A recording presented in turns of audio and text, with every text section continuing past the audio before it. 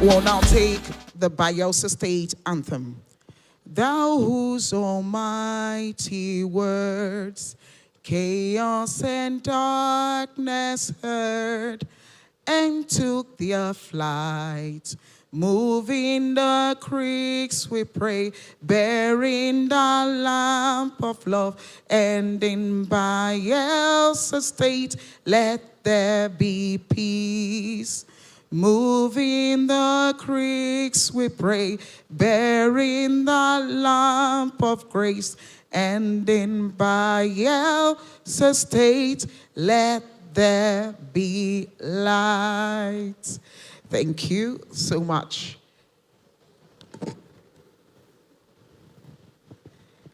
And as you sit down, I will lead us through the national prayer. O God of all creation, grant this our one request. Help us to build a nation where no man is oppressed. And so with peace and plenty, Nigeria may be blessed. Thank you very much. Please put your hands together for yourselves. Thank you so much. All right. So please, all those who are not accredited, photographers, especially those with phones, be mindful of the accredited photographers. Do not move in front of their cameras, please. Distinguished ladies and gentlemen, I would like to recognize His Excellency Senator Douye Diri, Governor of Bayelsa State, represented here by Professor Nimbofa Ayawe, Secretary to State Government. Please, a round of applause for him. Permit me, distinguished ladies and gentlemen, to recognize our convener of this Niger Delta MSME. We've had the first, the second, the third, the fourth, and today we're having the fifth here in Yenagoa. Moses Siloko Siasia, Chairman Mosilo Group and Chairman of Heritage Times Magazine. Please let the applause be better. This summit has been holding in different states in the Niger Delta. We've had in Akwa Ibom State, in River State, we're here in Bayelsa State, and each time this summit holds, he makes sure it is free of charge. Please, let's appreciate him again. Unless you come here to see the setup and you know how much this hall alone costs, you will not know how much it costs for him to organize this summit year after year after year. So if you are happy to be here to gain knowledge that you are not paying for, please appreciate him again. I would like to recognize, seated here, a former Speaker of the Bayelsa State House of Assembly. He's currently the General Manager of the Bayelsa Property and Housing Development Agency, the Right Honorable Douye Emmanuel Isina. You're welcome, sir. May I also recognize our guest speaker, who today will be giving us out of his wealth of knowledge, Dr. George Omoraro. Please put your hands together for him. As a multi-industry business leader. You should look forward to that session.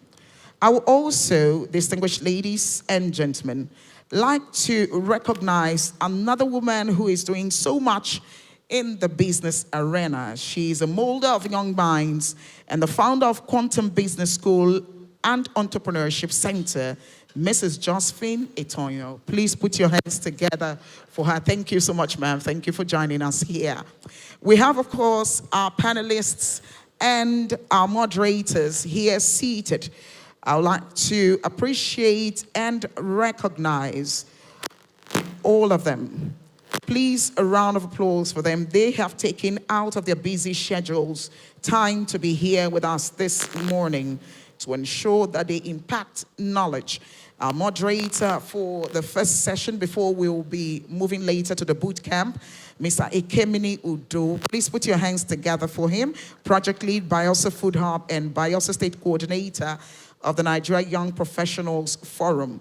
Also here seated is Miss Blessing Asokome, CEO of the Green the Gwen Kome lead hairstyling instructor and bridal hair expert, MSME advocate. Please, a round of applause for her. Thank you so much. Distinguished ladies and gentlemen, we also have the Chief Executive Officer of Zaraka Synergy Limited, Mr. Siloko Perewe Prince. Please put your hands together for him.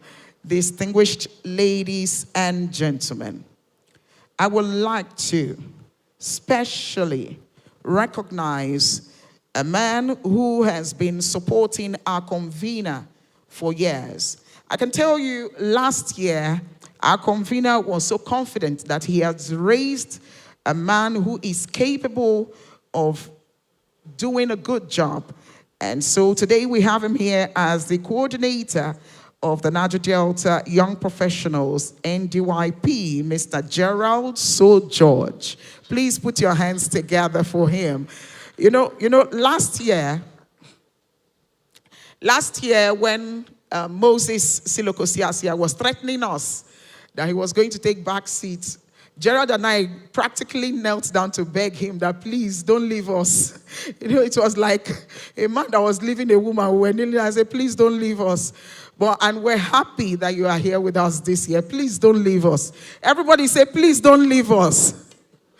All right, so he'll still be part and parcel of this program. He bettered this program, and he'll continue to midwife this program. Distinguished ladies and gentlemen, we are here gathered for the Niger Delta Micro, Small, and Medium Enterprises Summit. This is the 5th edition. And this summit continues to mark the consolidation, especially this year, the 5th year, will mark the consolidation of the vision to empower the youths and provide requisite knowledge for the youths and people of the Niger Delta. Give them the knowledge they need, give them the platform they need, give them the connection they need. And that is what this program stands for, and that is what it has continued to do for the past 5 years. For this year, the theme is enhancing the role of MSMEs as drivers of sustainable growth and innovation. Permit me to invite to just set the tone for this morning by way of opening remarks, the event facilitator, Bruce Lucas, the founder and chief executive officer of Olotu Square. Please, a round of applause for Bruce. Let the applause be better. Thank you.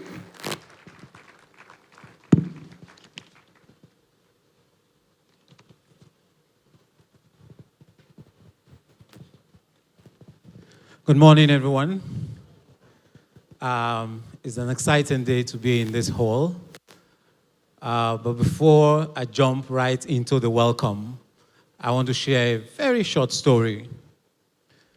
I started my journey in computing in 1998 while I was in JS3, learning computers.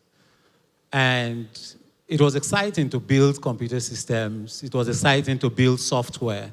But in 2015, I walked into a room in Victoria Island, Lagos, and somebody asked me, where are you from? And I said, Bayelsa. And he asked me, do Bayelsa people do anything in tech? How are you a software developer and you're from Bayelsa? I have never heard of a tech person from Bayelsa. And from that day, I made it a point to always make an introduction that I am from Bayelsa State. From that day, I made it a point in every room to introduce myself as a fellow from Niger Delta. And that is the significance for today's event for me, because I sit in a room filled with young potentials, young professionals, and people that will make the mark and always introduce themselves as the pride of people from the Niger Delta. So, to that remark, I'm excited to welcome all young professionals, partners, sponsors, and everyone in this room. Let us go ahead, have an exciting program, network, collaborate. It's a future-filled event, and let us enjoy what has been packaged by NDYP for us today. Thank you and welcome to this event.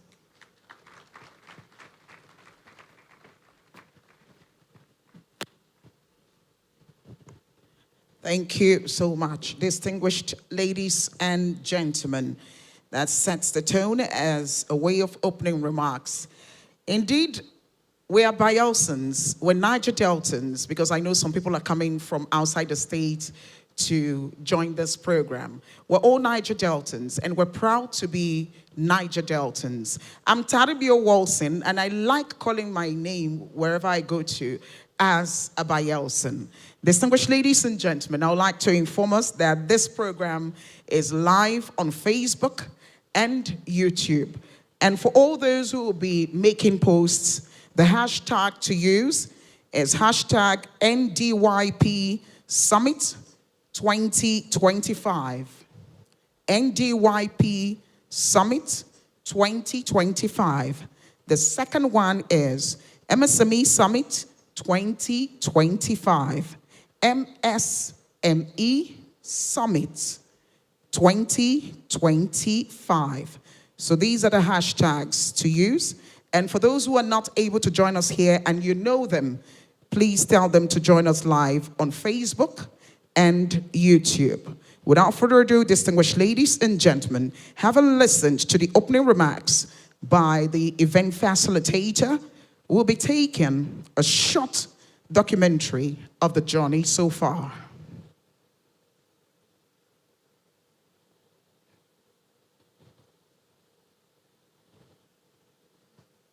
For the past 5 years, this program has continued to make great impact, supporting not just with knowledge, but also in some cases with grants, financial help. So this documentary will show you how far this program has come and the impact it continues to make in the lives of entrepreneurs across the states in the Niger Delta. Is the documentary ready? Please let it roll.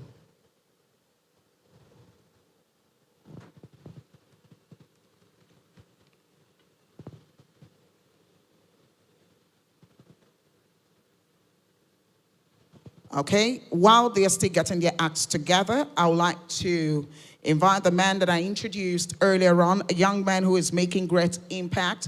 He's not just effective, but conscientious.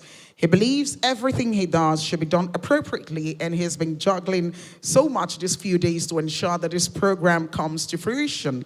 I'd like to invite the coordinator of the Niger Delta Young Professionals NDYP, Mr. Gerald So George. Please put your hands together for him.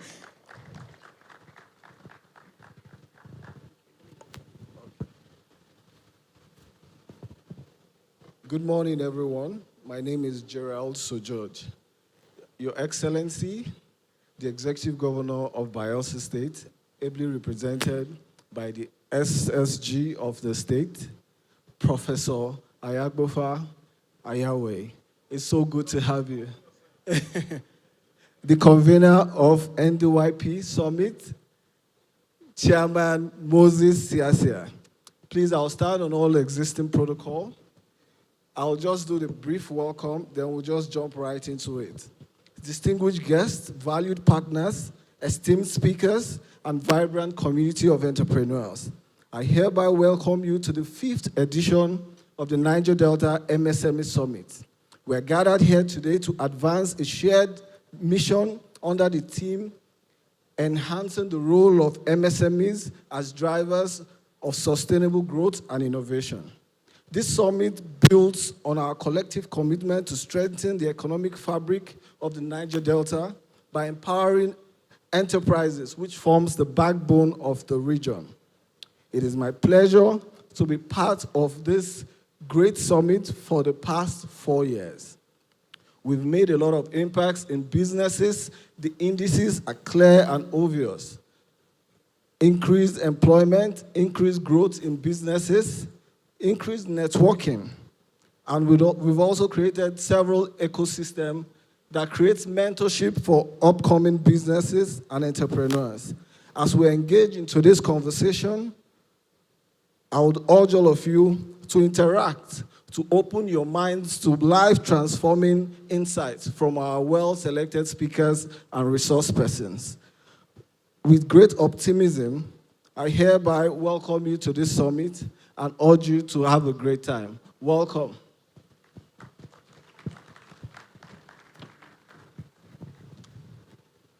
Thank you very much, Gerald, for the welcome address. And now media is ready, so can we have the documentary of the journey so far?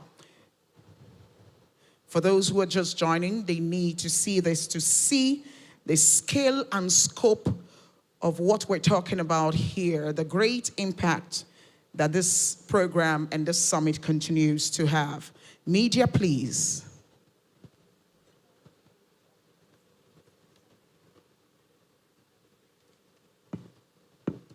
Distinguished ladies and gentlemen, it gives me great pleasure at this point to invite a man who is not just built with a spirit of excellence.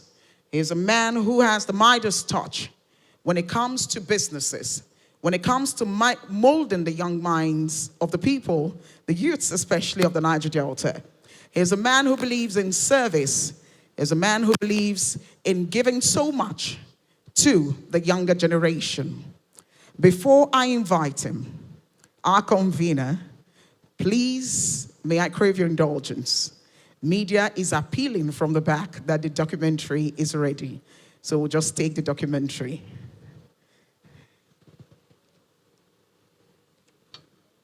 All right, media, this is your last chance.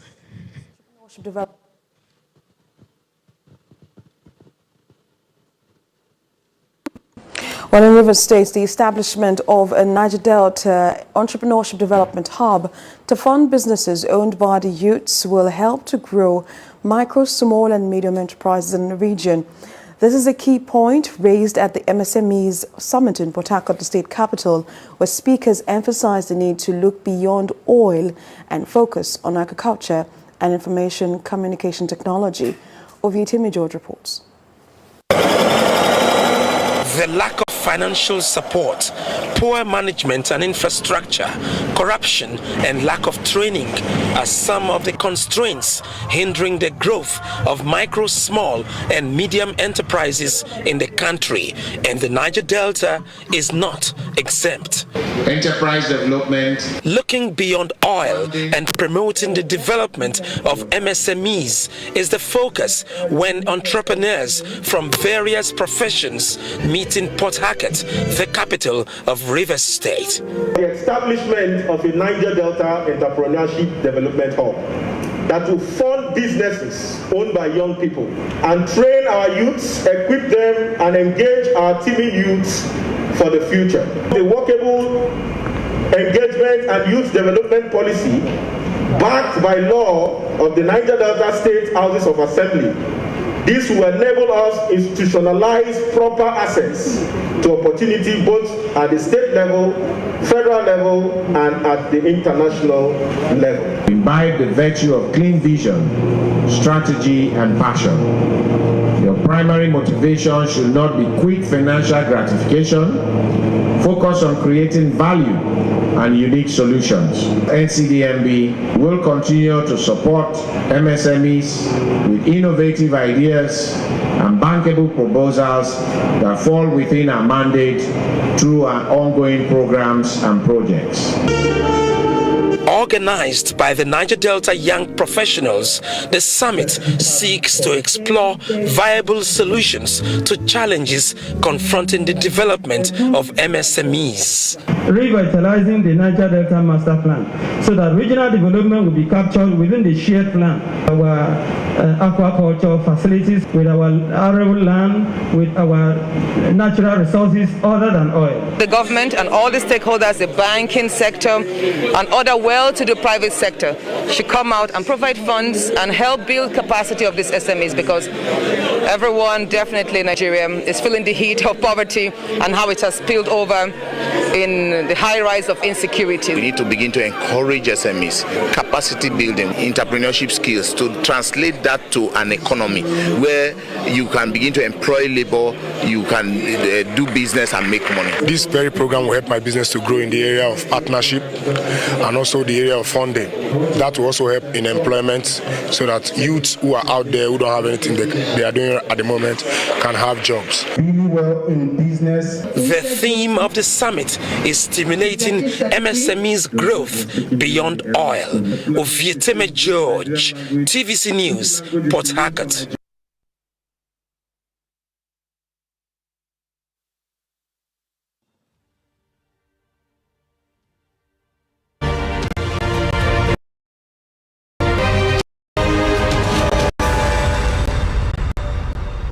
And the second Niger Delta Micro Small Medium Enterprises has been holding a summit in Asaba. Delta Sen, Jemima Boloko has this report.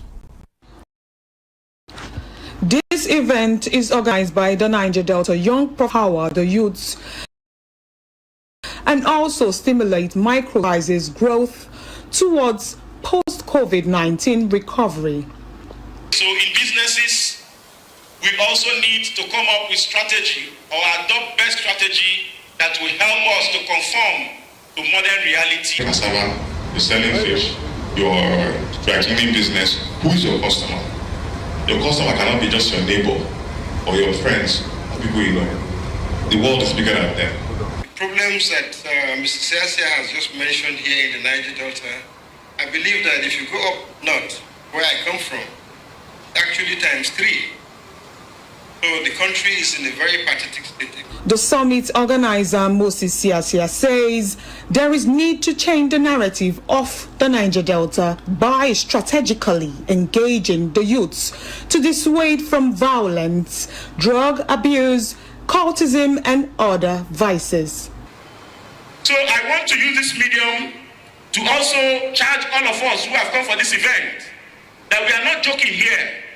We are trying to have what is called sustainability success stories and build the capacity of our young people within the Niger Delta region. Over 300 people have benefited from the Nassau Microfinance Fund from the first event that we had in Port Harcourt, over 300. And these 300 people that have benefited, they are not members of PDP, APC, or any other political parties. They are indigenes of Niger Delta, they are citizens of Nigeria. So we must help our people. We must forget about politics. We have concentrated so much in this region about politics. While stressing that this kind of event is needed in the region, Mr. Siasia harps on the need for other states in the oil-rich region to begin to take a cue from states in driving human capacity development. What we are doing is to change that narrative. The Niger Delta people, most importantly the young people, are the future of this region. So we must work deliberately and constructively to ensure that we change that negative image and mindset that we have in the Niger Delta. We have $350 million with the Bank of Industries. Nigerians are having offtake from that fund. You can also benefit from it if you have a winning product. We've just recently put together a $50 million fund for those who want to use our facilities to manufacture.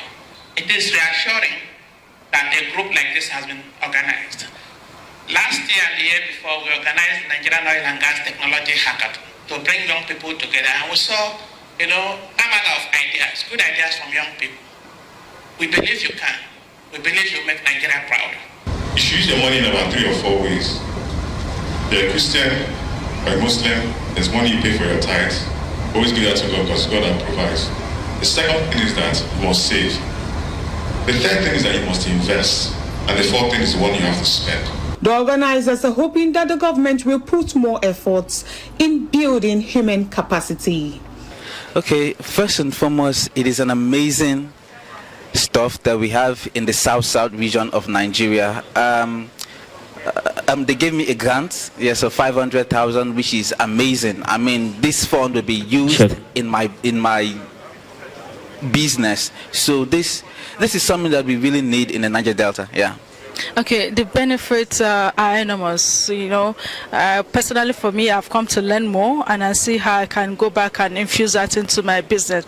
And it's an eye opener, and I want every young entrepreneur to actually key into this program, because it makes you want to do more. It makes you want to give out. Like me in the tech space, it has given me that push to do more in the area of women in tech, in the area of going into rural innovation, because that is what we are doing right now, rural tech innovation. So I've gotten that push to be able to go into the creeks and talk about tech and impact knowledge. Start small.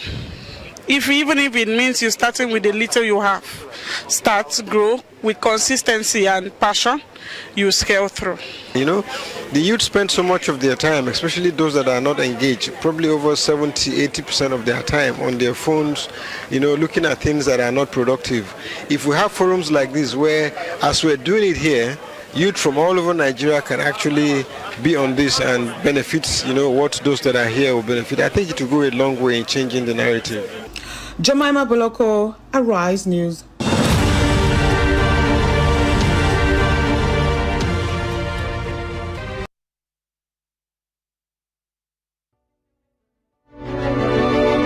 Especially welcome all of you to the third Niger Delta MSMEs. This is not a government patronized program. This is a purely private sector driven initiative. Let's speak to our topic that says building entrepreneurship culture, competitiveness beyond oil. People will look at it when you say farming is a poor man business. No, farming can be done by everyone. You don't need to study agri-science or related field. You must be ready and be willing to pay the price. You must embrace discipline. Skill without character is useless. Entrepreneurship is not as sweet as they are pointing it out. Just get it clear. If you fail, it's your responsibility. If you succeed, it's your responsibility.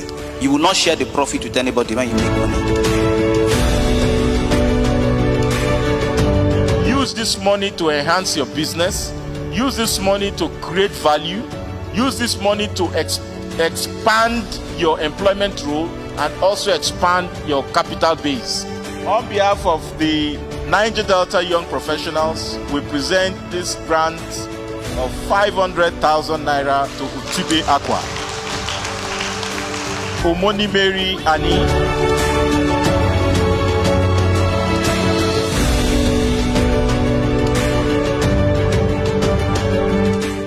I am so excited today that I won the grant, and I feel like this is a stepping stone to staying focused and doing what I know how to do best. I must say I'm so excited this day, and I give all appreciation to the organizers, the Nigerian Youth Development Professionals, and it is just a dream come true.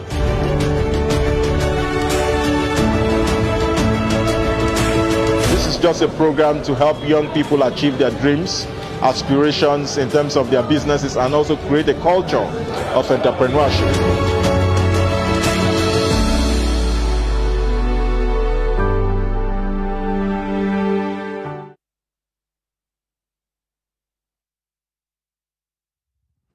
No, check.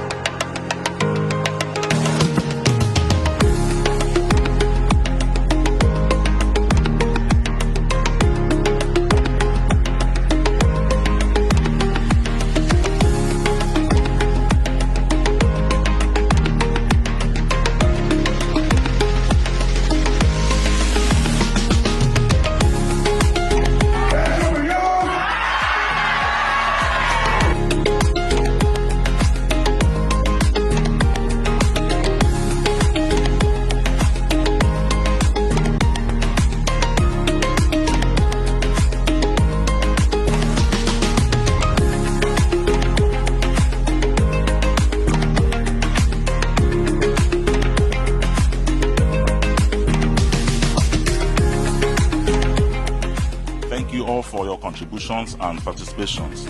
We look forward to seeing you in the next edition. Safe travels and goodbye.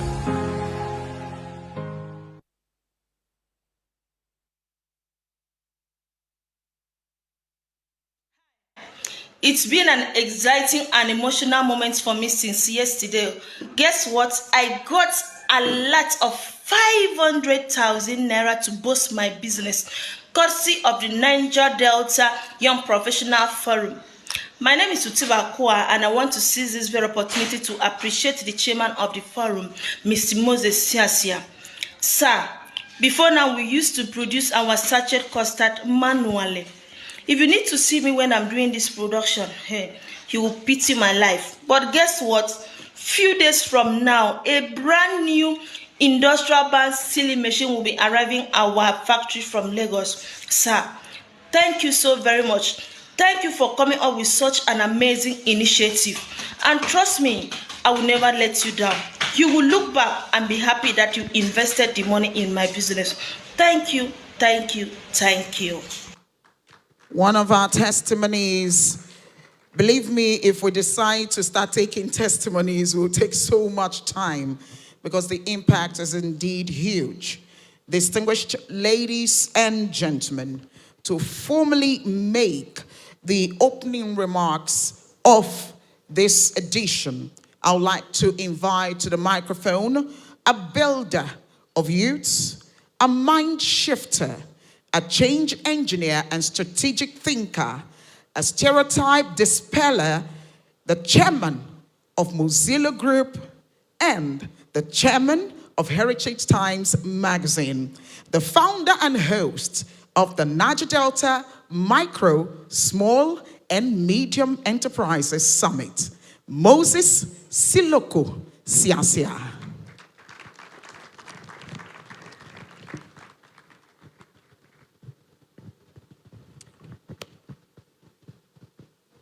Your Excellency, my own leader and governor, the most infrastructural-driven governor in the Federal Republic of Nigeria, the governor of Bayelsa State, His Excellency, Chief Senator Douye Diri, ably represented here by one of Bayelsa's finest leaders, a professor of repute, an astute administrator, and a lover of youth growth. Sir, I believe that you have seen youth growth as one of the priority for state development and regional development. We've been watching you from far. Professor Nimbofa Ayawe, you're welcome. Let me also recognize my brother and my friend, that is the guest speaker for this wonderful summit, the 5th edition of the Niger Delta MSME Summit.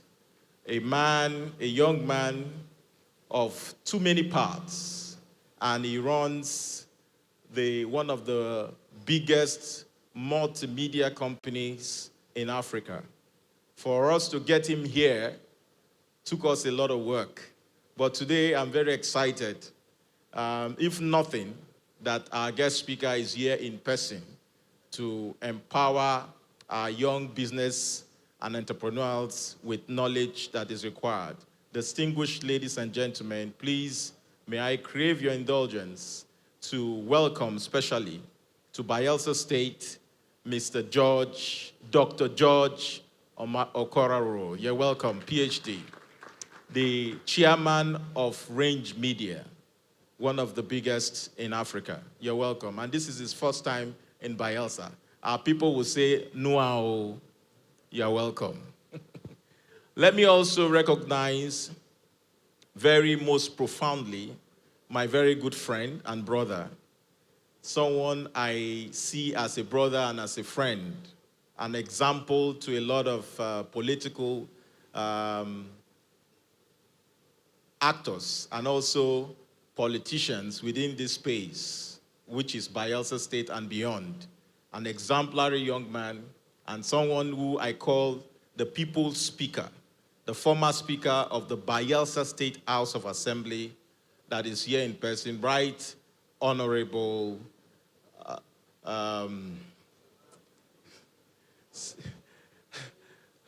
wait. I want to give him a name. I'm just trying to remember the name I used to call him. But let me not just say that name here. Let me just recognize him with the name that is known by everyone. Right, Honorable Douye Esina, you're welcome. Very different politician, very cerebral, and someone that we look up to as young people. You're welcome. Thank you very much for making it. My very lovely auntie, the most beautiful, cerebral woman that you can find anywhere in the world, is here in person. My auntie herself, Mrs. Josephine Etonyo. You're welcome. The founder of the Quantum Business School. She has built men and women in the region and beyond. And she, whether you like it or not, she's our role model. Thank you for finding time to come and honoring our invitation. May I also quickly recognize the presence of my president, the man who took over from me as the president of the Nigerian Young Professionals Forum, a vision we started 15 years ago. The president of Nigerian Young Professionals Forum is here, Mr. Victor Osadolo. You're welcome. I also want to specially welcome all our panelists, all our special guests. I have Mrs. Blessing there. I have Mr. Prince Siloko. I also have my very good friend, my bosom friend, Zia Ibakro, that has been very consistent in supporting me in this drive to build young business leaders across the Niger Delta state. Mr. Zia Ibakro, you're welcome. And your devotion, your commitment is highly appreciated. May I also recognize the Senior Special Assistant to the Delta State Governor on Youth Engagement and Empowerment, Mr. Elvis Akpovi. You're welcome.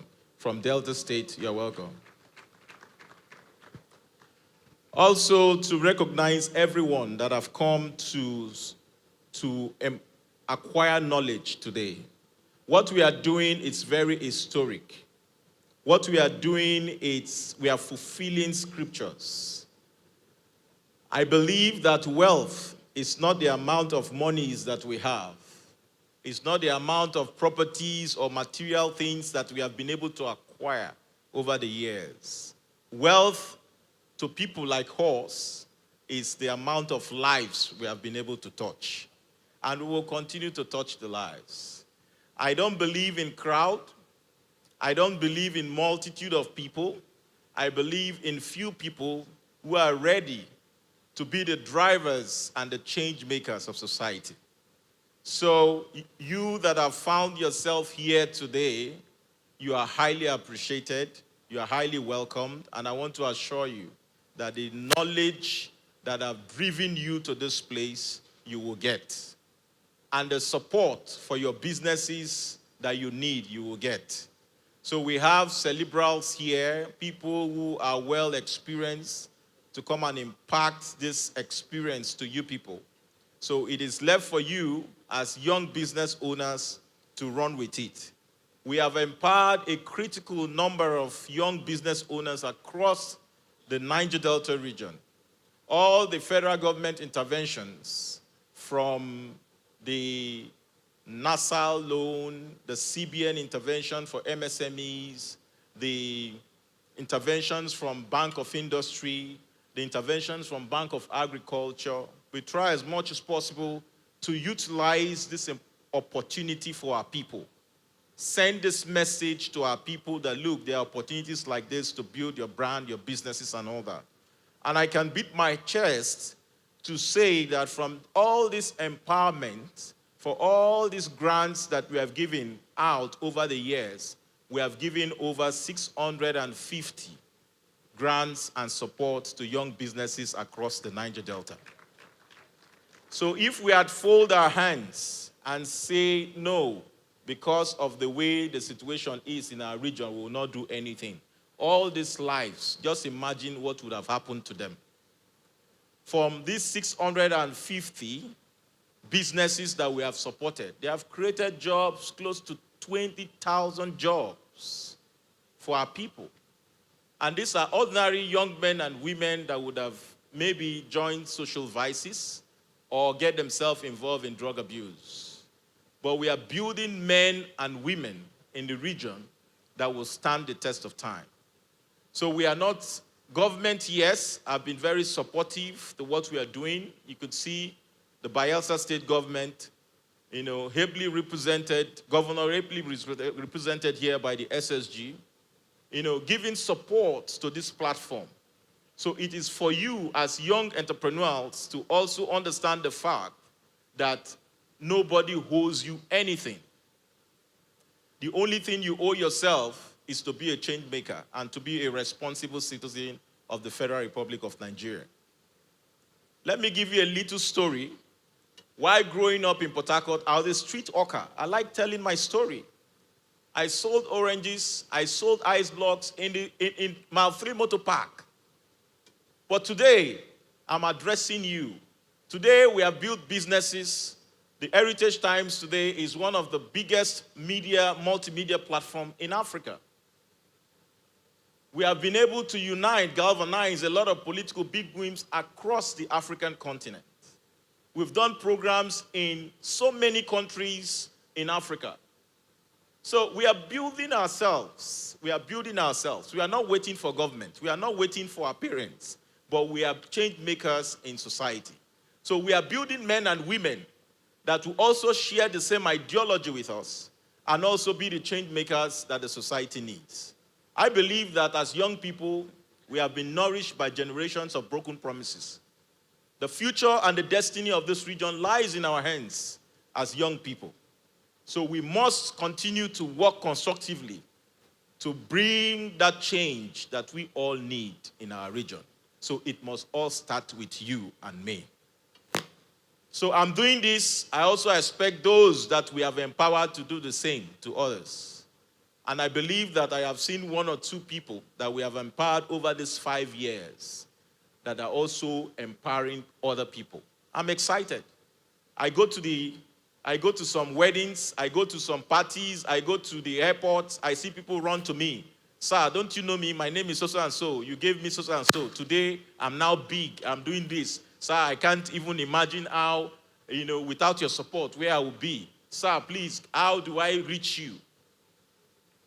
And we were doing this event. One of them said, no, sir, you cannot just be in this event. You have also invested in our life.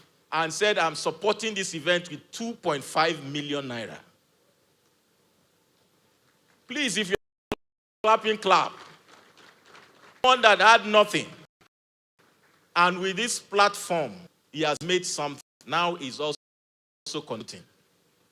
So it is my joy and my happiness that the level of suffering or poverty or the challenges that the society throws to you, that young man is more in that kind of environment.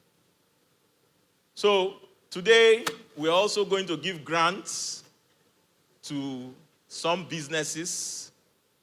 And we are giving these grants not because we just want to spread money. No. Identifying your business, we are looking at the prospects, we are all the indices of your business aspirations. We'll look at it. So we are giving some grants today, and I'm also going to throw some grants to Bayelsans. So I've told my team to look at those who have businesses. Some will get 200,000, some will get 300,000, some 100,000. So this is what we will do today at the boot camp session. So once your business is identified, once you have been able to convince the facilitator, we'll give you those monies to support you in your business. So we are doing this. We are not saying that we have had 100% success. Some people will fall by the wayside. It's not everybody that will say, okay, at the end of the day, some will fall by the wayside. But we are very sure that we have been able to experience between 70 to 75% success in all these things that we do. So once again, you are welcome. This is not a time for me to make too much speech, but we have our guest speaker that will do justice here to us. And I want to welcome all of you to this 5th edition, and I want to wish you well in your business pursuit and endeavor. Once again, thank you, and may God bless you all.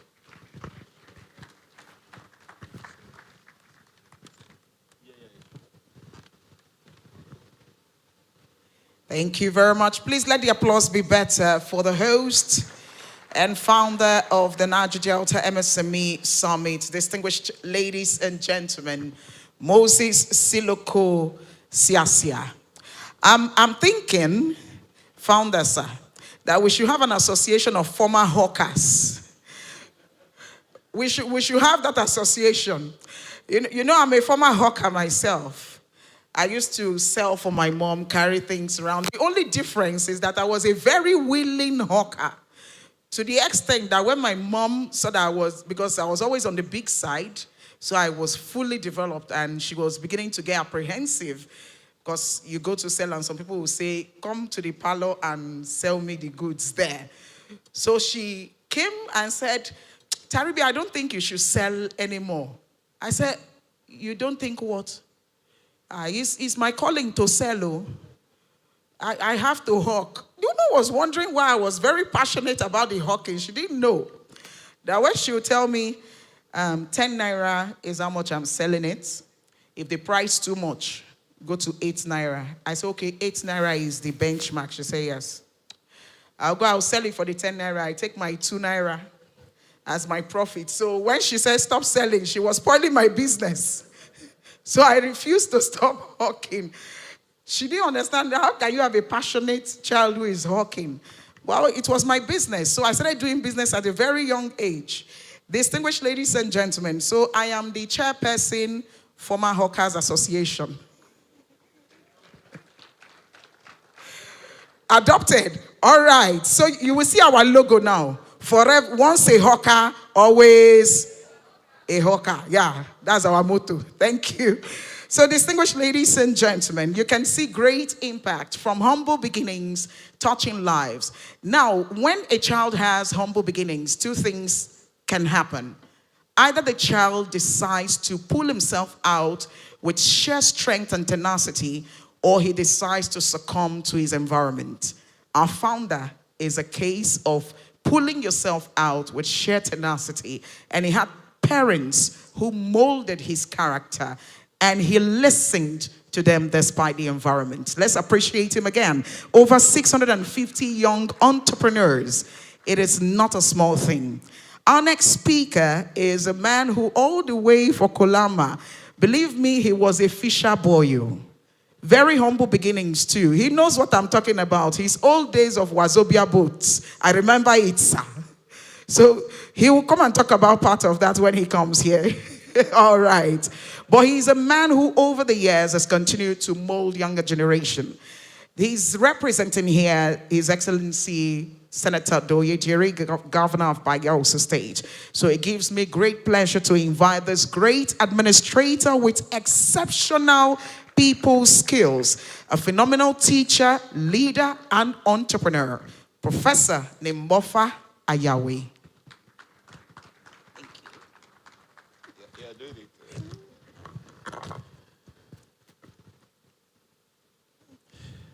Mr. Siloko, Noah, invited guests, ladies and gentlemen, I want to, on behalf of the Governor of Bayelsa State, join in welcoming all of us to the 5th edition of NDYP. The Governor has asked me to thank all of you. He would have been here himself, but you know, the works of the office is currently not available. I'm happy for the singular fact that we are very few here, and that is encouraging. Usually, as a government, when we do these things, the whole halls are filled with people. just looking for some gratification and going away. But these are intentional people seated here. That is the most important thing here. I am also not in the habit of telling people that the world will be, things are going to be better tomorrow. No, things are never going to be better.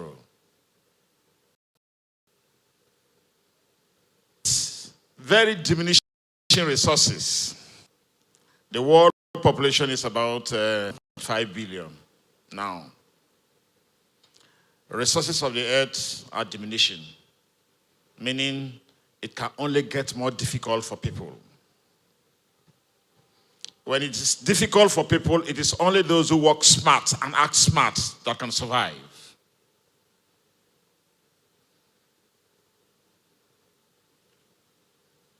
It is only those who can create some order in chaos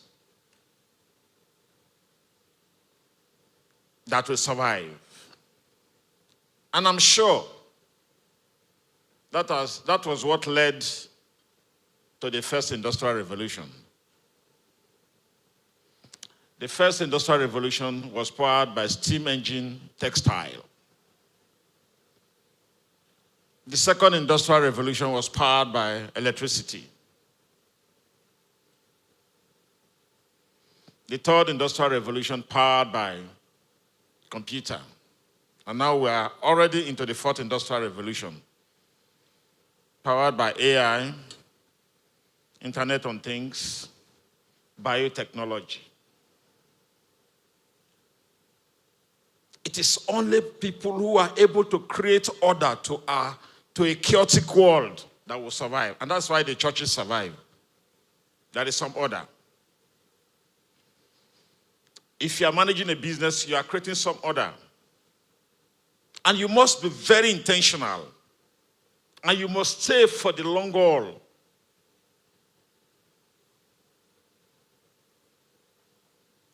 The people are few, meaning these are people that are ready to take the next step. For me, that is the most important thing.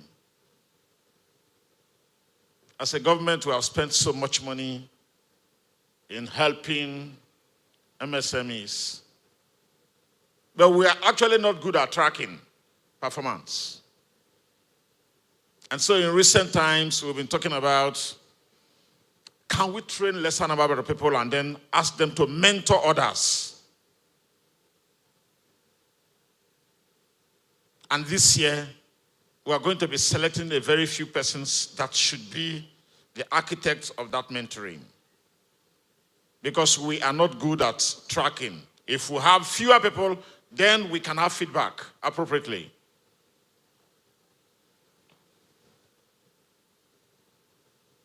For the younger people here, this is an opportunity for you to learn the skills of running your own businesses.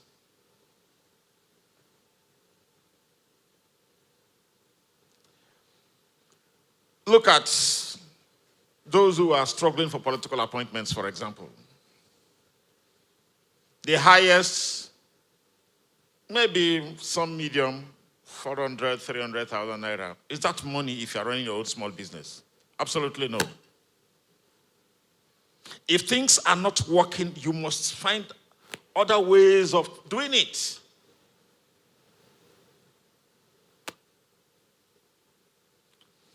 I have stopped traveling to Europe on holidays. Recently, I've started going to the Far East because I like the way they do things. Their thinking is completely different from Europe. Instead of going to Europe to do holiday, I go to the Far East, where people work day and night, where they don't take their problems to the Lord in prayers.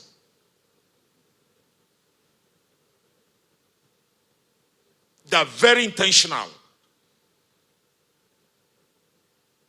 They don't take their problems to the Lord in prayers. The very prayerful countries. And I was asking a question. The relationship between the very good praying countries and poverty.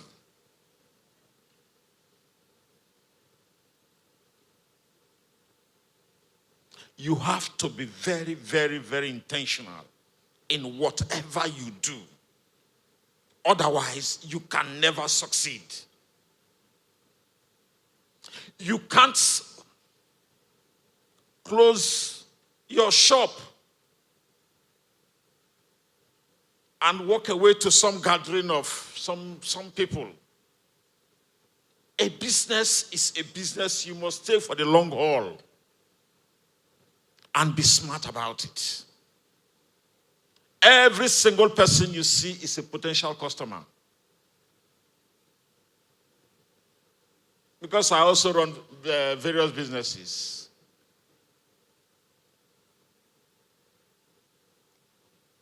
And when you keep educating yourself, self-development, there is no contentment in business. No contentment in business. How many years does Dangote have to die? His age, the amount, volume of money he borrowed to set up a refinery. Is he doing it because he's trying to get money into? No. At every level you find yourself, there are higher levels available for you to explore.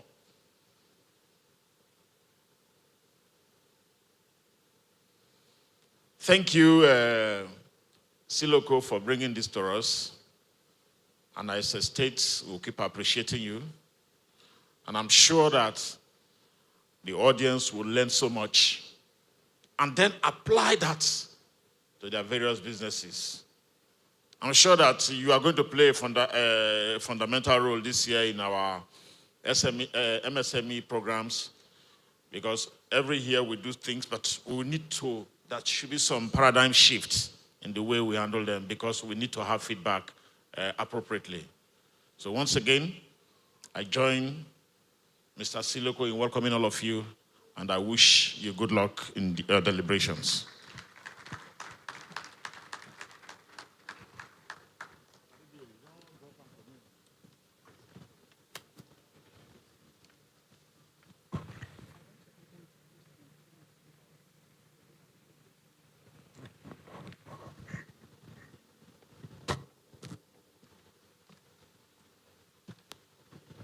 Please, another round of applause for the Secretary to State Government, Professor Nimbofa Yahweh, who is here representing His Excellency, Distinguished Senator Douye Diri, Governor of Bayelsa State. Your Excellency, distinguished ladies and gentlemen, we'll be moving to, all right, the SSG is taking his leave. Please, let's appreciate him. Thank you so much. Thank you. So while they are seeing him off, can we bring out our phones, please? Everyone, please bring out your phones. Okay, do we have our phones? Okay. Since you have your phones, can you put on your front camera? Thank you. Put on the front camera. Okay. All right, it's time to take a selfie. Can we do that now? Taken? Taken. Okay. Who remembers the hashtag I gave out earlier? Who remembers? What's the hashtag? All right. So use that hashtag and post your selfies right now, so everyone knows something is happening. Yeah, I love what you're doing over there. Couple goals. People that take selfie together remain together.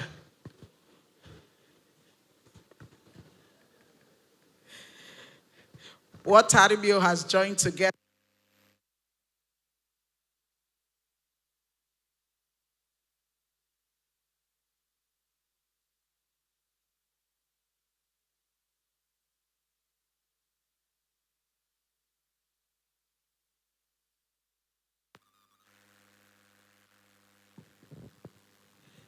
He bribed the media. They cut me off while I was about to pronounce the joining. I said, what my microphone joins together, let no hand put asunder.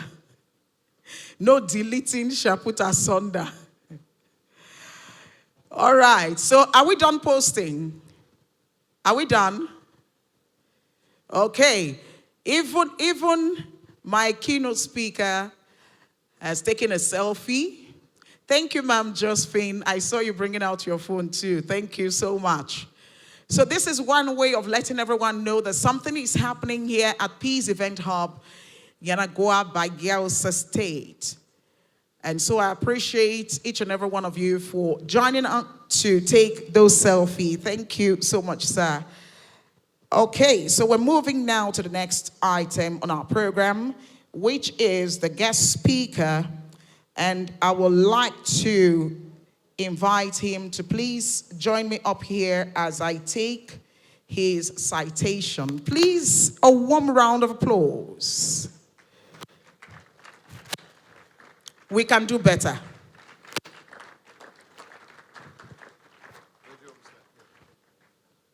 Thank you. So Dr. George Omoraro is a globally driven entrepreneur with a burning passion to build platforms that establish Africans as global icons through various initiatives while solving the continent's major problem and crisis. The founder and CEO of Rage Next Limited and its 7 sub-companies, Dr. George Omoraro has garnered vast experience in several industries, including the automobile, financial, telecommunications, FMCG, real estate industries, and government parastatals. A Harvard-certified business leader, Dr. George is equally distinguished as a scholar. He holds a doctorate in leadership and innovations from Queen's University, Belfast. This prestigious program, conducted in collaboration with the African School of Diplomacy and International Relations and the African Achievers Awards, underscores his commitment to advancing strategic growth and leadership on the global stage. Dr. George continues to make invaluable contributions to his professional obligations. He is a Nigerian Institute of Directors member and an ex-officio member of the Association of Advertising Agencies of Nigeria, AM.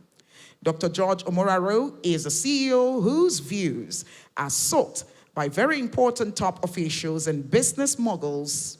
In addition to sitting on the board of 2 other companies, he also makes phenomenally charitable strides through his roles in Raven's Place and Foundation De Christi. Behind his accomplishments is a man building lifelong knowledge and a zeal to constantly improve on what it takes to achieve excellence and make an impact.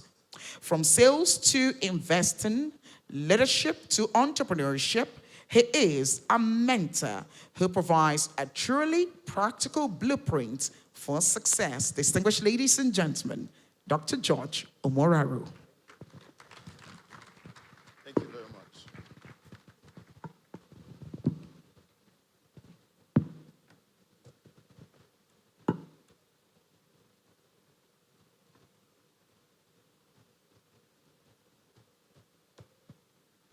Good morning, everyone. Good morning, everyone. Are we sure we're young people?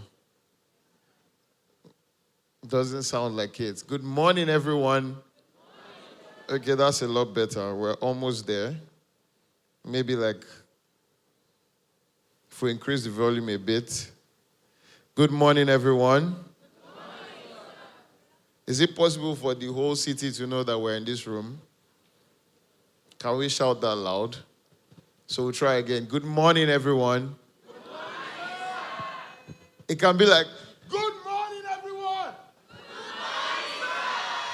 Okay, that's fair. My name is George. I want to start by doing some housekeeping before we go into what I have to say today. I would like to appreciate the opportunity to be standing here today, which has been given to me by none other than the host and founder of Niger Delta Young Professionals. I'll talk about the fact that being a visionary is not just about having a dream, but the ability to put your resources and your time and your effort and your reputation into making that dream come true. And that's something that I call you Dr. Moses today. I give you my doctorate, you can have it. That's something that he has done consistently now for 5 years. For 5 years. It is very easy to do something one-off and go. And then you leave. But to come back, do it again, come back, do it again, he has done that. And I want you to stand on your feet and put your hands together for the man, the legend, the one who has made this possible. Because without him, I won't be here. And then you won't hear all the things I have to say today. Thank you, sir. Thank you so much. Thank you. Please, I appreciate you. Thank you. You may be seated.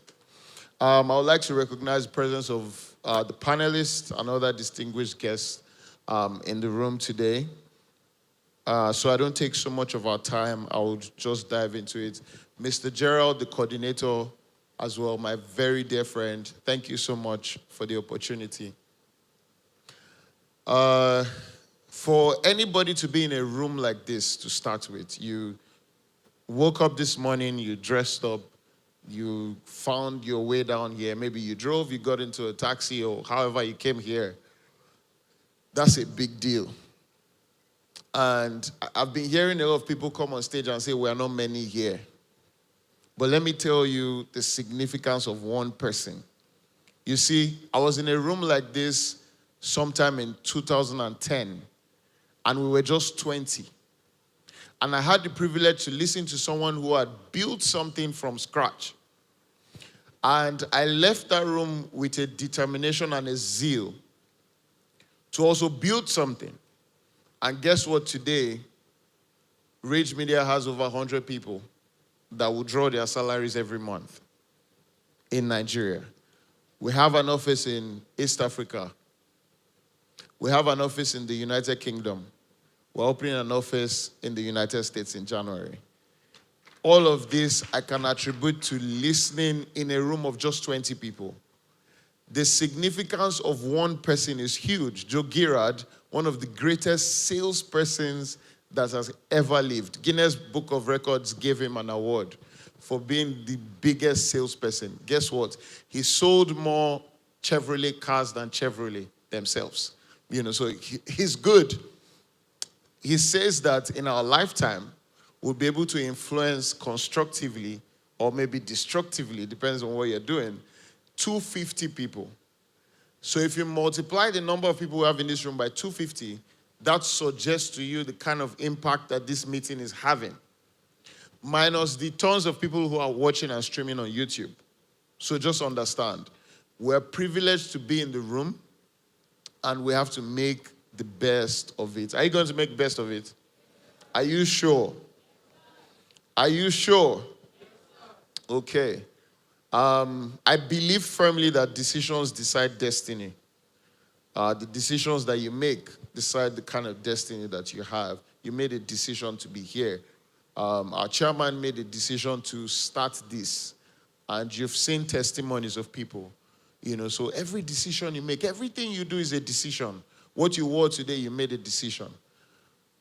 What you ate this morning, you made a decision. Every time you're making a decision to do or not to do. And so one of the decisions I want you to make as you leave this place is that you'll be able to execute some, because not all, of the things you're going to leave this room with. The truth is you can't do all. There is so much of years of experience that will come up from this stage as different people speak. But just make up your mind. And I want you to try something. Write 1 to 10. Just blank lines. 1, 2, 3, 4, 5, 6, 7, 8, 9, 10. And so throughout the event, every time you hold on to something that you can commit to, I always define commitment as a decision that is not easily reversible. That's commitment. You make a decision and you cannot easily reverse it. Because listen to me, you see in law, they say things like you commit murder. It's irreplaceable. You can't exchange the crime or you can't reverse it. And so if you commit to your success, when you commit to your success, it's not something that you can wake up tomorrow and say, I am tired. As I talk, I'll tell you stories of times when I did not want to continue. So you understand that we are all going to have the same experiences, albeit different, but similar in terms of the principles that we must apply to get the kind of outcomes that we want. So you write from 1 to 10, and as we go on, you'll be filling in the blanks with the things you have decided to do. Is that okay? Is that okay? You guys are reducing the volume again. Is that okay? That's better. That's much better. Okay, so let's talk a bit. Let's talk about hope, possibility, and about your life. I went back to my notes from that meeting over 15 years ago, just so that I could bring to life, because a lot of times, people with experiences and people with accomplishments, they speak over our heads. I was talking to somebody sometime, and way accomplished. This man's net worth is somewhere around 1 trillion naira. And, he was talking to me, and I could not relate to many of the things he was saying, excusably, because 1 trillion naira in net worth. So his problems and my problems are a bit different. And so it's possible that, I can come here and put all theoretical and stuff on you, and it becomes difficult for you to relate to what I'm saying. So I try to go back so that I can build from there and help you, get to the level that I want you to get to, and the intention of this program as well. I want you to say this to yourself: I am the one who will change my destiny. Yeah, you just showed me how unserious you are about your destiny. Guess what? I said, say to yourself. I didn't say to your neighbor. Yourself. I am the one who will change my destiny. Are you sure you're serious about it? Okay. The greatest resource that we have in this region, by the way, I'm from Delta State, Isoko North, proudly. The greatest resource that we have, I was telling the SSG before he left, who represented the governor, that he should adopt me so I can become a Bayelsan, and with your permission, sir. So the greatest resource that we have in this region is the oil, right? Right? Wrong. What's the greatest resource we have? Say that again. The young people. So are you young? Do you know what youth is? Do you know it's not age? Okay, let me not go into that. The greatest resource that we have is the people.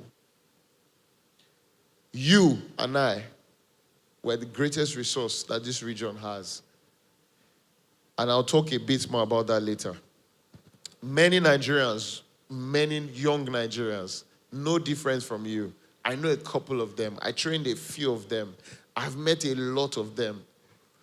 Many of them from their bedrooms with their laptops and the skills that they've learned, they're earning money online, earning dollars. Please, I'm not talking about Yahoo boys and girls. I'm specifically talking about people that have learned the skills. When he was speaking earlier, I talked about the fourth revolution. And that's very interesting because I'm going to talk about that a bit. But they've learned the skills that this season that we're in demands. You see, what happened in the year 2020, the COVID, was a shift in the kinds of skills and the kinds of technical knowledge and expertise, there was a shift in the kinds of ones that was required globally. And all of a sudden, you started seeing a surge, something called offshoring. People from all over the world were now interested in hiring people from developing nations. Why? Maybe because it's cheaper for them, in the sense that they don't need to pay somebody, $10,000 for what they can pay someone $2,000 for. I know somebody who reviews products and earns $5,000 in a month. I want you to think for a moment. If you are sitting in this place and your core job is to go online and review products, digital platforms, and you're done at the end of the month, and you are paid $5,000. The person is in this Nigeria, the person is in Ilorin, Kwara State. Is not going to compete to pay the rent of Ikoyi like we were discussing yesterday. He's going to be in Ilorin, and in 1 month, he earns $5,000. That brings you somewhere close to about 2,000 is 3 million, I think. So 4,000 is 6 million. So you're almost around 7 million naira by reviewing products and what they call vibe codes online. I'll talk a bit about that later. I don't have so much time, so I'm going to rush a lot of things. According to the World Economic Forum, Africa has the fastest growing freelance workforce in the world. And Nigeria is top 3 on that list. We're talking about young professionals. So Nigeria is top 3 on that list. Platforms like Upwork and Fiverr, which you may be familiar with, they've recorded 44% increase in African freelancers since 2021. Remember I told you 2020, everything changed, which was the COVID year. So guess what? Most of these people who are on these platforms are not from big cities. They're not. They are from towns like this. People who just decided that they won't wait. They'll go and learn something and they'll make a difference with that thing they've learned. The world has changed. Work has changed. In those 3 cities I mentioned in Africa, you have Kenya, you have Johannesburg, and then you have, guess what? Lagos. And so this simply means that there's been a 44% increase in the numbers of people that earn dollars in these cities I just mentioned. And they're earning it by living here. And so it's very easy to say you want to japa and, find a way to leave the country. But I have many friends who live abroad who are not as lucky as we think everybody becomes lucky when they go. That's the truth. And so if you can do something while you're here and build something that will not only impact just you, but impact your society, your community, and everybody around you, please do. But most of us are, we're still waiting for connections, government job, a big man to handle something down. But hope is not something that is handed to you. Hope is something that you build. And it is your job to make a difference and to build yourself. As of 2024, the report showed that remote job posts going to African talent increased by over 26%. And so typically before 2024, it was about 12%. So there's been an over 100% increase in the level of trust, because that's what it means. It means companies all over the world are now trusting us better, and then they can share with us their resources and they can pay us to do things for them, even while we're here. An average virtual assistant who works for a company abroad, living in Nigeria, earns between $800 to $2,000 monthly. You're a virtual assistant. You put on a top and show up on your Zoom call meeting. You take notes, you're using softwares like Otter to take notes. And you transcribe these notes. And you turn them into minutes of the meeting.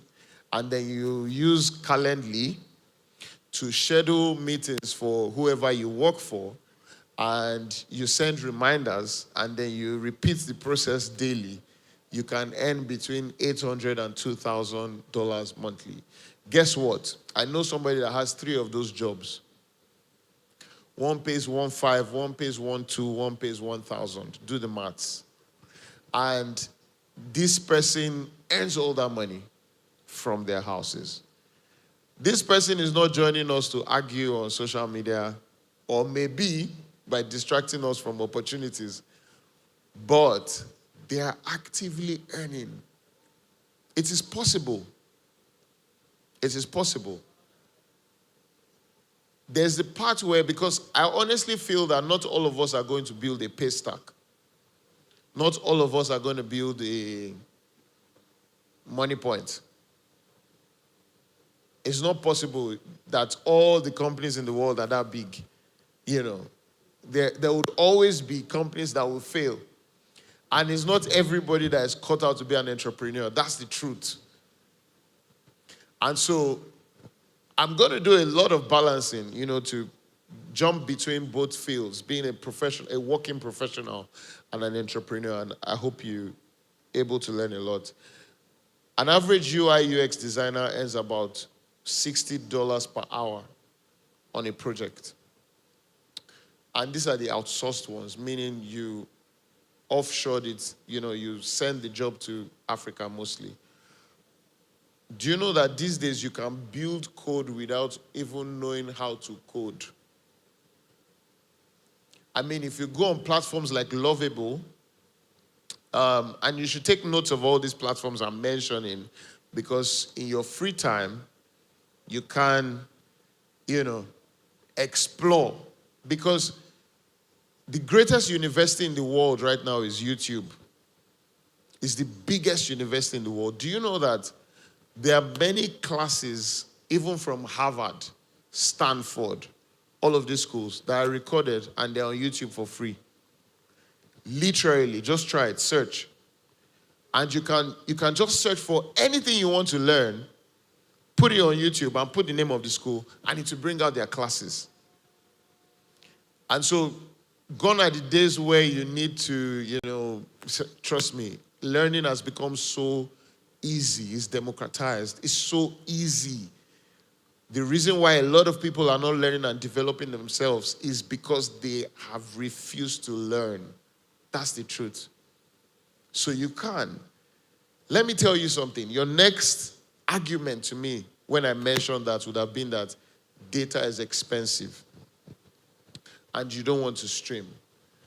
Do you also know that I can copy the link of any video and put it on an AI platform and it transcribes it for me with as little as 2.3 kilobytes?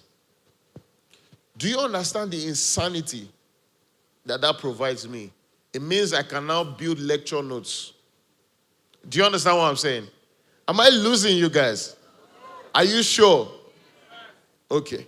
It means I can build all the lecture notes, build the graphs, the charts, and everything just by putting the link of the video. So I don't have data, but I can still get the content that is in the video.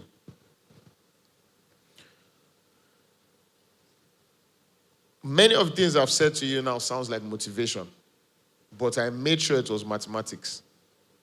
I tried to show you numbers and things that would help you see possibilities. It is possible. You have no excuse. You have literally no excuse. The world has shifted, and if we don't shift, we'll be asking, who moved my cheese? Many of us think our environment limits us, but I have learned that our environment is not a prison. Sometimes, people who go through more adversity, the Hawkers Association of Nigeria, people who go through more adversity usually find themselves in a better advantaged position. There's a research, when I did my training at Harvard, we're talking about leadership dynamics and the development of innovation amongst privileged ones. It was one of our topics. And the research shows, interestingly, that it is more difficult for people who grow up in comfortable circumstances, in quote, rich kids, Nepo babies, those guys. It is more difficult for them to find the commitment to do hard things. There are a lot of rich kids here. Because I heard, yeah, how do you know? Me, I don't know. So, it's more difficult. And guess what? This is what happens. So, they are born into comfort. You know, everything is funded. Lifestyle is great. It costs, but they can afford it. You know, and all of that. So, why do I have to work extra hard? Guess what? Compared to people that lived in Brazil, they didn't even look at Nigeria. I'm sure if they looked at Nigeria, they would be stunned. But compared to people in Brazil, who a child of 26, according to their research, 26 is already sending money to their parents, paying rent. A child of 26. And the passion, the tenacity, the commitment of that kind of person accelerates their growth. So adversity becomes advantage. And most times, we who find ourselves in those difficult situations think it's a disadvantage. But the truth is, I then further discovery, I learned that whether you are from Nepo or Lapo background, whichever one you belong to, the truth is, it is you that matters the most. It's not the environment. True story. Twins, boys, they grew up with a drunkard as a dad. I'm sure a lot of you know the story. The dad, you know, because he had a lot of issues, financial issues, he would drink himself to stupor and then go home and beat them up and their mom. And so one of the kids turned out to be a drunkard and a failure. And then the other boy, you know they're twins, turned out to be successful.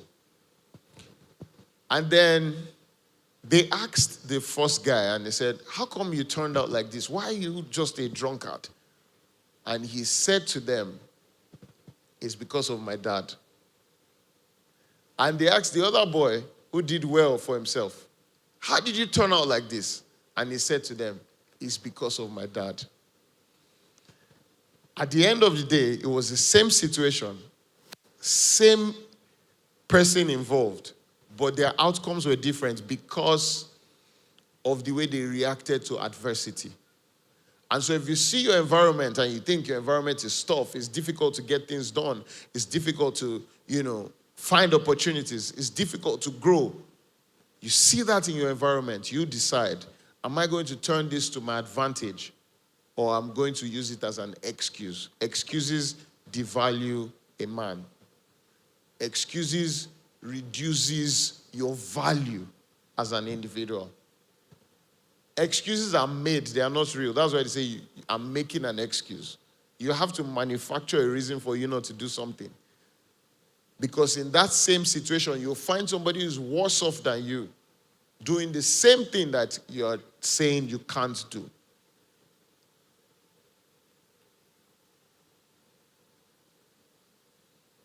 So with over 31 million people in this region, we have a lot of problems. The good thing about problems is when you find problems, it means that you are seeing opportunities. It's the same thing. And so when I said this to my colleagues one time, somebody sent me a message and said, we have a problem. And I said, we don't have problems, we have opportunities. And he said to me, okay, we have an opportunity, we've lost money. And I said, please, that's a problem. Why would you lose money? But in every situation when you find a problem, you've just identified an opportunity. as you go around, as you go back home, and you see that there's a problem, ladies and gentlemen, that's an opportunity staring you in the face. How do you turn the opportunity into cash, into business? I'm going to talk about that a bit now. For those of us who are entrepreneurs, I've tried to talk a bit to people who, you're very okay with a structured income. A job is fine for you. And I'm telling you, look beyond earning in Naira. We're talking about sustainability, right? The Naira is going to jump up, it's going to come down, it's going to do whatever it wants to do. But find yourself in a situation where whatever you earn becomes globally relevant. And that way, you can beat whatever economic situations this environment provides for you. But I'm moving into something now. You find that most of the tech revolutions in Nigeria were built out of commotion, chaos. Glovo came because of traffic. In fact, it wasn't Glovo's original idea. As a matter of fact, if you go back, you remember Max. I don't know if you're familiar with that. Max was the first delivery company at the time, before there was a ban on bikes by the government in Lagos at that time. But Glovo came out of, of course, the opportunity the regulation brought, and then the fact that it was a bit chaotic to move something from point A to point B, and Glovo. Paystack, I know the story. Flutterwave was from a meeting in the bank, and it was difficult to get a certain type of transaction done. And they say, you know what? I'll go and open a platform that does not need this kind of regulation. I'll be able to move the money. And same, Andela. Andela is a very strong product. These are unicorns I'm talking about, companies that are worth over $1 billion. Andela is, interestingly, one of the drivers of bringing global opportunities to us here in Nigeria. And so they did a lot of trainings for Nigerian professionals, and then, boom, they get jobs, they're earning in dollars, working for Google and all those other kinds of companies, okay? All of this came from trying to help Nigerian young people earn better.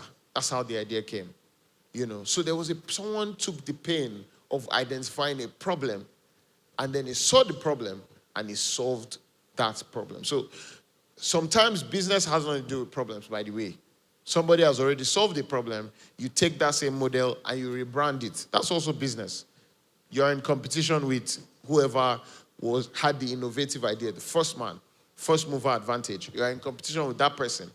However, you find a problem, you solve that problem by yourself, is even better because you own the category. So every time they're thinking about, I'm sure you guys know this, you're thinking about some spaces. For instance, for a long time it was, can I get an Uber? And the person opens a Bolt app. For the longest time it was, add Maggie to that thing, and the person is using no cubes. Can you relate to what I'm saying? And so those people have what's called first movers advantage. But think about it this way. When you find problems, see them as opportunities, and then try to create value. Entrepreneurship at its core is solving problems for other people, which we call the customer's job to do. The person that is paying you has a job they want to do. They have something that they need to achieve. In some cases, it might just be that they want to brush their teeth. Google has a principle, and this principle is called toothbrush business. Their goal is that they will continue to create products. They'll continue to create products that people will need to use every day. And so if it's a product that cannot be used in a day, they wouldn't bother. So you see most of their stuff, they have this habit-forming thing installed in them. So you always come on their platforms every day. You want to search something, you Google it. Everything that we do, we come back. Every day, we come back. So it's the principle of toothbrush business. You think about your problem and say, how many times in a year will this person need to use this product? or talk about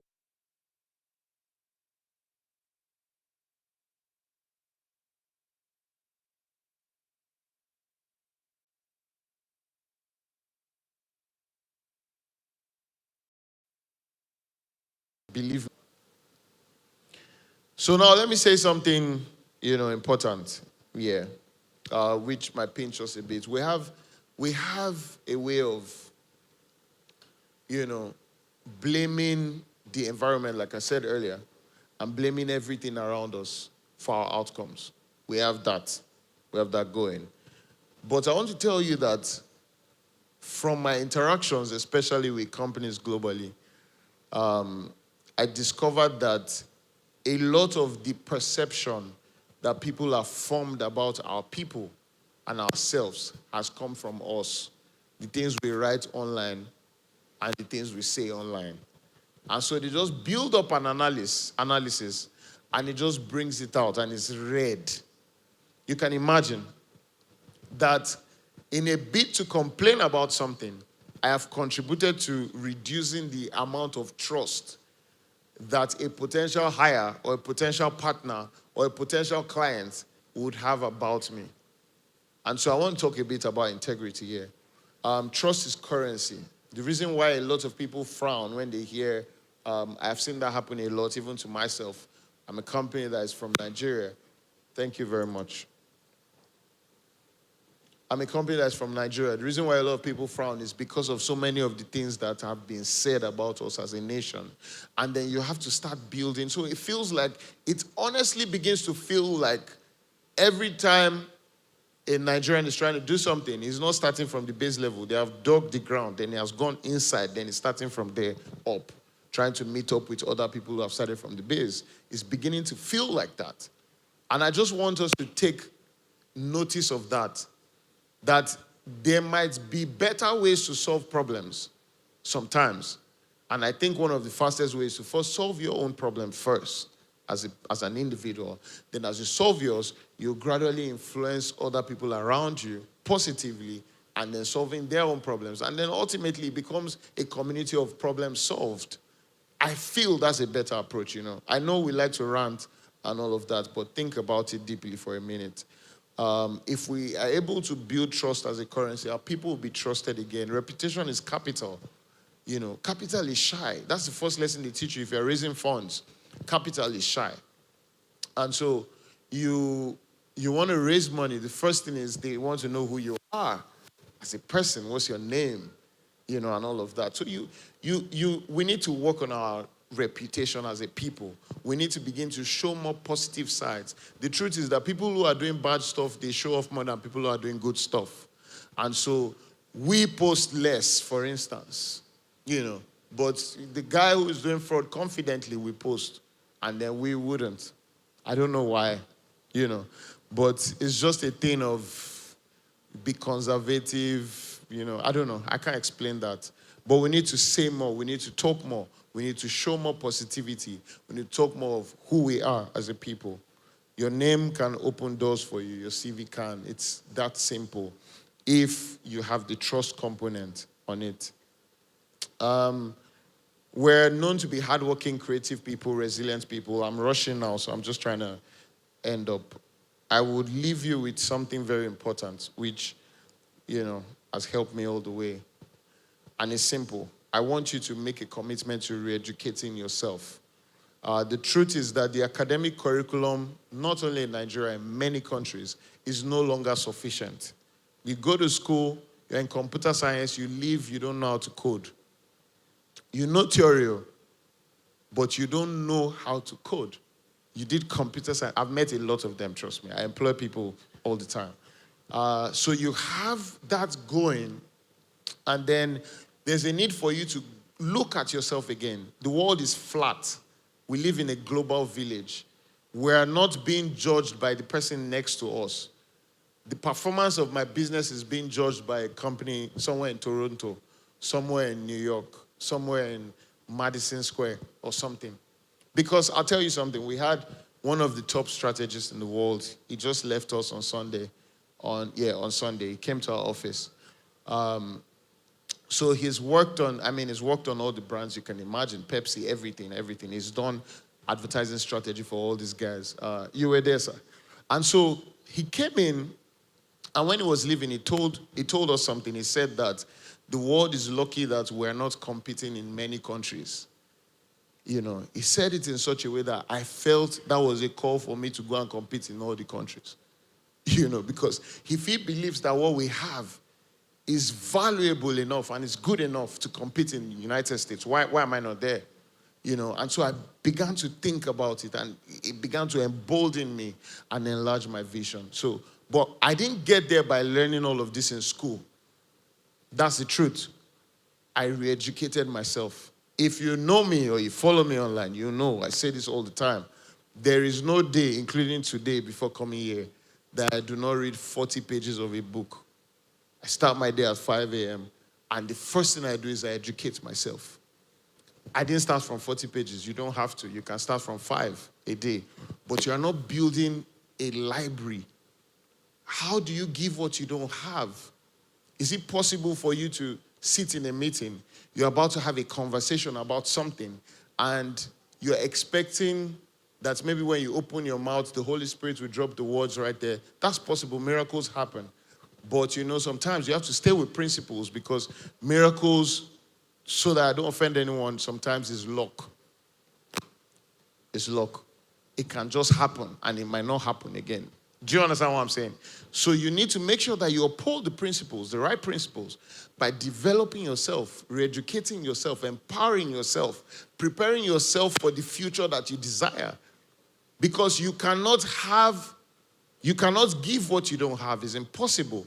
And if you're going to be able to sound smart, to stand before people and speak tomorrow, which I believe a lot of you will do, if you devote yourself to developing yourself, you will. As a young person, your goal shouldn't be first to earn. It should be first to learn. And in your learning season, you're developing the right skills that you need to build yourself up so that you can have the capacity. There's a huge competence gap. Very huge competence gap. Why? Because naturally, the human mind, the brain, because of the influence of dopamine and other substances, we are wired to choose things that are entertaining, that are fun, that make us happy. And so the more difficult things which are productive, like I usually say, when it pays you instantly, it's going to pain you later. And when it pains you at the moment, it will pay you later. The more difficult things which you do today will definitely reward you in future. So take on that list of 10 things, decide. You build yourself up. There are materials all over the world today that can teach you anything available. You can download a small document, print it on a white paper. Nobody's going to arrest you for that. It's free. And read them and put them to practice and test them and try them. I have no background in technology, but I can build a website. And I will not write one code. And I learned it in 2 weeks. You can. So all the people learning FX today, trust me, many of them did not do these courses in school. There is no content creation in any university in Nigeria. But content creators earn a lot of money in dollars. I hope you know that. Video editing, design, product testing, coding, virtual assistants, all of these things, very available to us. But we need to decide to learn it. And so the first thing that you must do, like I said, young person, before you start out on this journey, is to first develop yourself. You can only be as good as you decide to be. And your efforts, ultimately, I believe, will be rewarded. I want you to take a moment to think about many of the things I've said today. Like I said, identify the few ones you do. My time is up. I need to leave the stage now. I don't want to take any much of your time, and I don't want to disrupt the program. But please understand that you have been privileged to be in this room. You are not doing the organizing committee a favor by filling up the seats. You are the one that is privileged to hear many of the things you're hearing today at this time. And it is time for you to take actions and take decisions that will decide your destiny. Thank you very much. My name is George Omoraro.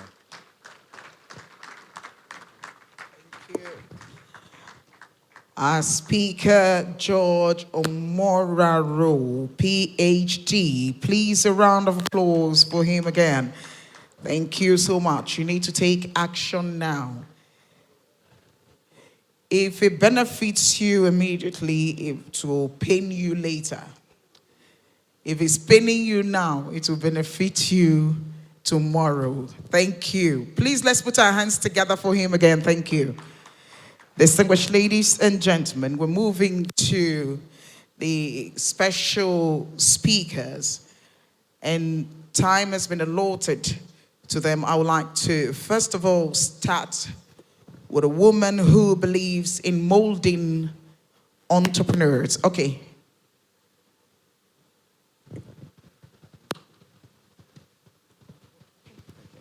Yeah, so I want to join this amazing leadership team of this summit and also announce a grant today.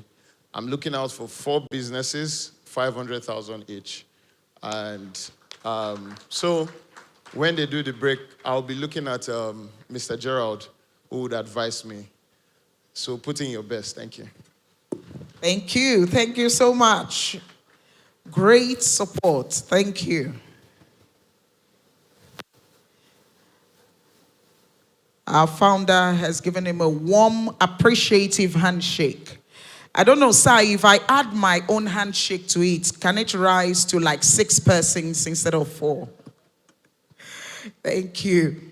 All right, so she molds young entrepreneurs and has spent years making sure that these set of human beings thrive in their chosen areas of expertise and chosen areas of businesses. She's the founder of Quantum Business School and Entrepreneurship Center. Please, with a warm round of applause, receive the phenomenal Josephine Itonyo.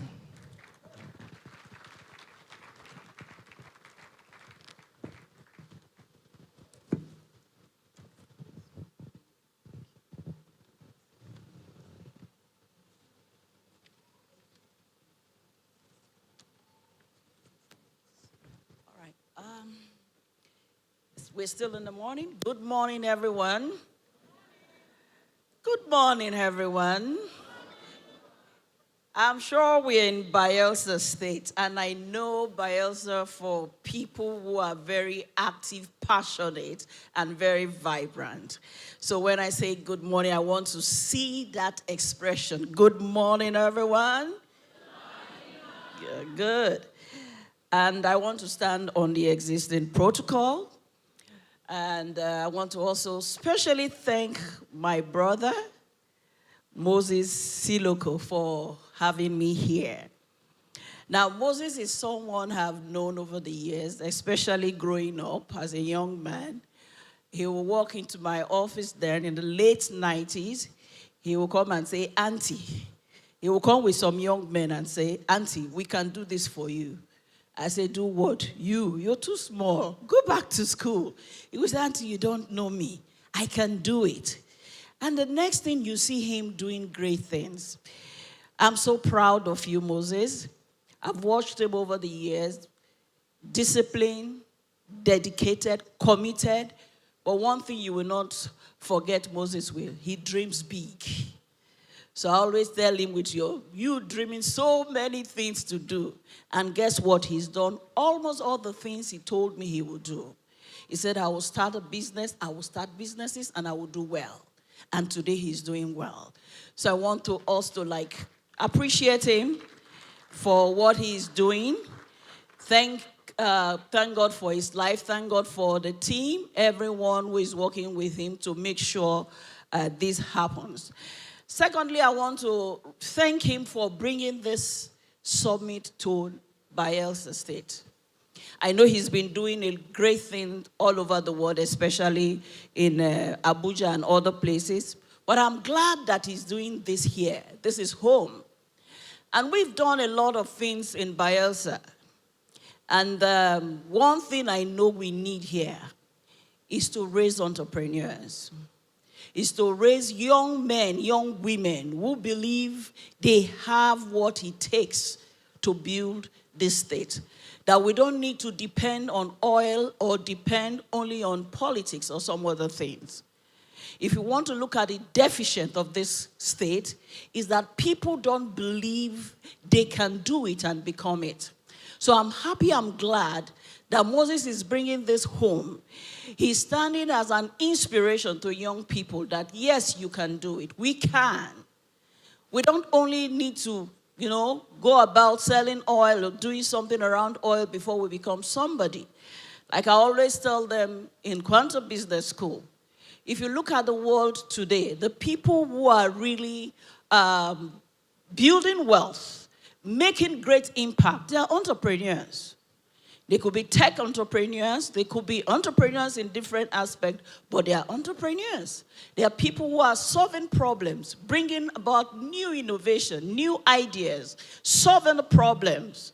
We can't sit down and wait for government to do everything. There's need for us to look within and look at the problems we can solve, just like the last speaker said. There are a lot of problems, but there are also opportunities for us. So look at the opportunity, look at what you can do. Now, you can't do much if you don't have the skills, the requisite skills, the knowledge to do those things. So build your skills. Find out what problem you can solve. Acquire knowledge. Don't always wait for instant gratification. Like I said, we've done a lot of things here. And most times the problem we'll find is that they will ask you, so are you going to give us money? Are you going to give us food? Are you going to give us something? They want something now for it. No. For example, if we had thrown this place and said, there's an entertainment here, this person is going to sing here, this hall would have been filled up, true or false? But because we are coming to learn, you find out that only the intentional one, like the representative of the government said, that are here. The rest will not, they are not interested. So there is need for our people to have a mindset change. We need to think about our future. Our future is the youth, but we need to think about what we will do to change the narrative. You meet people from the Southwest, you tell them you're from Bayelsa and you're doing this raising entrepreneurs. Are your people really embracing this? Are they serious? Would they buy into it? Your people are not interested. That's not true. Tell your neighbor that's not true. We're changing the narrative. We're ready. So it starts first from the mind. If good things don't start overnight, they are not achieved overnight. There is a process. I must stick to it. Look at Moses today. Thinking about late 90s when he walked in and said, Auntie, I can clean your office.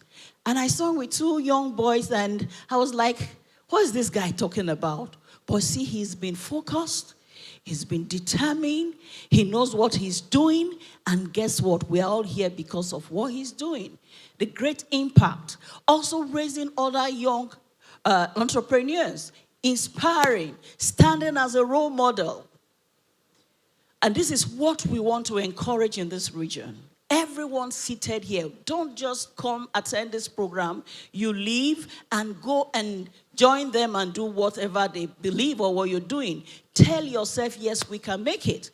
We can build businesses. We can raise entrepreneurs, other people who will solve the problem of the state. We don't need to wait on a particular sect or particular people to do it for us.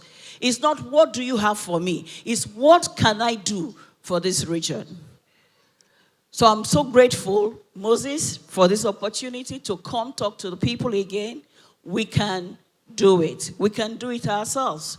Let's raise other Moseses here. People that will inspire, pull other people. So before I leave, I want to also tell us that what we do in Quantum Business School is to let people know that there is need for training. You don't just start without knowing what you're doing. So if you give someone, for example, 500,000, 1 million, 2 million, when the person does not really have the knowledge of what to do, the money will go the other way. You know, we always say, if you want to be a doctor, what do you do first? You go to school. Do you go to the medical school? Is that not so? If you want to be a lawyer, you go to school, then you go to what? Yeah, MBA, yeah. If you want to be an accountant, you are expected to at least have some form of qualification, certifications, right? But when you want to be an entrepreneur, you just get up and said, I am an entrepreneur. No, there's need for you to learn, understand what it takes to start and run a sustainable business, because that's the part of it. Without sustainability, there won't be growth. So you just see people do one thing today, they do and stop. And I call those people general run around. You just run around, you're busy. You think you're doing something. No, there must be structure, there must be focus, there must be vision in what you're doing. So first, dream, have a dream. Tell yourself you can do it. The second, acquire the skills, the knowledge you need. In today's world, businesses are being driven by tech. If you don't have any tech skill, you're not in business. Because the world is being driven by what? By tech. Every kind of business, whatever you're doing, you must acquire a tech skill. You know, yesterday somebody asked me and said, I want to go back to school. I know you've encouraged all of us to have some form of education. And I want to go and study, you know, something. I said, that's not relevant anymore. Someone can stay at home in 6 months with good IT skills, get the job that you that have gone to school to read something that is not relevant, and you come out and say there are no jobs, because what you studied has no place to fit in right now. So even if you studied law, go and study, even if it is digital marketing. If you studied accounting, go study data science. And like the other speaker said, we are now in the first level of tech movement. So learn AI. You don't need 4 years to learn AI. You don't need 6 years to learn AI. Find out the things you can do and do them well. And as we do, we will gather here one day again, be celebrating all of you as successful entrepreneurs. Like our Elon Musk will be our Dangote, you will be our Warren Buffett, all over here. And guess what? We'll have a beautiful, wonderful state, indeed, even the region. God bless you.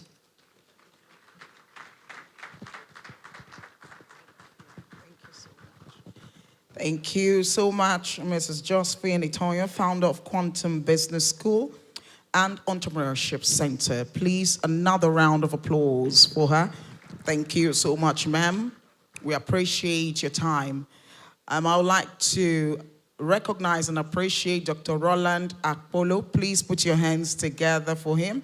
Dr. Roland, thank you for joining us. We also have here with us, I believe, the founder and host that already recognized him. So when he'll be coming for Goodwill Message, you'll hear about him again.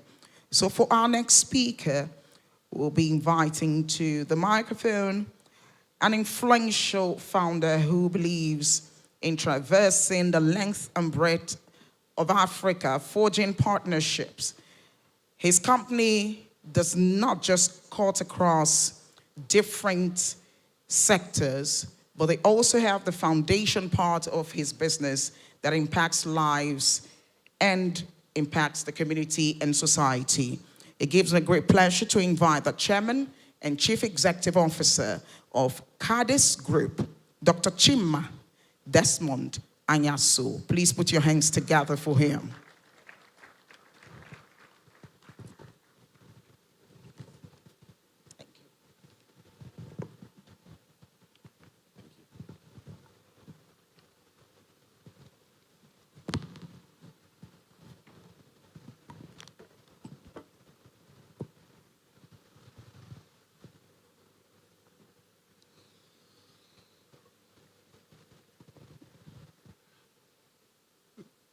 Good afternoon, everyone. Let's raise other Moseses in this room today. Thank you, Mrs. Josephine, for that word. I caught that one immediately. And it reminded me of a saying that my people say, Ofonye ana nogide n'ụzọ chi ejie. That is to say that one person cannot remain on the road forever. So I want us to start thinking in that direction, that one day Mr. Moses will be tired of organizing this event. He will have other focuses. He will want to pay more attention to his family, to his business, and to other things that are more important to him. I know this is very important to him, but one day he would not be here. And do we have other Moseses who are willing to take up this challenge? So think about that while I quickly go into my assignment for today. Your Excellencies, distinguished guests, our host and founder of NDYP, Mr. Moses Siloko, Siasia, partners, captains of industries, and my dear Niger Delta entrepreneurs. Good afternoon, everyone. My name is Dr. Chimobi Desmond Ayanso. First, let me say a sincere thank you to the Niger Delta young professionals for this invitation and for the consistency that has brought this summit to its 5th edition. What you are doing here today is bigger than an event. You are quietly rewriting the story of the Niger Delta. Well done, Mr. Moses. I am especially happy that this summit is focused on micro, small, and medium enterprises, because around the world today, MSMEs are not a side hustle. They are the backbone of every serious economy. They create the most jobs, like Madam said, drive most innovations, and keep wealth circulating within communities. If Nigeria will truly rise, it will not be because of another oil well. It will be because of thousands of small businesses that grow, formalize, scale, and begin to employ our people. That is why each of you seated here in this room today is not just a business owner, you are an economic transformer. So from oil economy to enterprise economy.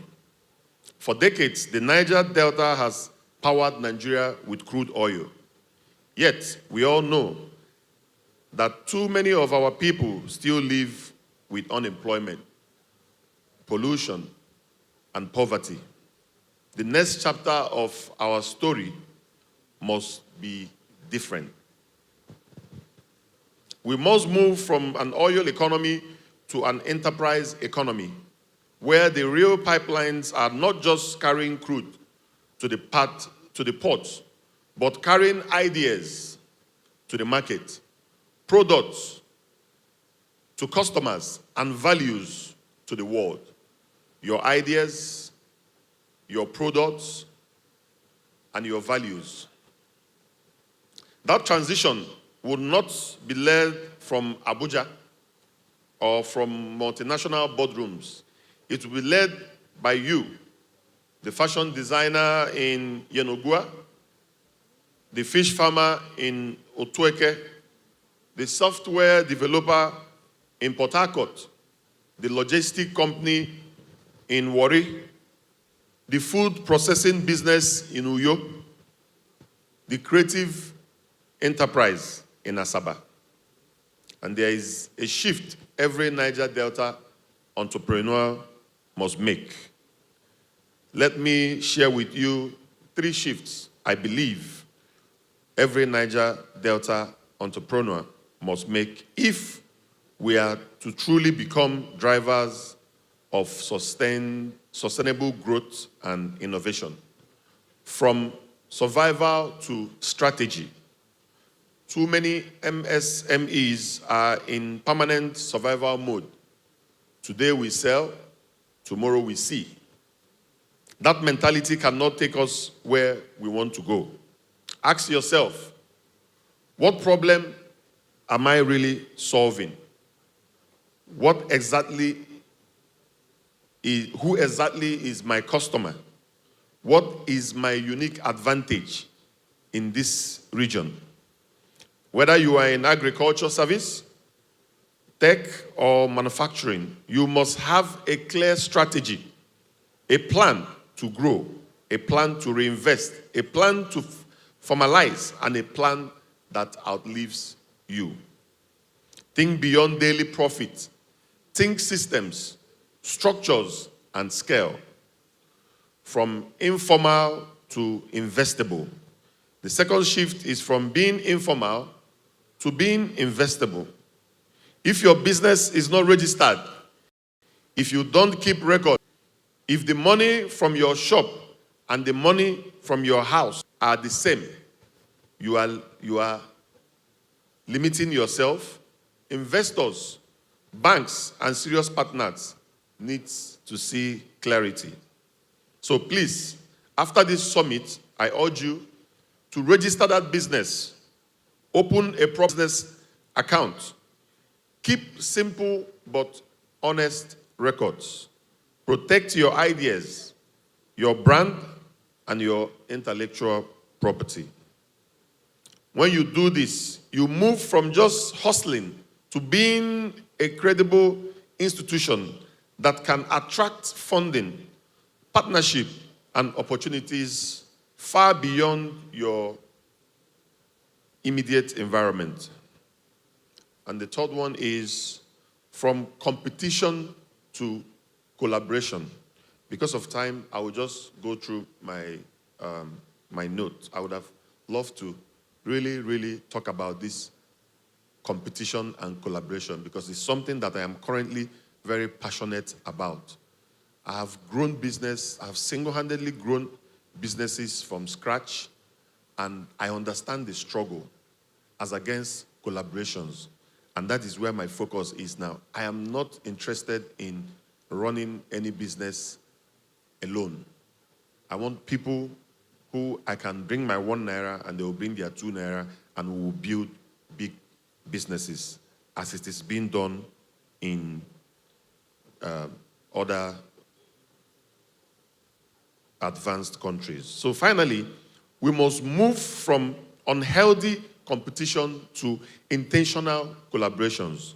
The market in the Niger Delta is big enough for all of us.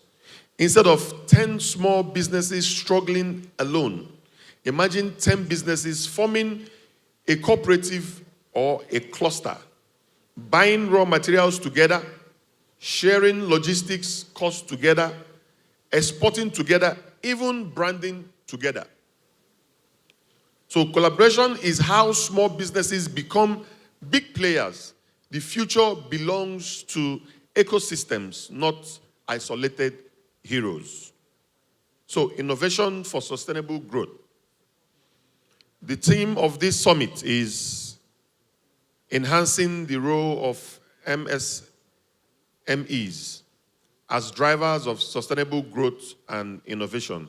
Innovation is not only about apps or technology. It is about doing things better, cleaner, faster, and more profitable. In the Niger Delta context, innovation might mean turning agricultural waste into new products, using technology to reach customers across Nigeria and Africa under the AFCFTA, developing eco-friendly solutions that restore our environment while creating jobs, offering professional services that support the oil and gas value chain, while also building non-oil sector tourism like hospitality, creative industry, education, and healthcare. Real innovation must be sustainable. It should not destroy our land, our waters, or our people. As entrepreneurs here, we carry a moral responsibility to make money without mortgaging the future of our children. So my promise and my challenge as an entrepreneur who started small and has made many mistakes, like I said earlier, I stand here as a perfect example, as not a perfect example, but as a witness that it is possible. It is possible to build from the Niger Delta and do business across Nigeria and beyond. It is possible to create jobs, support education, give back through foundations, and still grow your enterprise. Like I said, I am speaking from experience. Since 2008, I have owned the Ahoma Iron and Soil Education Foundation, where we train over 500 children for free, from nursery to primary school. We started with the nursery school, and we grew to the primary school. And today, for over 18 years, God has helped us to sustain that foundation, and every year we turn out, over 100 children from between nursery, primary, and then they go to secondary school. So I know it is possible.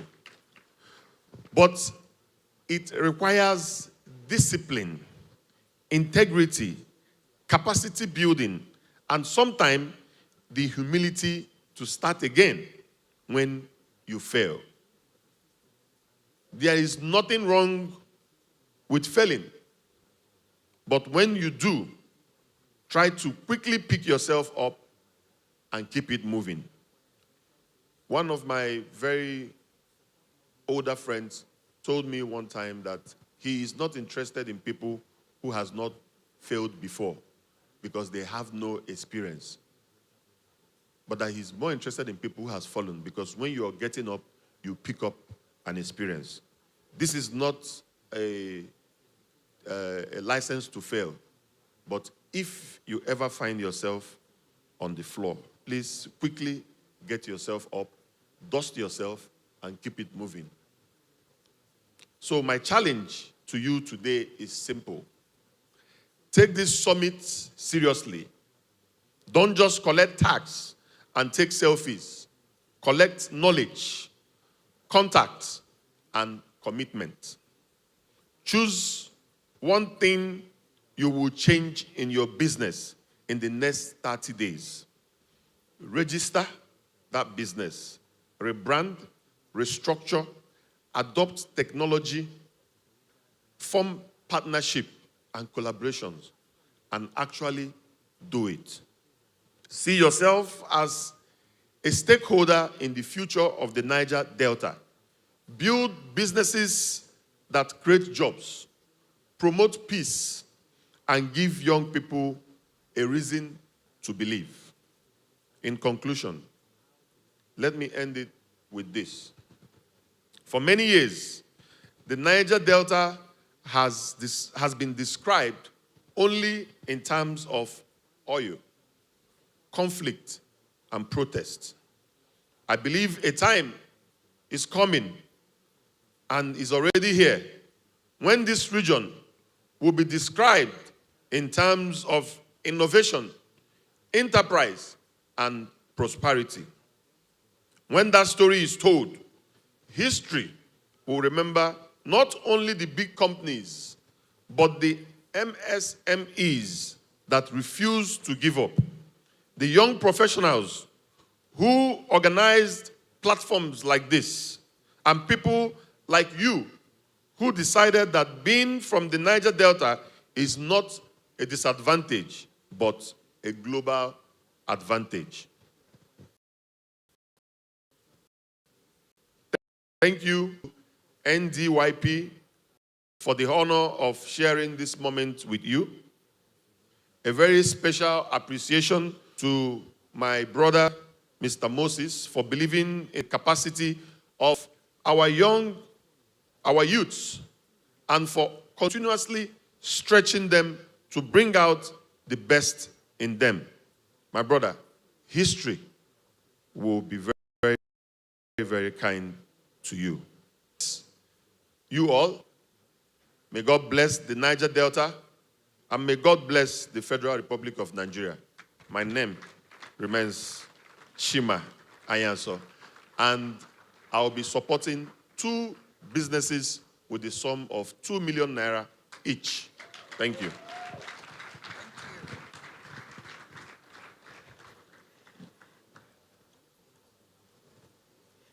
Please, a better round of applause for Dr. Chima Desmond Ayanso. I am grateful that when the host and founder came here to make his opening address, that's Moses Siloko Siasia, that he mentioned the grant. And by mentioning the grant, is having a ripple effect. We had our keynote speaker giving 4 businesses 500,000 naira each. And I'm still saying I will come and shake you so you can turn it to 6 businesses. And now Dr. Chima Desmond Ayanso is giving 2 businesses 2 million naira each. Please, let's appreciate them. We're now moving to the goodwill messages, and first on my list is the former Speaker of the Bayelsa State House of Assembly, and currently is the General Manager of the Bayelsa Housing and Property Development Authority, the Right Honorable Douye Emmanuel Isena. Is also an entrepreneur.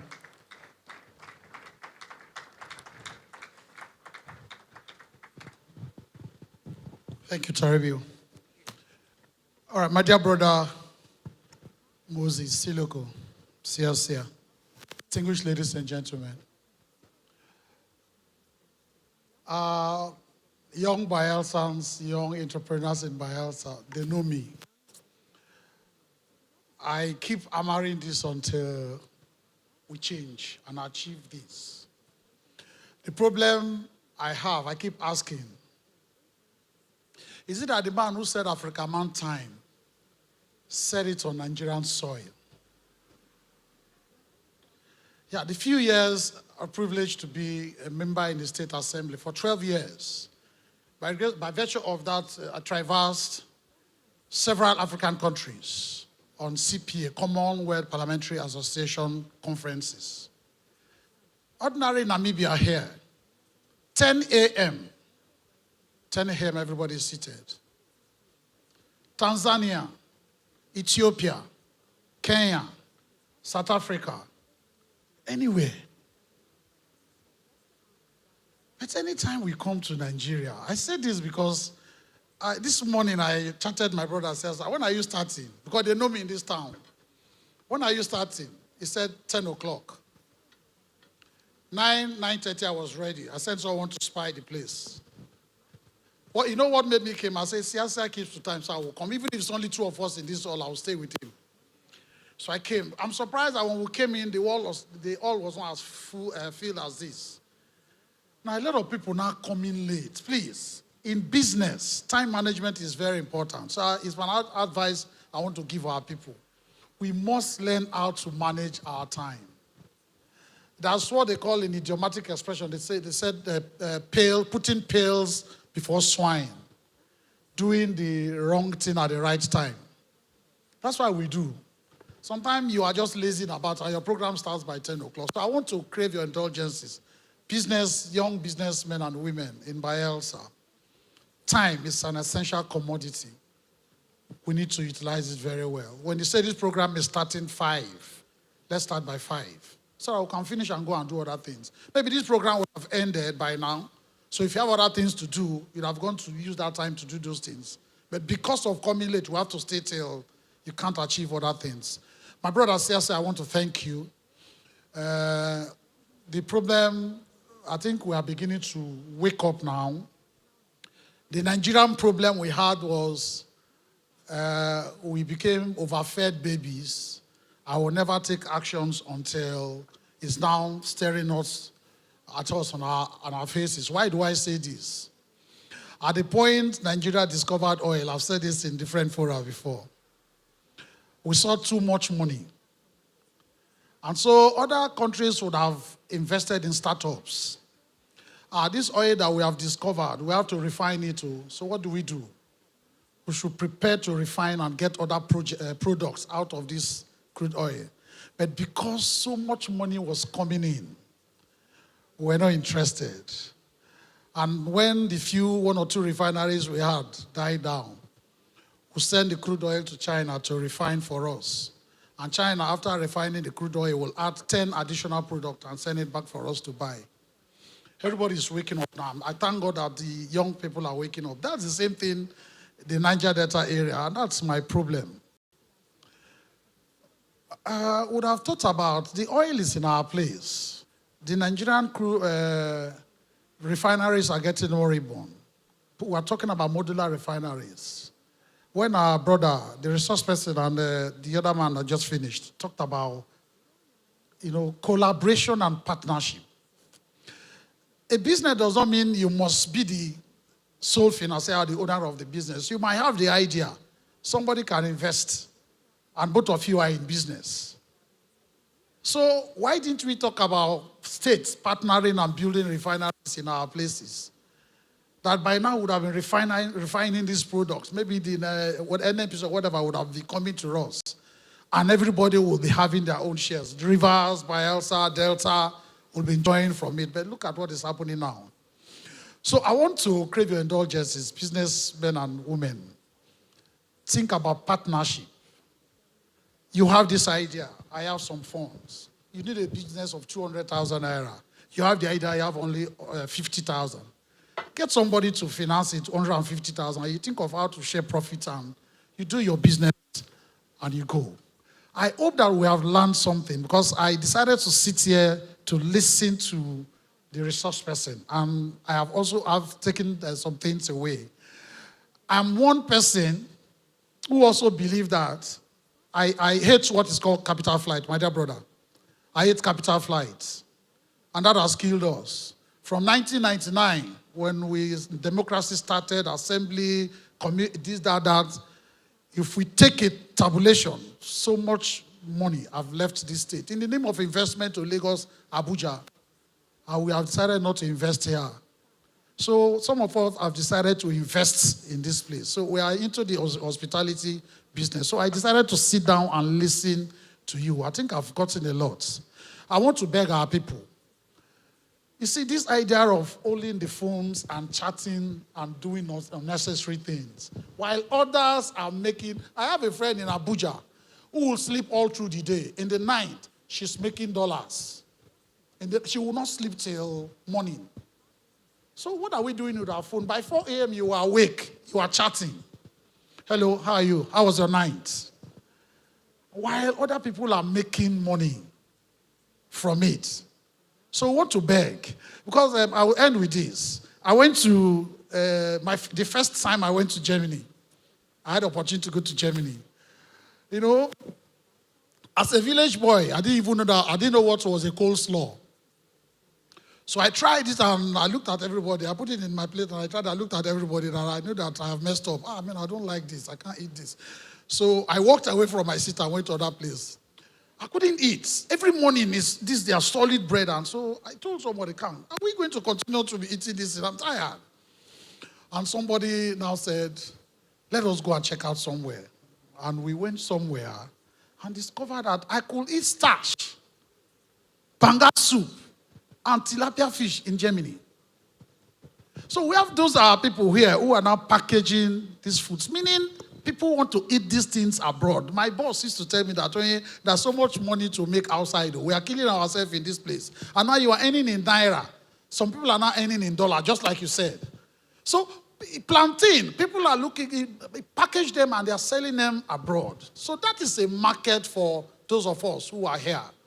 And for the government, I'm a government official, but then I keep saying that we have to move from, saying entrepreneurial development, lip service, to investment. There are some young people I have also tried to help. You see them laudable ideas, but they are struggling to get money. Thank God my sister at Arabia was giving opportunity to some people to get monies from, what's this bank?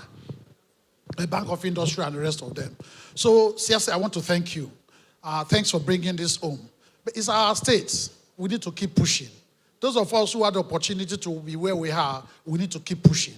And I want to crave your indulgences. Please, learning is a continuous thing. No knowledge is a waste. We have to keep, see, if you go to a place and they are contributing to discussion and you don't understand what they are saying, you already lost out. But you need to learn. You need to learn. I was, as a former member in the House, because I worked hard, so I will tell you that I'm employed as a consultant to the Bayelsa State House of Assembly. So that is also paying my bills. Now, I was to deliver a paper in Asaba to this current set of assembly people. I was thinking of what to do. I said, okay, this AI I've been hearing, let me also test run, try it. And I went there and AI gave me a comprehensive lecture on what I was supposed to deliver. So I went there and I was delivering as if it was my own and everybody was clapping. I was feeling good about myself. Thank you very much.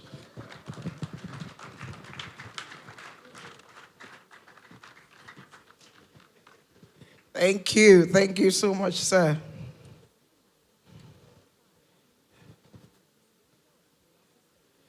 The Right Honorable Douye Emmanuel Isena. As an entrepreneur, when you're between a rock and a hard place, remember you need to be quick on the uptake. Be a fast thinker. Thank you so much, sir. I would like to invite for goodwill message also for 3 minutes the Senior Special Assistant, Youth Mentoring and Development to the Governor of Delta State, Mr. Elvis Obas Akbobi. Please put your hands together for him.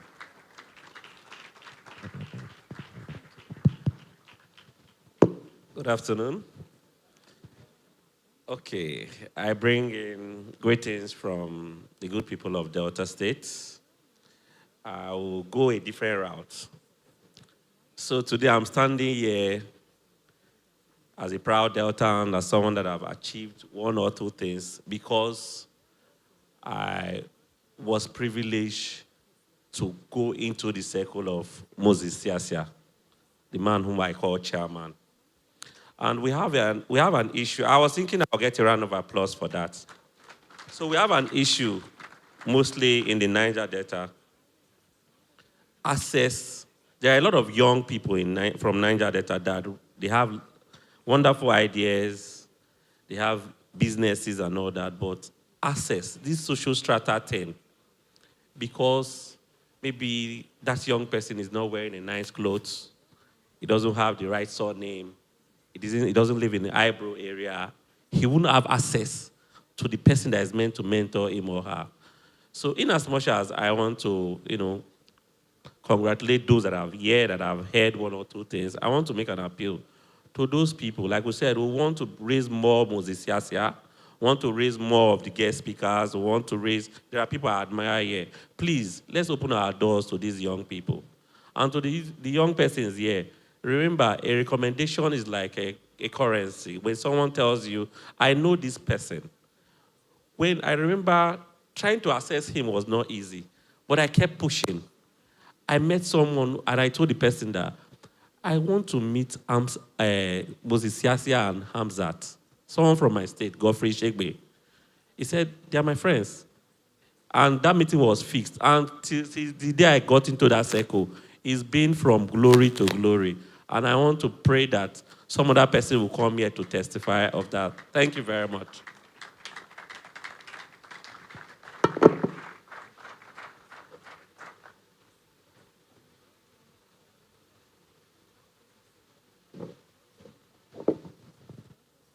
Okay.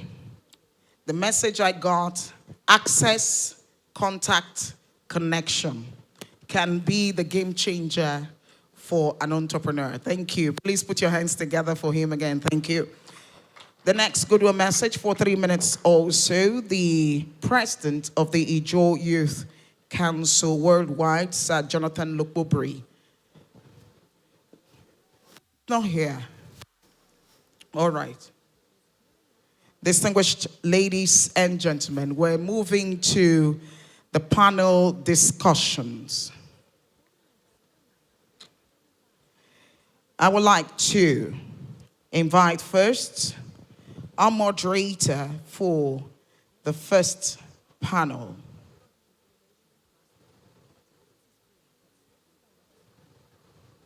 Distinguished ladies and gentlemen, the project lead Bayelsa Food Hub, Ekemini Udo, please put your hands together for him. He'll come up here and seek to welcome other members of his team.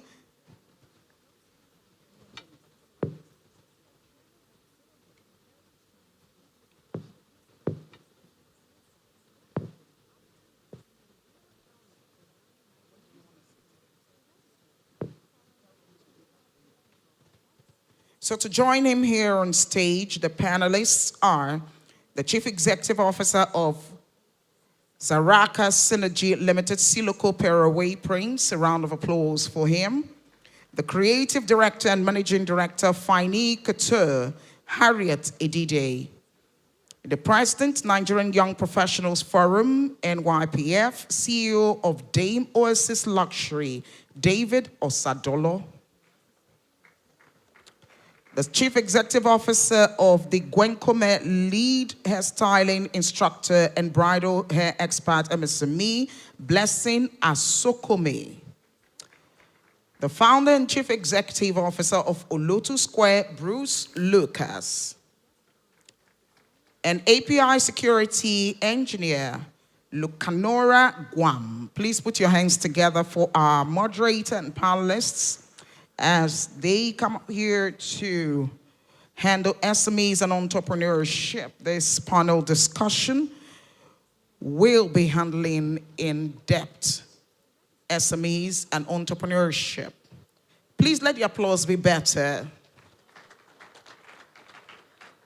Okay, my moderator is seated, my panelists are ready. Over to you, moderator. Thank you. Good afternoon, Bayelsa. Come on, Bayelsa, this is home. You guys shouldn't fall my hands. Good afternoon, Bayelsa. All right, so once again, distinguished ladies and gentlemen, your excellencies, guests and participants, we're so excited to welcome you once again to the MSME Summit 2025 with theme, Enhancing the Role of MSMEs as Drivers of Sustainable Growth and Innovation. So I'd like to assure you that it's going to be very brief. And at the end of this session, one thing is certain. You're going to learn from the progress and the pains of industry leaders seated here. And together, we're going to be able to use those stories to chart our way forward, to be able to profess solutions that can help us move forward as a region. So if I have your permission, I would quickly want to give us the privilege to meet our panelists. But before then, Ekemini is my name, lead strategist, Bayelsa Food Hub, and also the privileged state coordinator for Nigerian Young Professionals Forum. You know, I had a smile first because, interestingly, on the other end of the panel, I have my president, my immediate leader. I'm talking about no other but the president of the Nigerian Young Professionals Forum, Mr. David Osadolo. Could you help me appreciate him once again? You better clap before they sack me. Oh. And also seated next to him, we have an amazing gentleman who is in the oil servicing and procurement, engineer Siloko Prince, the CEO, Zaraka Synergy Limited. A round of applause for him. Also, we have Ms. Blessing Sokome, who is the CEO of Gwenkome, an MSME advocate. Please, a round of applause for her. Seated next is an amazing gentleman. We've seen him before. I'm talking about no other but Mr. Bruce Lucas, founder, CEO, Olotu Square. A round of applause for him, please. And also seated far next to me is another beautiful CEO. She plays in the fashion and creative industry. I'm talking about Miss Harriet Eddie, Creative Director, Fine Couture. A round of applause for her. And yes, because I was so excited when talking about my president, I skipped to mention that beyond being the president of the NYPF, he's also CEO of Dame Oasis Luxury. Is a high-ticket salesman. Come on, help me appreciate him again. So without wasting your time, I'd like to jump into our, the discussion. But I'd like my guests and panels, distinguished ladies and gentlemen, could you help me test your microphone by saying hello, Bayelsa. Hello, Bayelsa. Hello, Bayelsa. Hello, Bayelsa. Hello, Bayelsa. Hello, Bayelsa. Come on, those voices are quite beautiful enough. Can you help me appreciate them again? Okay, so to set the ball rolling, I'm going to start with the gentleman seated far in the middle. I'm talking about no other but Bruce Lucas. Bruce Lucas, I'd like to know, what do you think about the theme of this year's Niger Delta MSME Summit? I think it's quite a very interesting theme when we're talking about enhancing the role of MSMEs as drivers of sustainable growth and innovation. I think the theme has done justice to a particular part of every economy that people should pay attention to, and that is business, right? And we have a lot of people that are having more fun than thinking of business, profit, commerce, trade, the things that actually build an economy. So enhancing the role of MSMEs means spotlighting that role and making sure that people understand where they fit in to sustainable growth and innovation in the society. And that's what we're here to achieve.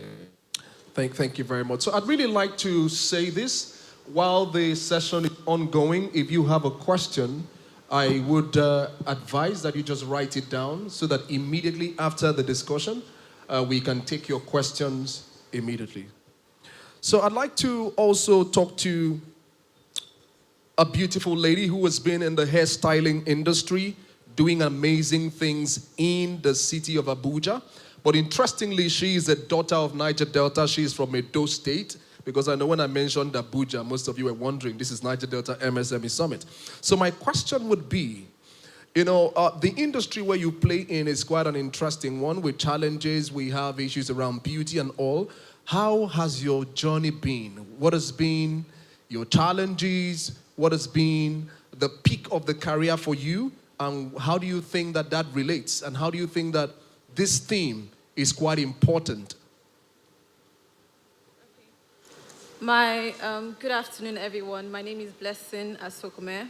I'm a beauty entrepreneur, and I lead a hair and beauty education brand called the Gwenkome. So what we do is we focus on salon business development. We are focused on skill acquisition, and I think the theme of this event, building, I'm going to talk about the sustainability part of it. So for us, we noticed a gap between talent and sustainability, right? So we have a lot of people who are talented, a lot of people who know how to do what they do, but they do not know how to actually run the business side of it. So there's something I usually say to people, there's the skill of the business and the business of the skill. So you are skilled, you are talented, you know how to make hair, you know how to, for example, install inverters and everything, but you do not know how to put systems in place that keeps your business sustainable. So you need to be able to learn, like one of our speakers said, that we need to continue to improve on ourselves. We need to continue to learn. So you need to think out and look out for ways where you can adapt strategies and things that will help you to keep your business in the long run. Because if you are just doing business, you are just vibing, after some years, your business is going to go extinct. You are just hustling. That's what it means, basically. If you are just enjoying the process and earning a living or making money that you think you are making. Okay, let's put a finger there. Let's put a finger. You're almost too fast. We're going to come back there. So I'm going to jump right to a man I know has started from scratch as a salesman. You need to join the Hawkers Association. Taribio, you have another you have somebody here. So, sir, with what you know today, with the challenges you have faced, if you were to start again, or if you had a magic wand to make anything possible, what would you have put in place to help you achieve your goals faster in your business? Good afternoon, Bayelsa. It's good to be here. It's my second time in Bayelsa, and I'm very, very excited to be in the Niger Delta. I'm from Edo State. David Osadolo is my name. Back to the question. This is a question I've been reflecting in the last 1 year, and just on March 22nd, I think I started my sales consulting firm, and dispensing knowledge, what I've gathered in the last 13 years. And during the course, we've had 4 very exclusive sessions. And during the course of doing these 4 sessions, I looked back and said, if I had gathered this knowledge I'm dispensing now from somewhere, I would have been way, way better. And it's when the speakers were speaking from Dr. George to Dr. Chima, I had to quickly write down that one of the things that young people fail to do, is to enhance their skill, is to upscale. Because what I could have done to, make me better in 13 years of growing from a salesperson to, being the managing director of, a luxury firm, before I set up mine, if I had, put, the very deliberate effort. I'm doing 3 courses now, and it's mind-blowing because I see the exposure in, the learning process. And I'm wondering if I'd done this 2012, 2013, doing 1 certificate per year, I would have probably moved faster. So that's one of the regrets I have, and I'm encouraging every single person here, and that's why I told the lady from, Quantum Business School that the Nigerian Young Professionals Forum is going to, we're going to sponsor 2 people to go to Quantum Business School, so that people can learn, they can build their skill set, because it's very important. I delivered a lecture in Benin. So, I sorry, think in hold August. on, Mr. President. I'll come back to you. I'm also a man under authority. so for today, permit me to be able to work with you. Okay, so I'd like to come to Finey Couture. I'd like to talk to her for a while. So I'd like to find out how do you think the fashion industry has evolved? How do you think it's evolved? How do you think that maybe technology has helped the fashion industry to evolve? I'll tell you why I'm asking that question, because, I think Lucas said something earlier on where he said he walked into somewhere, and when he said he is a developer from Bayelsa State, they were like, do people code in Bayelsa? We've seen celebrities wear your brand, and your head office is in Bayelsa. The same Bayelsa that people say people don't like to work. So the question is, how have you been able to stay local and operate global? Good afternoon, everybody. My name is Harriet Edide, and like you said, I'm the creative director and founder of Finey Couture. So back to what you just asked me, the role of technology in this age cannot be overemphasized in any area of business you are, in whatever it is you are doing, being skilled, business, fashion, beauty, or anything. You cannot overemphasize the role of technology. We have Instagram, we have Facebook, we have TikTok, and we have other platforms that you can actually reach out to people that you don't have the ability to be in same space with. You can send a message to someone on Instagram and the person can reply. You can actually connect to Dangote, you can actually connect to Harriet Edide, you can actually connect to anybody on Instagram. So for me, I've been able to utilize social media and technology to the point where even if I'm in Bayelsa, I don't need to operate at the standard of Bayelsa, because we believe that once you're in Bayelsa, for some persons, I do not believe that way. Once you're in Bayelsa, you are a local product. But for me, I've been able to use social media to reach out to people, to be able to reach out to team,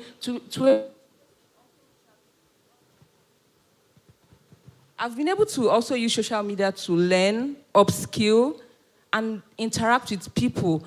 For example, in fashion, we have 3D right now. so you don't need to go through the stress of putting your designs on paper, which over time can be lost. Somebody can just tear it, and then your intellect and everything that you've built for is gone. You can actually learn 3D design. You put it, you design your work on 3D, and actually store it in a file. You can put it in your hard drive, you can store it in your Google Mail hard drive or whatever it is, and it's kept safe. Even after 10 years, you can go back to that design, you can actually sell it, you can recreate it, you can redesign it. So social media and technology has really evolved in the fashion industry, and it's left for people who are also aware that this is not just something that is reigning, but take advantage of it and upscale in your business. Thank you. Thank you very much. You know, when you are moderating and your mic is not in your hand, you have to be blinking their eyes and praying, God, touch their heart. All right, thank you so much, Harriet, for cooperating. So at this point, I'd like to jump into an amazing young man who is in the oil servicing and energy industry. So I'd like to ask, sir, what role and how do you think that the right structures, around ensuring there's energy sufficiency, how do you think that can affect MSMEs and the growth of the economy?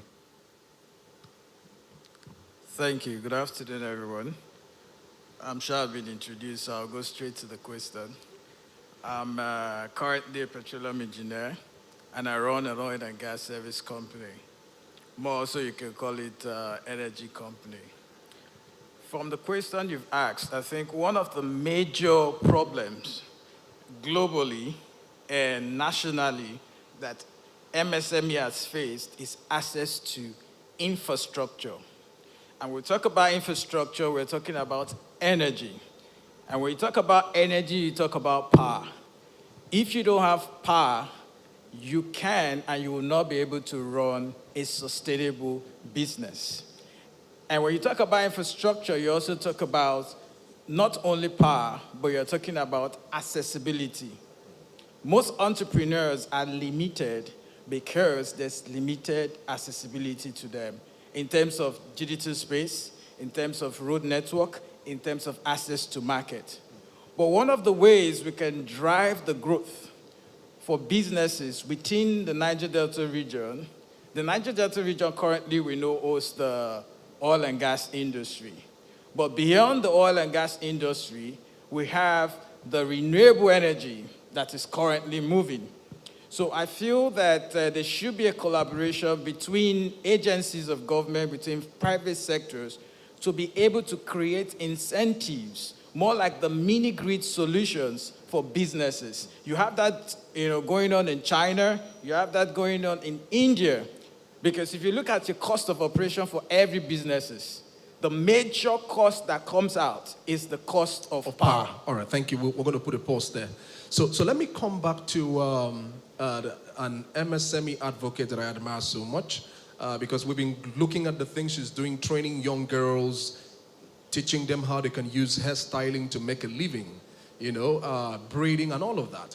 So first, we'd like to find out what was your motivation for that, and also how you've been able to use technology to advance what you're doing. Because, for example, if not for tech, if not for Instagram, we probably wouldn't have been able to see a lot of what you're doing, which also connects to what Harriet was saying earlier. So we'd just like to learn a bit more from you.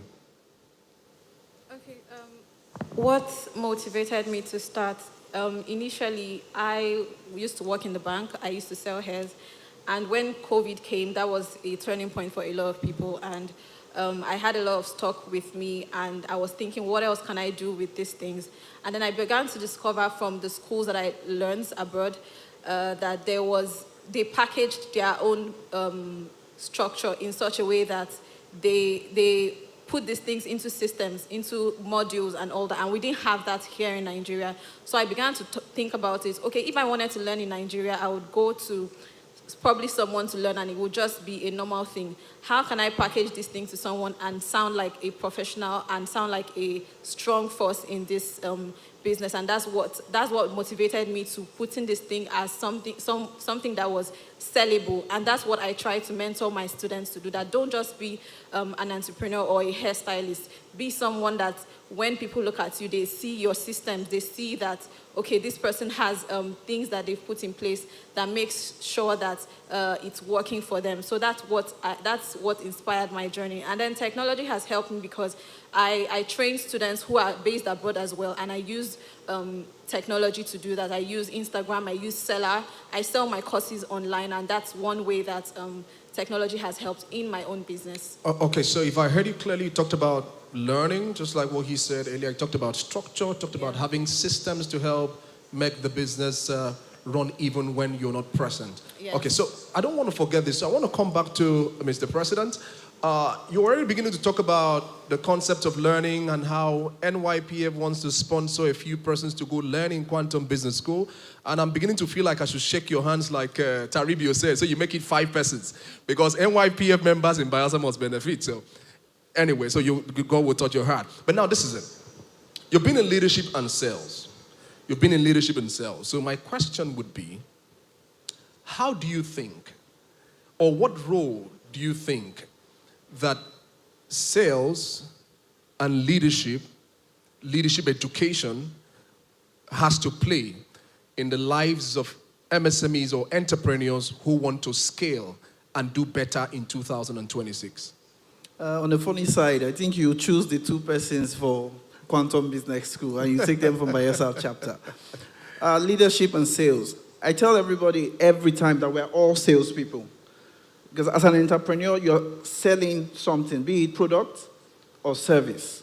So the role of sales in any business cannot be overemphasized. That's why, my classes sell out every time. Because everybody wants to learn and they want to sell.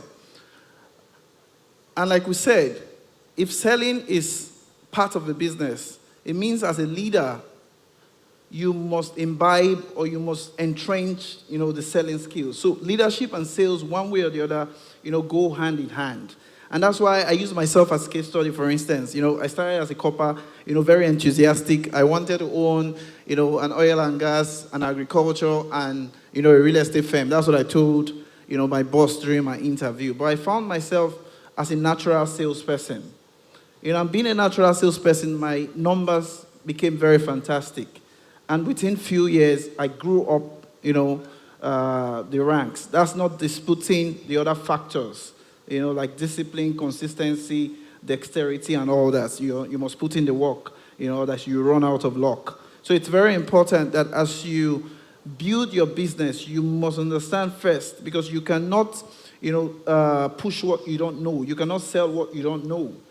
As the entrepreneur or as, an SME leader, you must be able to push your business. You are first the ambassador of your business, and so you're selling your business. And that in turn works hand in hand, with your leadership capacity and your potential. I think that I'll leave it there for now. Thank you very much. So you talked about product knowledge, consistency, discipline, and all of that. So now I want to come back to Lucas. Lucas is the tech expert amongst us. So I'd like to pick it up from there. How do you think that, MSMEs can leverage technology to sell, to put some structure and systems around them, maybe as project management, team management, sales and leads management, and all of that? I think I'll take the answer to that question from one perspective. Tech can make or mar a business. You can have a business running, you introduce tech and the business dies, or the business starts suffering. And then you can have a business, you introduce tech and the business starts flourishing. So there's actually a wrong way of applying tech. And I'll give you a simple example. You have a studio, let's say a makeup shop, and then you want to apply tech, and the first thing you do is to design a website. Designing a website needs an employee that would manage the website. But the website itself is not a revenue-generating channel, but somebody is employed to manage that website, and you have to pay the person from other business sources. You want to build an app for that same business. You need a front-end developer, you need a mobile app developer, you need to buy servers. So you can see the huge costs that come with owning an app for that business. And so if your business has not grown to a certain level where the income is good enough to manage these things, it starts weighing in on whatever profit you're making in the business. And you see that happen in some businesses that have just opened and want to create platforms and so on for the name of creating platforms. So in other words, you're saying it's more better to build, strengthen before you scale. So it's better to use tech to scale? I would not advise that approach. I would only advise an approach of needs basis. Okay. So if you have a business, what do you need? If you need to make sales, then apply tech that would help you make sales. If you need to create invoices, apply tech that can help you create the invoices. That's it. If you need marketing, apply the marketing channels in tech that can help you do the marketing. If you need payroll systems, apply the tech that helps you achieve that goal. So you would gradually solve the problems within your business using tech, and you can see the impact as you apply them one after the other, rather than get into the excitement of, I want to use tech in a business. Amazing. Come on, I think the panelists have done a good job so far. Can you just help me appreciate them once again? Appreciate them once again. So we're going to be wrapping up not quite long from now, but I would just like to go back to my engineer. I'll go back to my engineer. You know, you talked about energy. You were so excited about it. So my question would be, from your streams of experience, what are the ways you think that we can plug in technology innovation? What are the innovative ways you think that if these things are done, we're going to be able to find alternative solutions for the energy crisis that MSMEs face in the Niger Delta region? Well, I think I've mentioned one of the solutions, which is the mini-grid solution. And going beyond mini-grid, you can also have maybe agency of government or businesses that will be able to support MSME with what we call a micro mini grid solution. So it's more like, instead of using the regular generators that will require you buying fuel, which is still going to hit all your operational expenses, that can be given as a pack to encourage businesses. And you have these modular solutions all across the world. And I want to make a statement, and this is geared towards an agency of government that is more like an interventional agency to assist within the Niger Delta region. There's something they are doing currently which is worthy of note. They are lighting up Bayelsa, they are lighting up the Niger Delta region.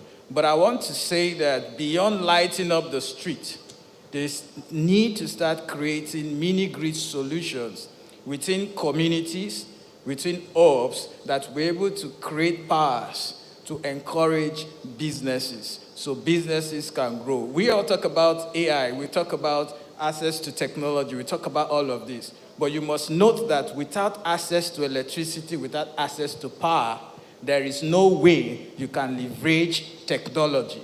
There's no way you can leverage innovation if you don't have power or tech.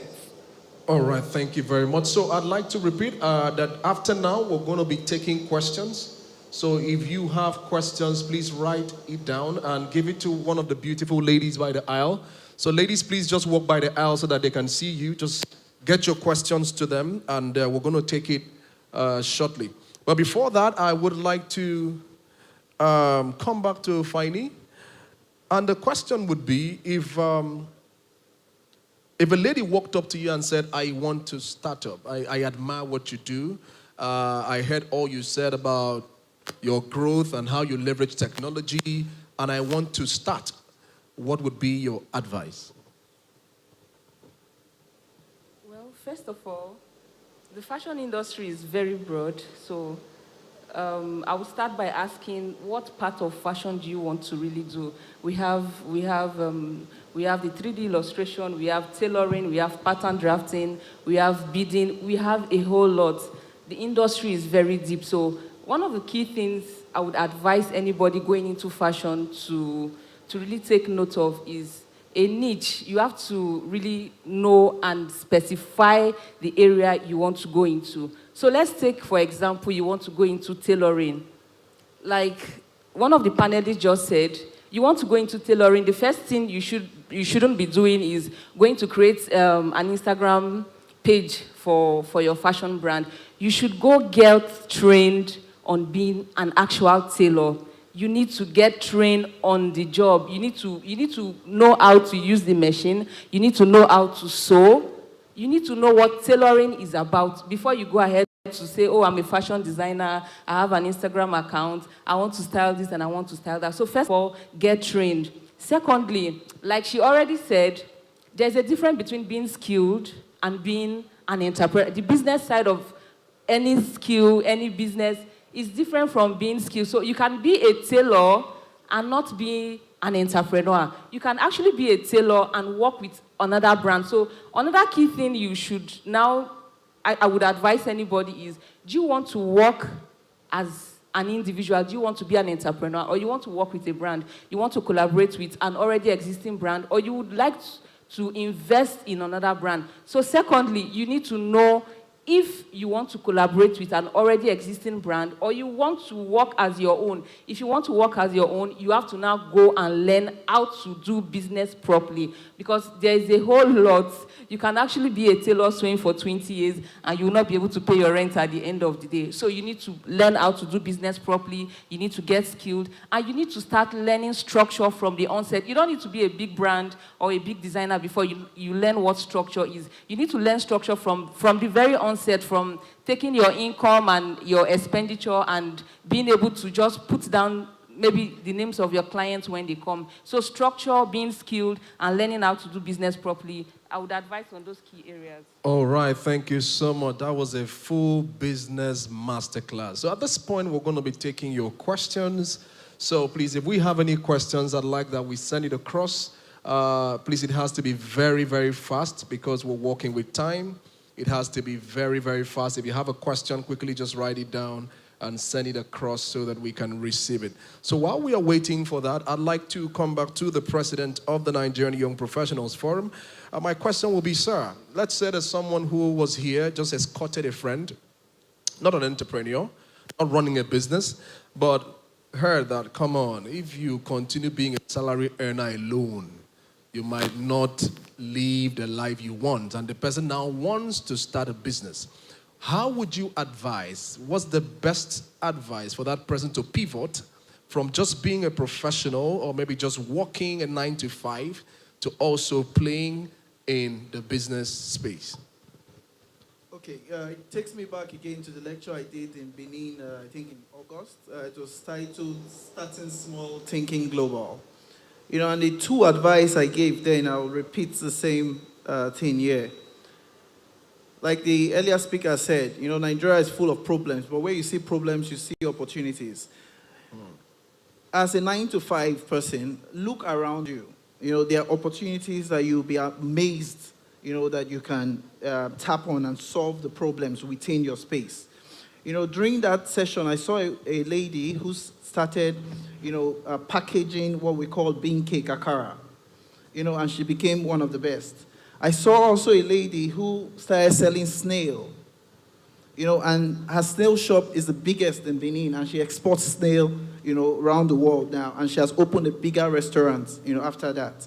I also did a case study because the GIG guys were very close to me when we were all growing in Benin. Most of us use God is Good now.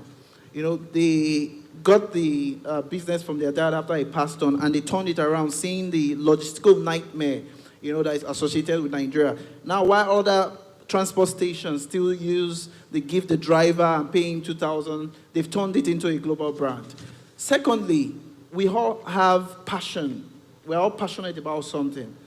I have been very passionate about teaching. In fact, I was supposed to be a lecturer at the University of Benin before my boss poached me after service, you know, and bribed me with the money I'd never seen before in 2012. I had to reconsider my dreams.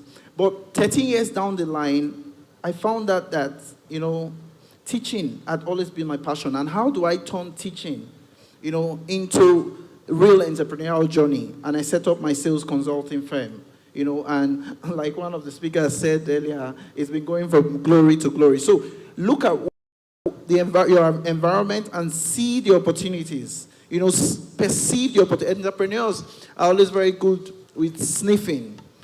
Sniff the opportunities around you, no matter how small, and grow it.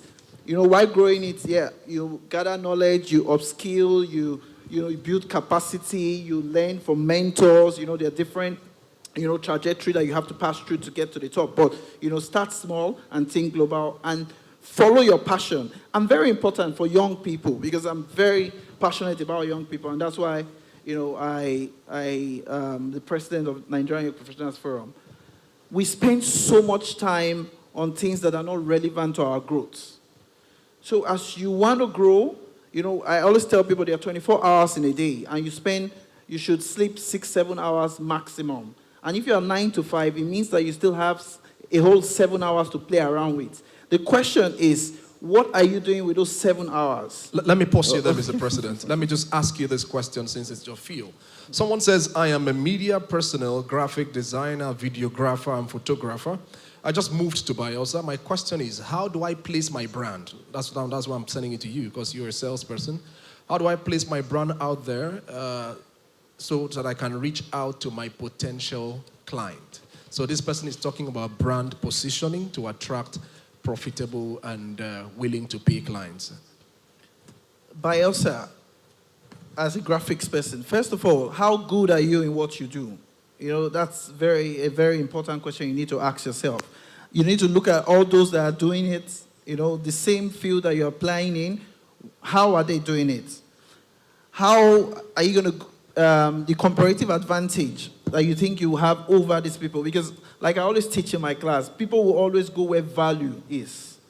If you're not offering value, if you try to be the best in what you do inside, if it's not better than the other person, you will just be wasting your time. So as a startup, try to check what other people are doing and try to tweak it a bit to see how you can offer better value, than the other person. I was talking to somebody recently and she says she builds websites and she's in Abuja. She has a 9 to 5 and she's building website. The first question I asked her is, the person close to you, the closest person to you, have you built a website for them? And she said, no. I was like, how? If you cannot convince, which is what we talked about sales and leadership earlier, if you cannot convince the closest person to you and build a website and use it as proof of concept, to grow. Because referral, like we said, is currency. Your trust and integrity is currency. You're in Bayelsa, the people around you, what have you built for them? What value have you offered to the people around you that will help you consistently grow? Because you're not going to just become the biggest graphics guy overnight in Bayelsa. You must start from, within and grow, offer value, and before you know it keeps growing, and, you become that star that you want to be. So I think, thank you, Mr. that's President. the best way to go about it. Yeah, so to summarize, he's saying you need to, if just in marketing, one of the things in marketing is start from your closest, from known to unknown. So, and I would also like to add, in places like this, do well to network, let people know what you do, volunteer for programs that can give you the visibility. And like he said, get a proof of concept. Oh, when they did the Niger Delta MSME Summit, I was the one that did the website. That's a good proof of concept. So I hope that was clear enough. Please, a round of applause for my president. So someone says, one of the panelists talked about business going beyond a hustle, that systems should be put in place to help turn that skill into a brand.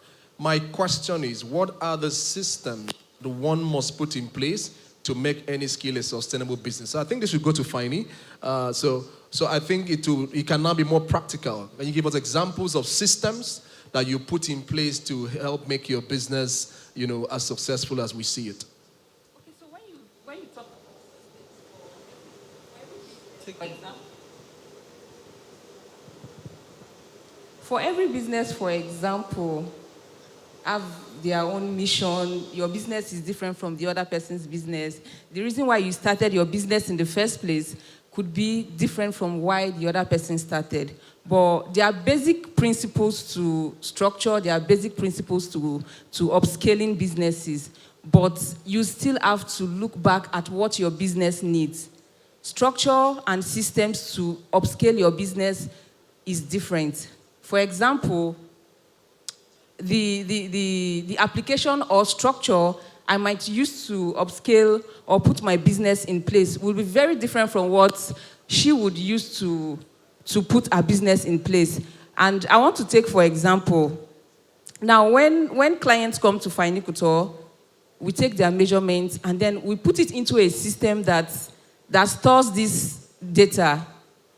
When, for an architect, you might not be needing that kind of platform, but for us, it's very necessary because we need that system to be able to store data. We need that system to be able to safeguard whatever it is that we are putting together. So when you are talking about systems, you are talking about structure, it varies. It's different from one business to another. But however, there are basic principles to business. So you find out which one works for you. As your business progresses, you would notice that there are areas that you have loopholes. So you check and make inquiries, seek for knowledge, the important things or the basic things that you can do to put that structure and put that business in place. So what works for A might not necessarily work for B. So like I said, it varies. Just look for what works for you and that works. Okay, you want to add to that? Yes, sorry. Okay. Where you talk about building a business around your structure, first thing you ask yourself is, what is my business? What does this business stand for? What is your mission? What is your vision statement? What is your strategy? Your strategy could be partnership. Your strategy could be cooperation, strategic alliance with other people. Then you move further to, what are my deliverables? After you've moved on, you have to create a bookkeeping system. How do I run my finances in this business? Now, I will tell you that why most business don't succeed is sometimes you run business as if the business is a personal arrangement. Now, I used to tell my barber, I'll give you an example. I had a barber that caught me all through COVID. And I said, look, go and open a business name. It's called an enterprise. You have a business name. Next time you come to cut my hair, I'm not going to pay to your personal account. I want to pay into your business account. Now, most of you run businesses and you take payment for personal accounts. You're not building structures. You need to create an account and let them pay into the account, because when you want to access grants, when you want to access loan, what they will ask is, please, can you show me what you've been doing for the past 6 months? And most of us, we don't have, because we've been collecting money from our hand to our pockets. Then the next thing you must learn to do for you to build structures and systems, you must also have employees. Do I need to employ 1, 2, 3 persons? And how do I, apportion responsibilities to each of my employees?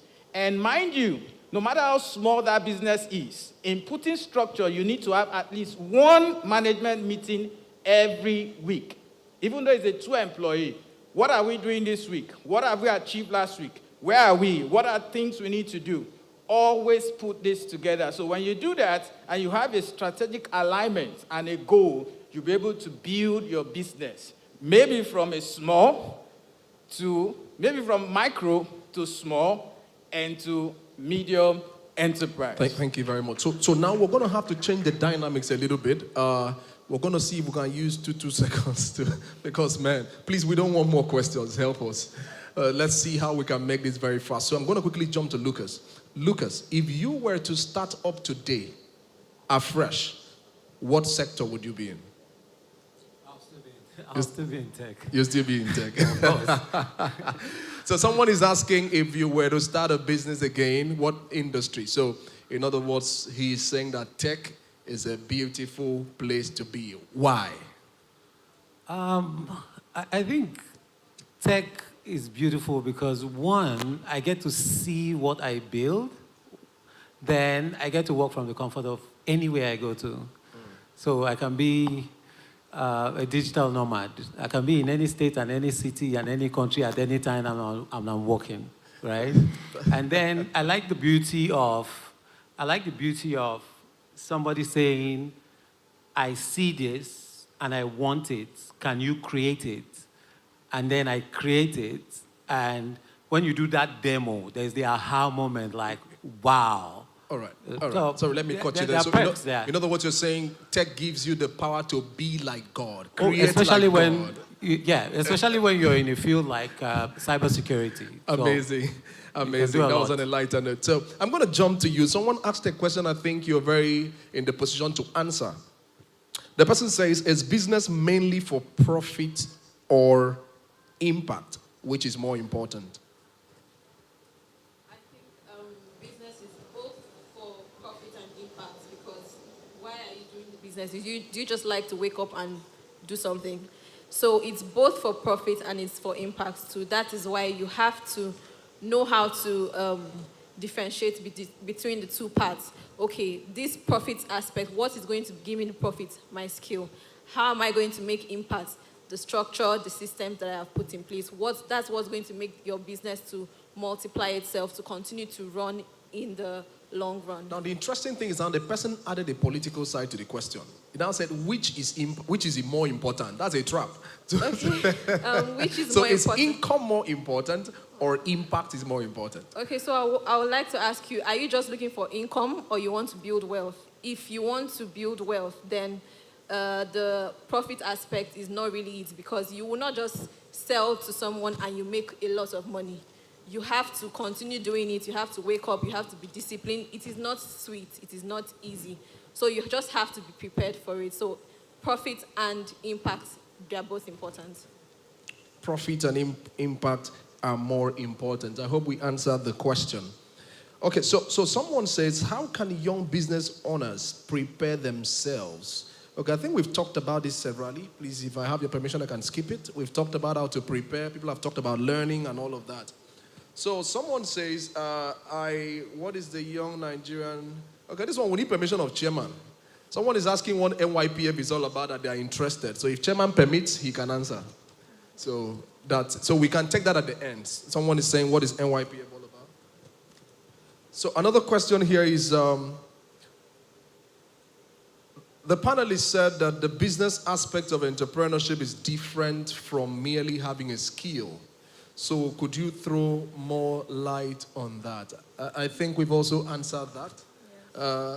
So someone said, I am skilled, I have a lot of value, but I found it difficult converting this value to monetary value. Value to monetary value. So Mr. President, do you want to answer that question? How do I convert my value to monetary value? So I'm good at what I do, but I'm broke. So I'm skilled, talented, and poor. How can I move from talented and poor to a talented millionaire? Again, it goes back to knowledge. That's why we're sponsoring two people again. I said it earlier to business school. You do not give what you don't have.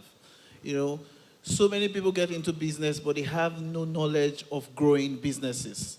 You know, even 13 years in the industry, I still go to, mentors, to learn, so many things from them. Dr. George will tell you that recently I was in his office, to ask, how do I upscale, my new consulting firm? And I go around my mentors and ask them, compare notes to ensure that, yes, I may have the skill of teaching, but I may not have the, competence of turning businesses around, of 10xing businesses.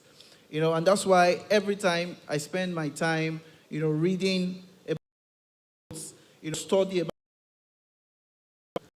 that's the easiest way, to get going. Get a mentor, get a business mentor, and, assist you in, in advising you the right path to go. It's the easiest way to go for me. All right, thank you very much. So I'm seeing a lot of questions here around how to attract finance. Someone says, he's starting a small business and doesn't have any other source of income. So it means the money the business is generating is what he's trying to survive with and still put back into the business. And it's like crawling.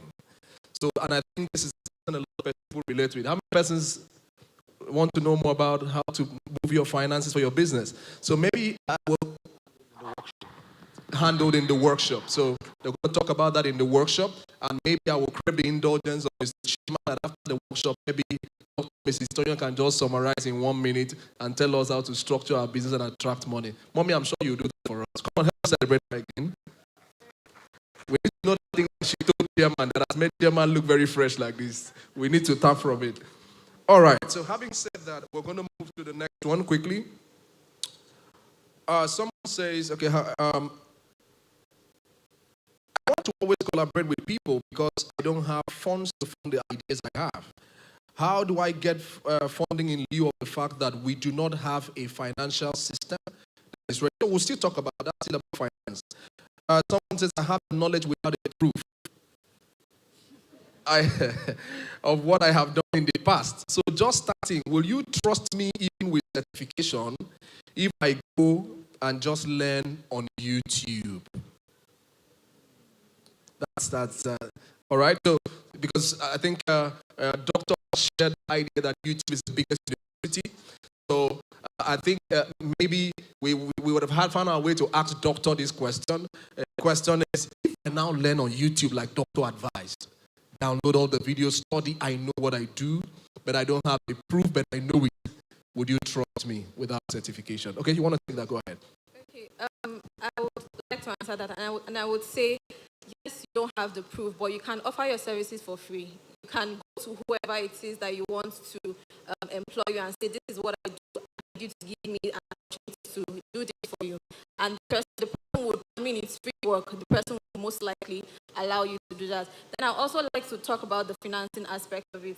A lot of us think that, oh, okay, I'm skilled, but I don't have access to finance. When I discovered that it was going to take me time for people to trust me with their money, I started to package my business into courses and started to sell them online. So that thing you are doing, you'll be surprised that there are a lot of people who want to also know how to do that thing. So you can package your knowledge into courses and sell them online. I mean, quick money. I'm sitting down here today and people can buy my courses online, and that's easy, quick money that I just made in probably 1 hour of sitting down and recording those courses. So that's another aspect that you can go to create finances for your business. I think that was very profound. Okay, go ahead. This question is very important because for entrepreneurs like me, when we started, we did not have anything. So one of the ways you can have proof, even if you have a skill, you have the knowledge, but you don't have proof, is collaboration. You need to leverage on collaborations. For example, she makes hair, I make clothes, and probably I've not made clothes for any notable figure before, but I want to put my brand out there. And probably she has those persons. Maybe she has made hair for example, let's say the first lady of Nigeria. And those are like my clients. Those are the kind of people I want to make hair for. I want to collaborate with their brand. And when you collaborate with another brand, you have put yourself out there. At the end of the day, when the content, the product, the service comes out, you have the credit for it, and you can use that product, you can use that content, you can use the result of whatever it is that you have collaborated with other vendors, other partners, and that's a proof for yourself already. You begin to show, okay, this is what I've done in the last 4 years. This is the last work I did. So you don't need to have money, you don't need to have connections, you don't need to have all of the things that you think you need. You can start by collaborating with other vendors. So leverage on collaboration, very important. Thank you very much. I also like to add leverage on volunteering. Sometimes show up. I said that earlier. So now, Bruce Lucas, I want to send this to you. Someone says, at what point should I think scale? At what point should I start thinking scaling? Person said, Mr. Bruce, you said a website doesn't generate revenue. What's another one? What other alternative can one get in to generate revenue for them? Okay, I think that comment was taken out of context. Yeah. so it means Bayelsans are listening. Come on, Bayelsans, you have for yourselves again. So hear me very well. So now can you clarify that for us? Yeah. I used an exact example that you're a makeup artist and you're going to design a website. People are paying for the website, so it's just information, right? But there are websites that actually make money. So that was taken out of context. But your question on scaling, that question is quite vague, asking at what point do you scale. But if I would want to preempt what you were thinking about with that question is, at what point do you decide that you want to move to a higher level? And that's when you've established product market fit. If you're a product-based business, you're getting to a point where the only thing you're doing is selling. And so going to the next level to scale would be moving to larger markets, opening new sectors or opening new opportunities, as it were. There's something called the blue ocean strategy. You want to look into new markets, right, as it were. That's your scaling point. You have to first have achieved a product market fit. People know you, people trust you, the process is clear, and you can create that repeatable model. That's when you start thinking of scaling. Yeah. Thank you very much. So this is almost a direct question. Said, Fashion, I love your style. Are you open to mentorship? If yes, please, I'm just going to meet and network with her. That's the powers you have when you come to a gathering like this. And thanks so much to our organizer once again. I'm sure she won't say no if you're well behaved. Because in Bayelsa, some people tell you they want mentorship and they're coming to ask for money.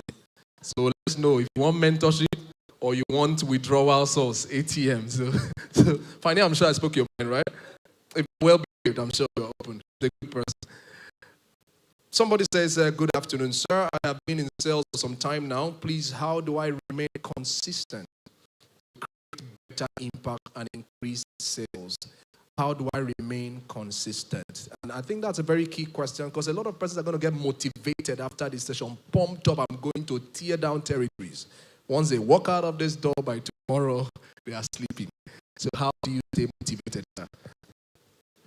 Easiest way is to build product knowledge. Whatever you're selling, have the clear focus of what the value offering is. And like I said, people will always go, where value is. To stay consistent, keep offering value to the product or service that you're selling, and you'll be amazed at the turnover client that you have. I'll just leave it as that, but later you can come and we'll keep mentoring you on selling. Okay, so I think I feel like getting to hear from everyone on this. So hello, sir. What has kept you consistent? What keeps you going? First was have a set goals. What do you want to achieve? You must have timeline, and you have to follow those goals and those timeline for you to be able to grow and for you to be able to be consistent. For me, the next point is when you need money, when you are broke and you don't have cash, then you must always stick true to that goal and to that set vision to ensure. Because I believe most times people give up because they have alternatives. Maybe they want to beg their uncle for money, they want to beg their auntie for money. But if you know that your choice is limited, then you must set your goals and you must follow it through to ensure that you have financial freedom so you don't become a beggar. Thank you. Thank you. So let's see what has kept you consistent. I will just be very plain. I like good things. That's what has kept me consistent.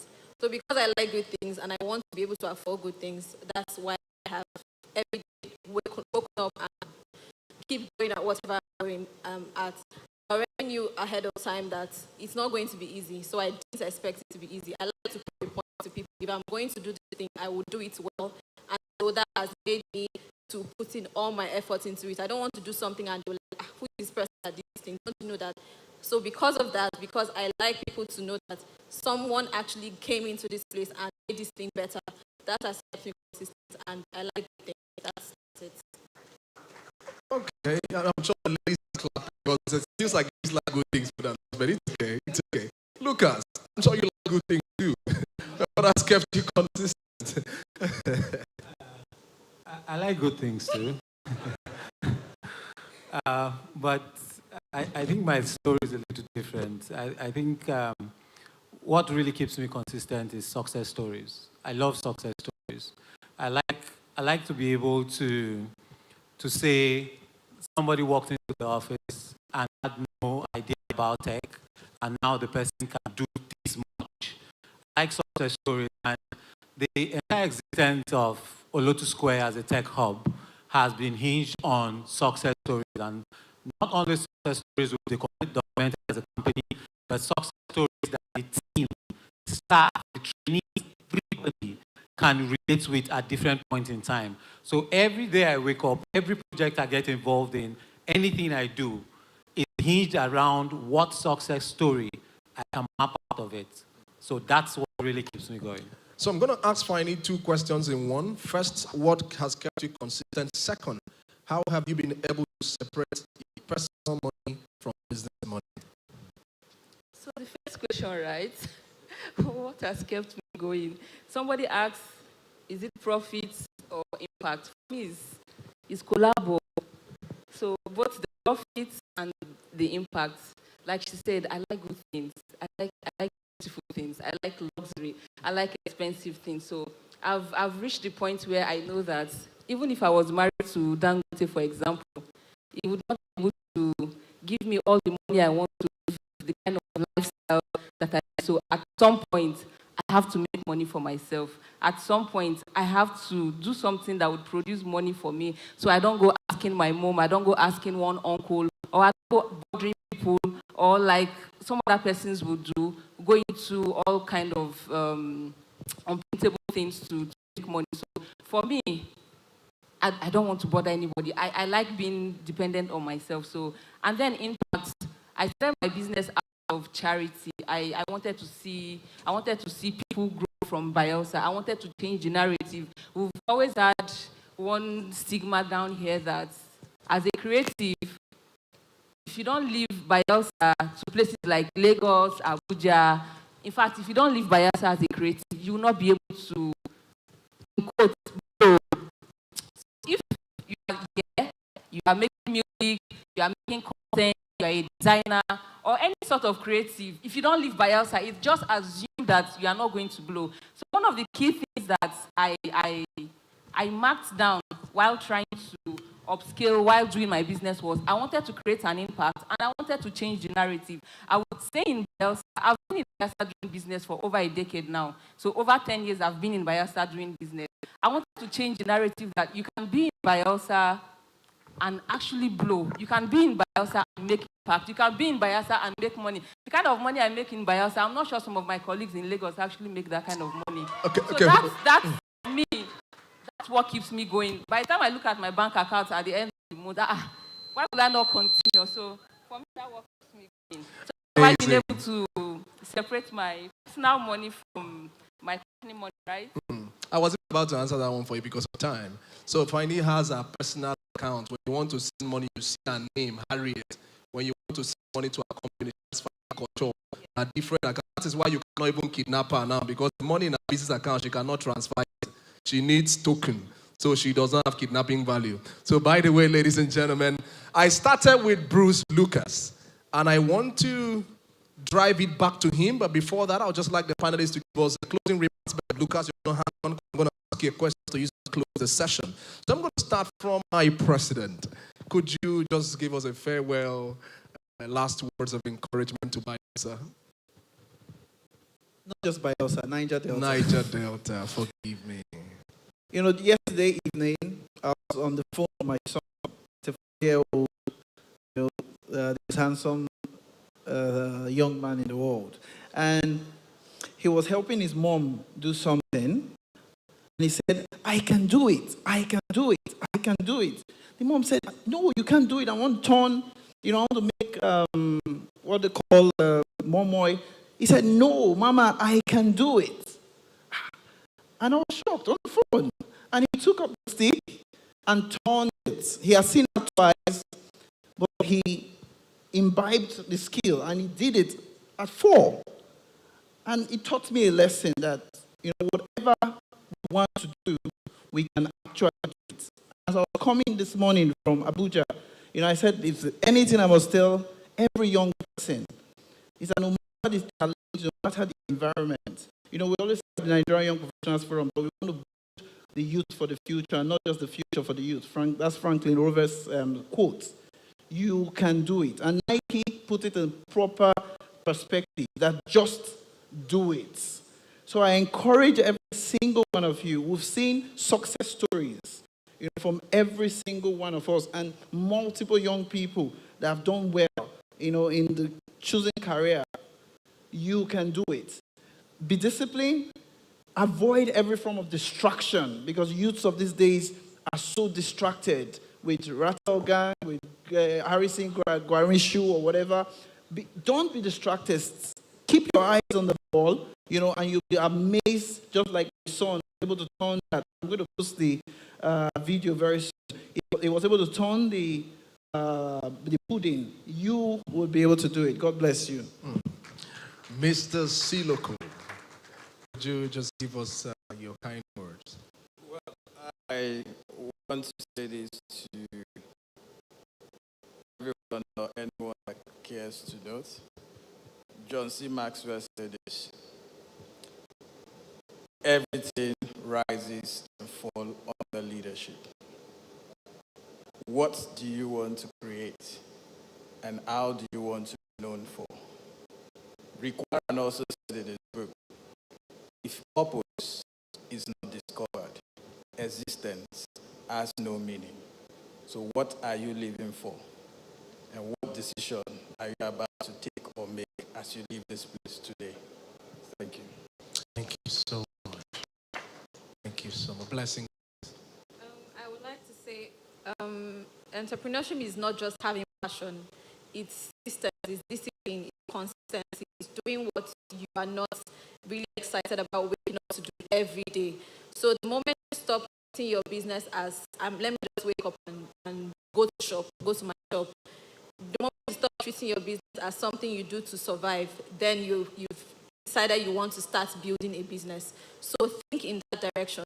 Wake up every morning.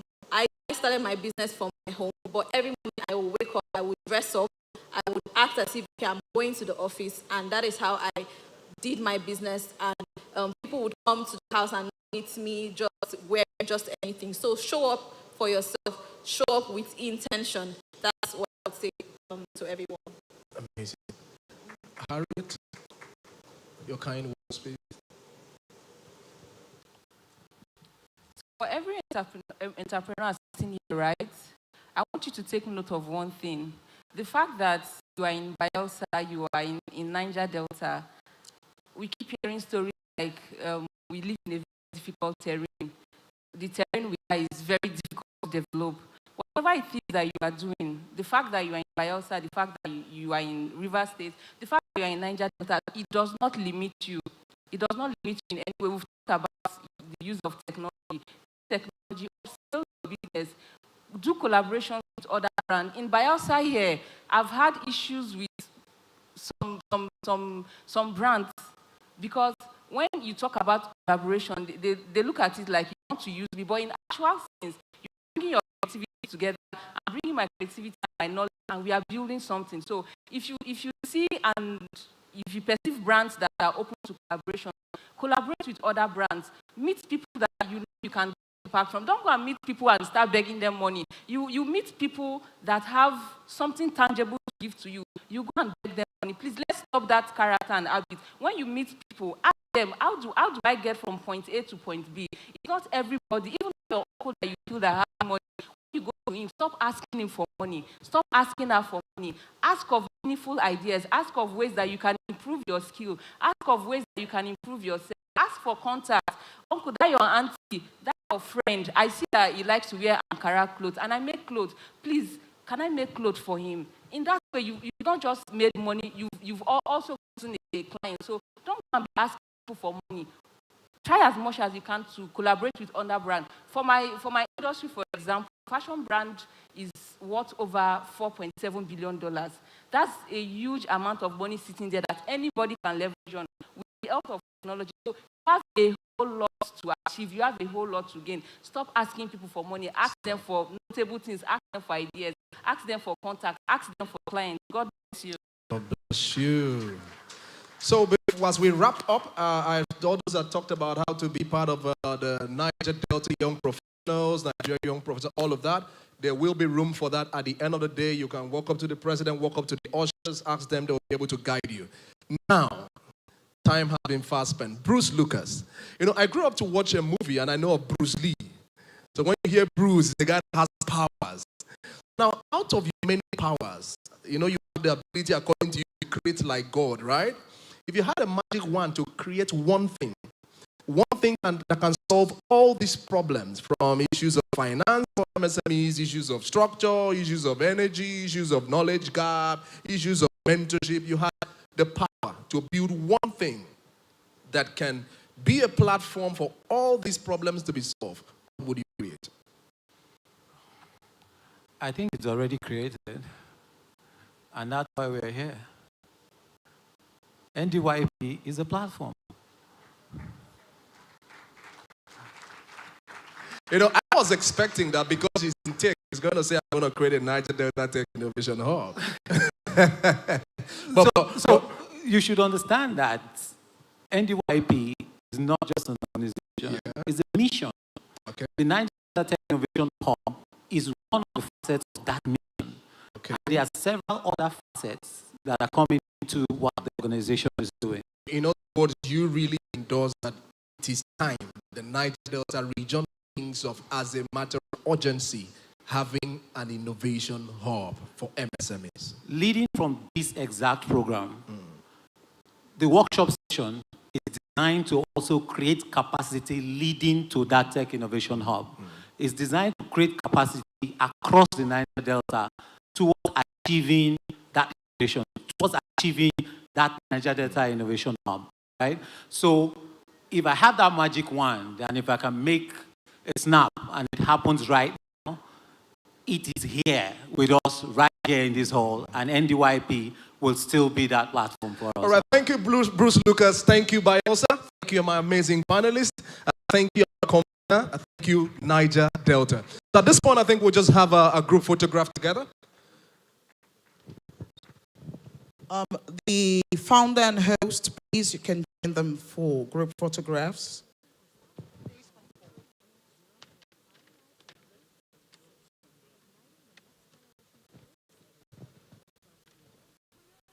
Moses, please.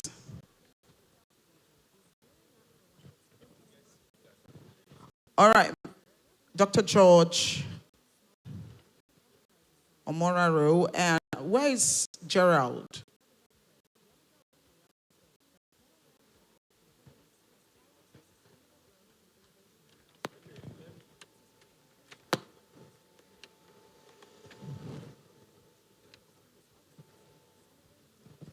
Okay, take the first one. Gerald is coming, he'll join you.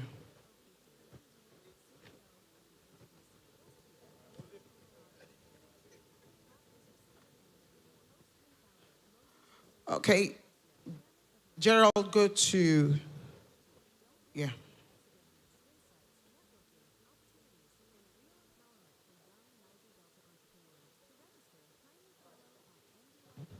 Take in. Okay, thank you. All right, please a round of applause for them again. Thank you. So we'll shortly be going into the boot camp and breakout sessions on growing a digital economy for Niger Delta. Now, here's what we're going to do. We have a moderator, Douye Abasi David, Startup and Venture Capital Lawyer.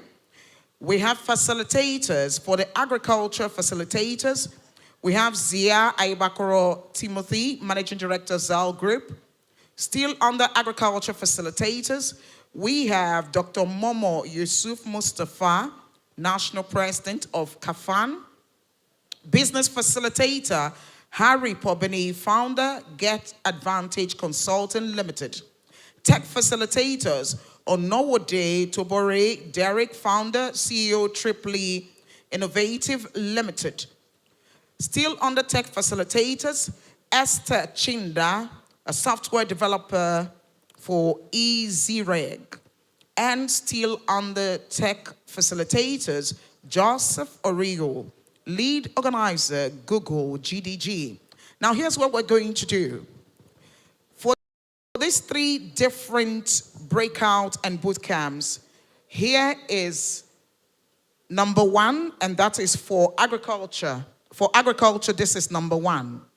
Now, behind, from that space, from the space in the middle of the aisle there, to the back, we're taking number 2. That is business facilitation. That's for those who are interested in agriculture. Those who are interested in business will be over there, the second one. Now, for agriculture, remember, we're looking at growing a digital economy. So we're not just talking about hoe and machete. You get me?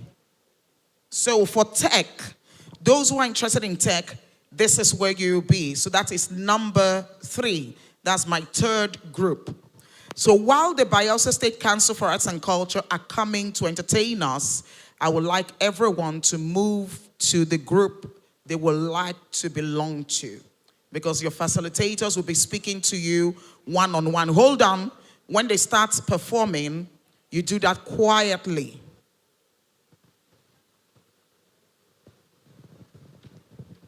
Please, I would also indulge you to pay attention to those facilitators, because this is a very serious segment.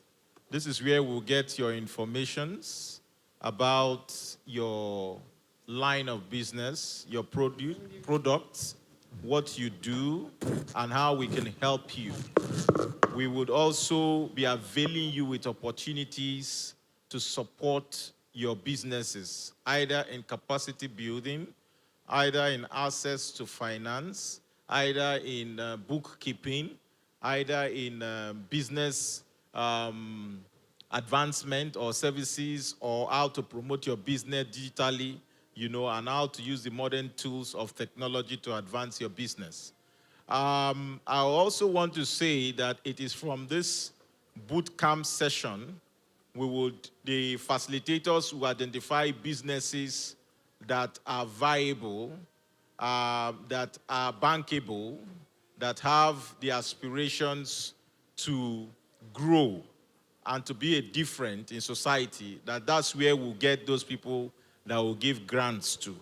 So we already have our internal process. I've also said it. We are giving grants to 3 persons who have scaled through our own process, and those grants will be given alongside with the grants that will be the people that will be nominated after the facilitation session, the bootcamp session.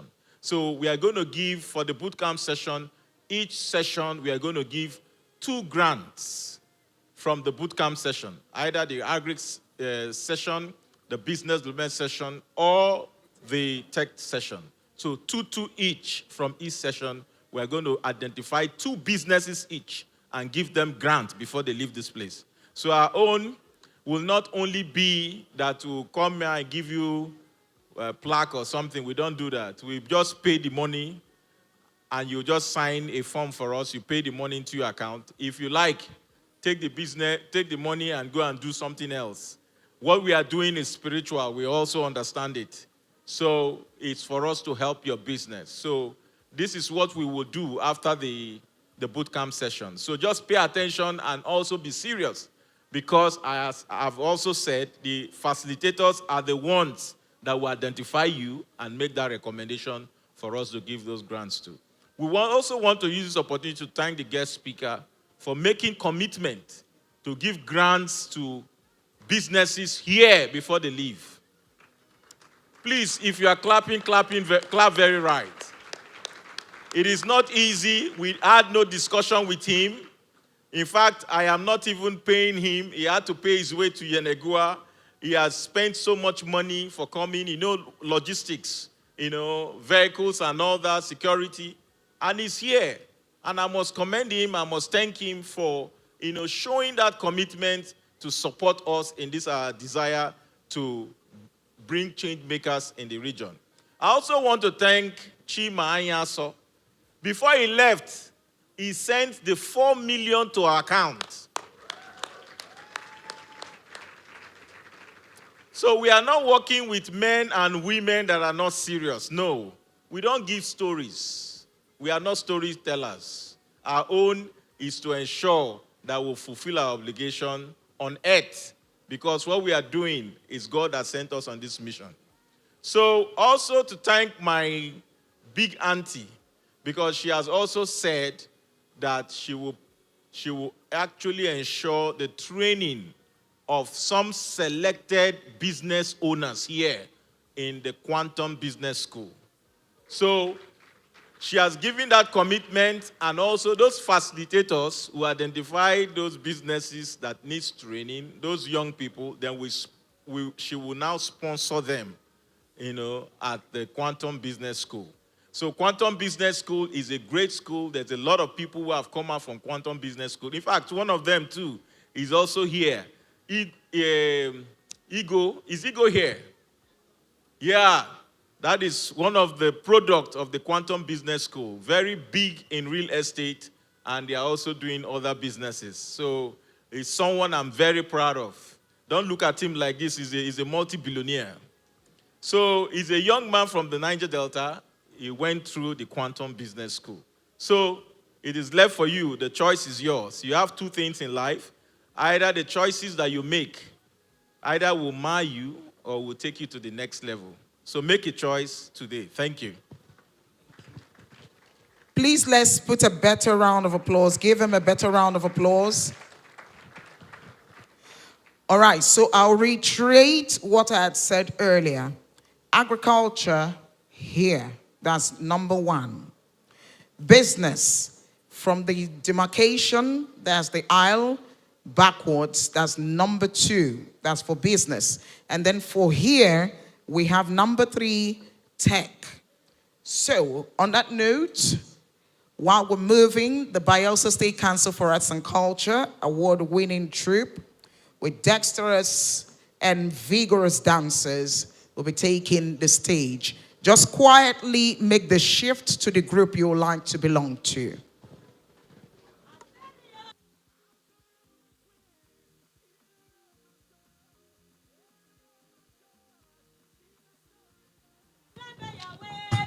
O papa de me ben mukoro minio keneri ben mukoro minio izan eyo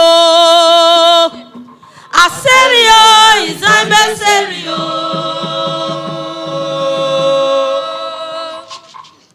ayowe izan be yowe me ba o papa de me ben mukoro minio keneri ben mukoro minio izan wa ma mio atinde na bomo obodayo izan wa ma be mio atinde na bomo obodayo izan wa ma be mio atinde na bomo obodayo izan wa ma be mio atinde na bomo obodayo izan wa ma be mio atinde na bomo obodayo izan wa ma be mio atinde na bomo obodayo izan wa ma be mio agriculture boy mio izan wa ma be mio guri boy mio izan wa ma boy mio guri boy mio izan wa ma boy mio amwa boy mio izan wa ma boy mio atinde na bomo obodaye izan wa ma boy mio atinde na bomo obodayo izan wa ma boy mio atinde na bomo obodayo izan wa ma boy mio atinde na bomo obodayo izan wa ma boy mio guri boy mio izan wa ma boy mio wa boy mio izan wa ma boy mio take boy mio izan wa ma boy mio atinde na bomo obodaye izan wa ma boy mio atinde na bomo obodayo izan bri izan izan kan fan kan bij me izan wa beni balama bena kola woko afara makiri karo izan to ba ya wa ro matar ba wa fa izan we beni balama kan woko afara makiri karo izan we ya wa ro makiri karo izan wa ma beni balama America papa fa o wa afara makiri karo izan to ma ya wa ro matar ba wa fa izan we beni balama kan afara woko afara makiri karo izan we ya wa ro makiri karo izan wa ma beni balama bena kola woko afara makiri karo izan to ma ya wa ro matar ba we izan we beni balama kan afara woko afara makiri karo izan we ya wa ro makiri karo izan wa ma beni balama bena kola woko afara makiri karo izan to ma ya wa ro matar ba we izan we beni balama kan afara woko afara makiri karo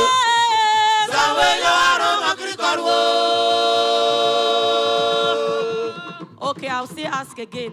Izon. Yeah. Brick, Izon. Yeah. Izon can fan can make me. Paya miamene. Aneba yi. Yeah. Izon to tarina Kana balaka when yo to tarina to tariki yala yo. Izon to balamuda yo. What is on to the Tarina? Can I balak when ye? And they are to Tarina. To Tarina, yo, is on to Balamudayo. We'll learn a new thing. It's on to the Tarina. Can I balak when ye? To Tarina. To Tarina, yo, is on to Balamudayo.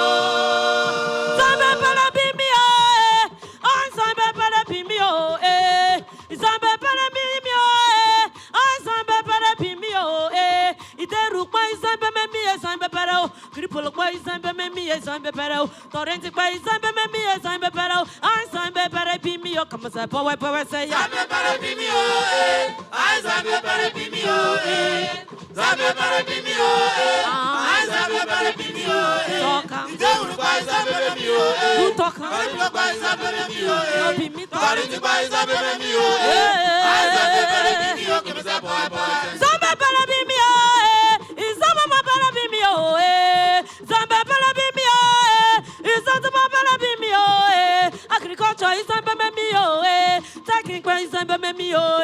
content crazy I be me, come as I say,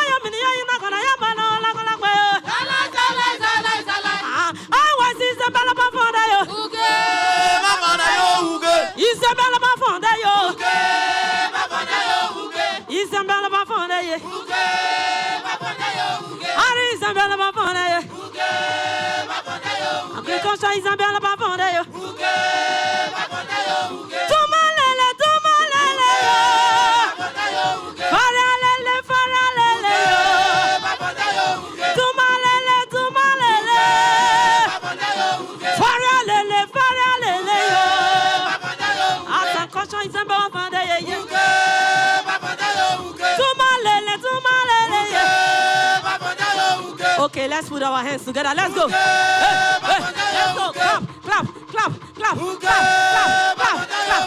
Tumalele, tumalele, faralele, faralele. Bayelsa Isabella Bavande yo,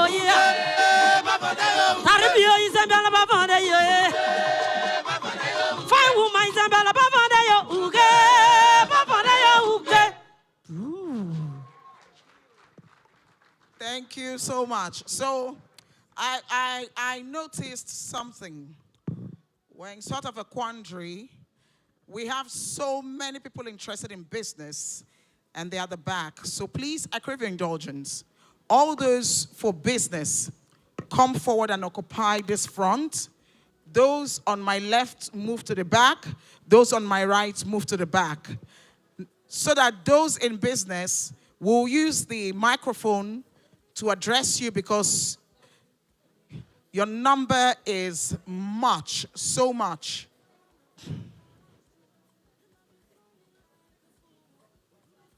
Okay, so for media, please, you need to reduce the volume of this microphone so it doesn't disturb those at the back, those for tech and agriculture, so it doesn't disturb them.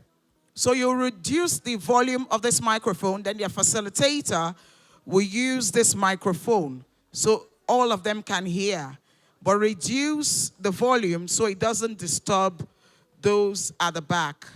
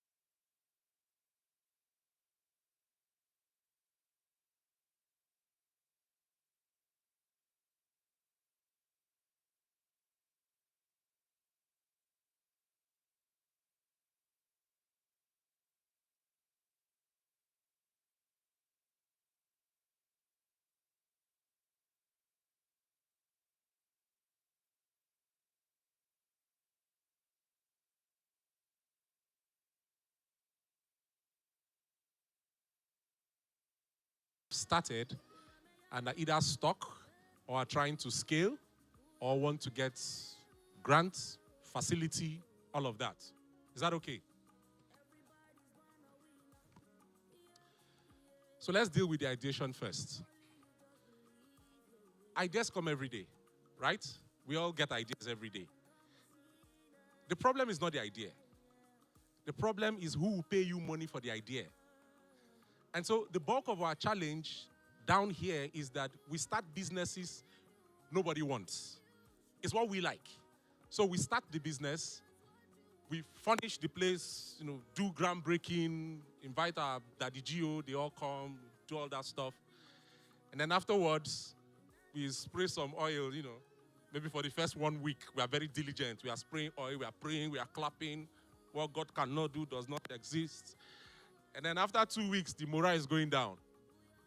Sales is not working.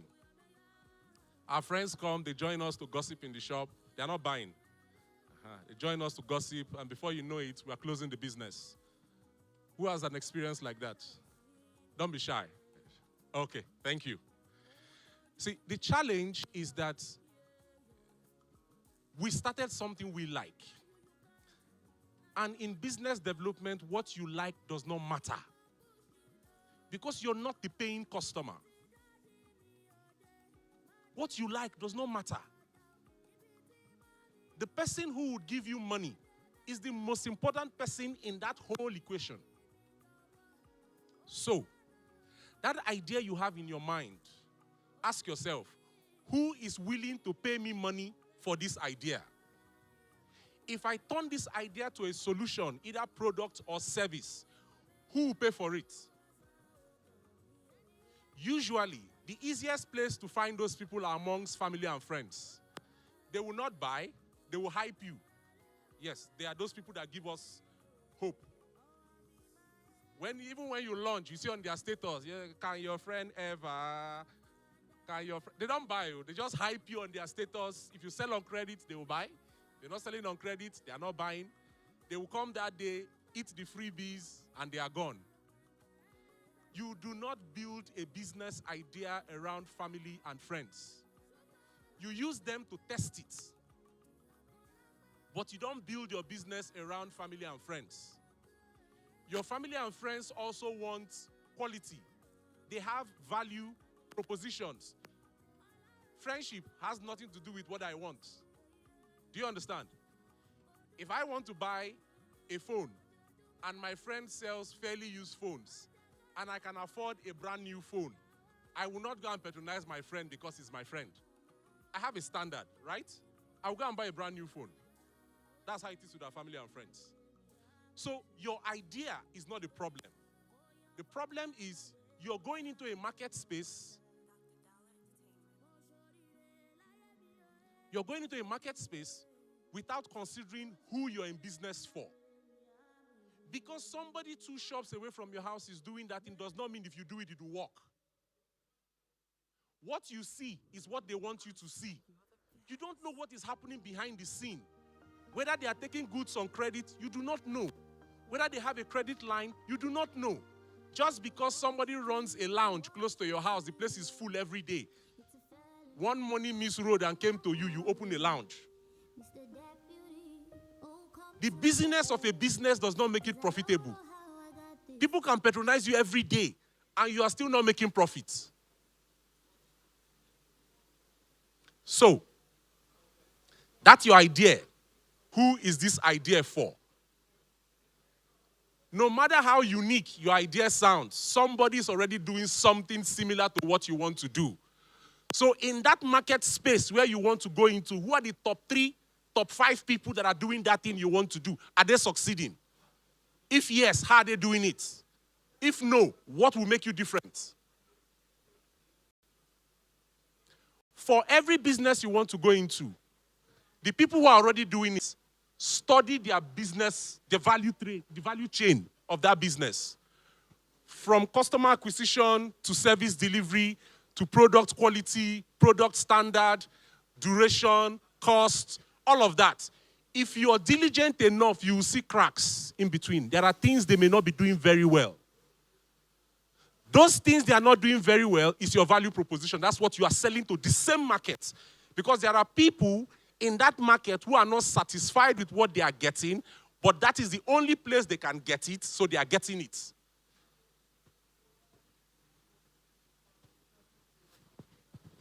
Hello, everyone in the business class. Hi.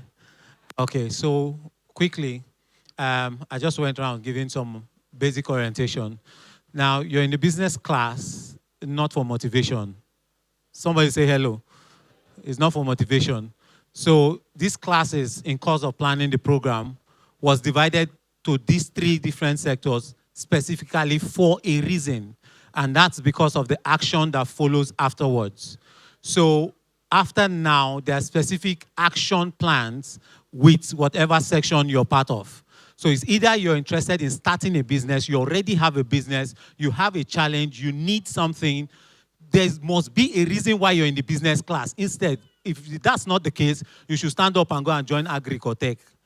But if you're in business, it means there's something about business you are starting, doing, or you have challenges and you want to get insights on. So everybody is expected to actively look at what they need when it comes to business and ask specific questions.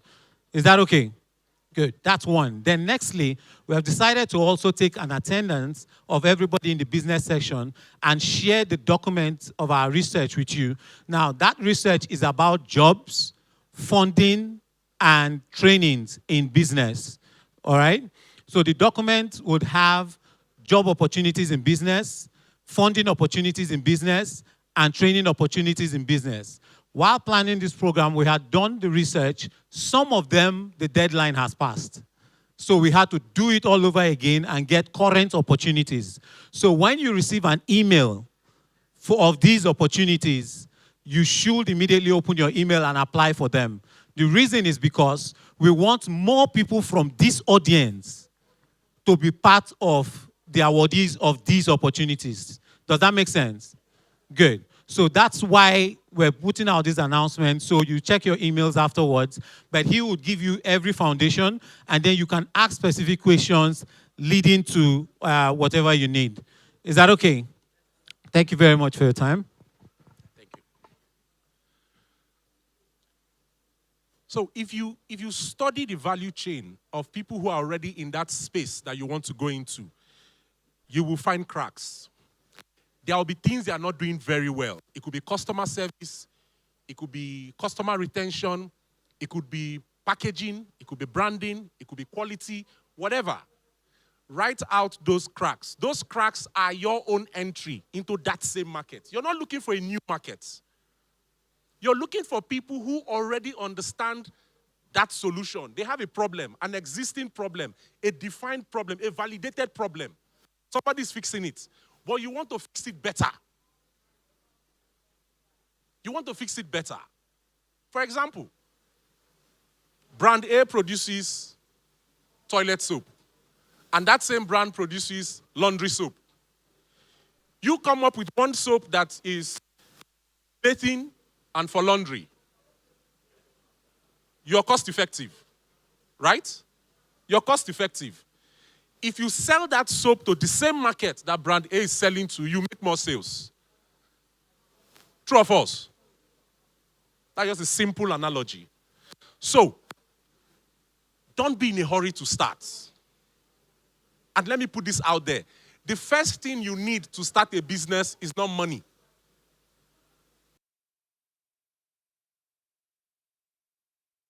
Anyway, but that's the reality of it.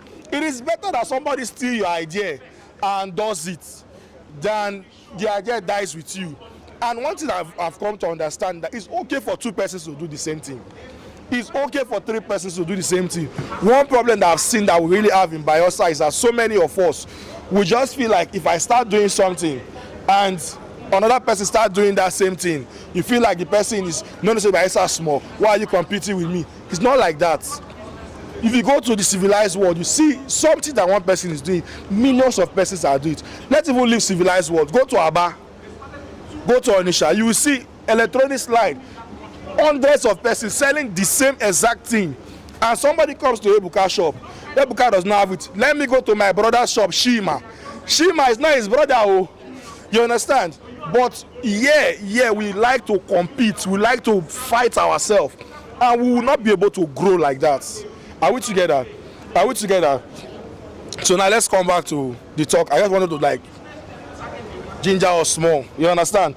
So now the first thing I want to talk about, I'll talk about the different types of things you can learn in the tech ecosystem. Now many of technology, we talk about tech, we think everything that is tech is about coding, is about building solution. That's not true. The tech ecosystem is divided into 2. You have the technical skills and the non-technical skills. Are we together? Are we together? We have the technical roles and the non-technical roles.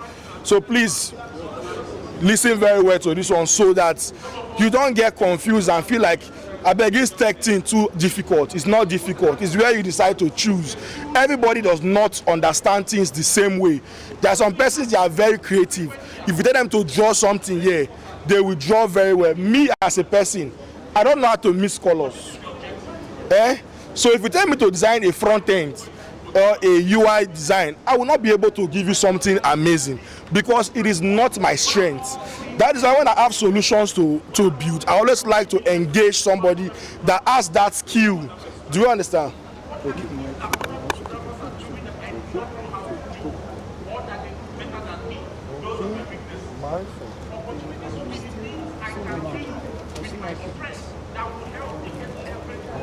Just do your thing.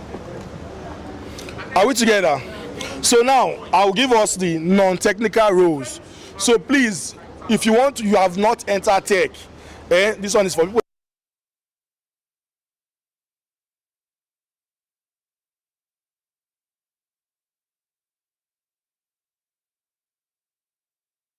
Product management. Every product, every solution, even this event you are seeing like this, it had a project manager.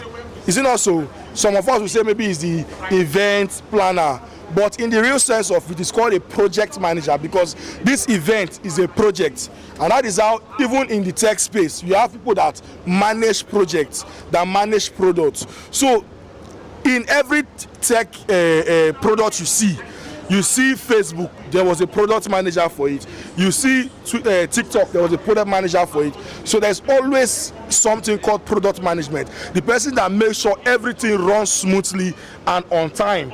Are we together? That is the job of a product manager. So if you are somebody that like to organize very well, you like to make sure things go smoothly, this person has not done his job, this person has not done his job, you know how to keep to time, just use that one. Take at all your sides. Don't worry about coding. Are we together? Are we together? Now, the next thing is UI UX design. Or if you want to wrap it up, you say user experience design. Are we together? Are we all listening? And let me tell you something. On Sunday, I went for one event called Pope Lexis Game Feast. And I went to shout. I was doing ginger. Now my voice has scattered. I did not know I'll come and shout here too. But let's just try and manage my voice, please, all right? So let's come back to what we were saying. So UI UX design, there are some persons. What does a UI UX design do? So when a product is to be built, are we listening? For a product to be built, there has to be an understanding of the users that want to use that particular system. And how can you build that product so that it will be easy for who wants to use that particular system to use it? Some persons will build a simple website and you want to look for about page. You need a manual to look for about page. Are we together? How many of us have gone to a website before? You want to go and do a simple registration and you are lost? How many of us have been in that shoes before? That is a poor user experience. Now, if a solution is built and whoever did the user experience, the UI UX design, did not consider who is supposed to use it, because now why do you need to consider it? Because sometimes there are some solutions you want to build, for example, that you know the people that are going to use it are non-technical people, probably people that did not even go to school, illiterate. Are we together? And you are using big words in your menus. You are doing things that people will not even, somebody that doesn't know how to read, will not even know how to navigate the system. Some of our mobile apps are like that. If like your mom wants to transfer money to somebody, she went to school, she will call you, her parent, please come and help me transfer money. Are we together? That is a poor user experience. Any solution you are building, you have to consider the people that wants to use it. Now, if you are somebody that understands people and understands design, are we together? Because for you to also do a user experience, be a UI designer, you have to understand design. Are we together? You have to understand what design, and you have to now build your UI UX design around that particular, around your user base. Do you understand? And also build things that are appealing, because that's the work. If the thing is not fine, nobody. Register limited liability companies.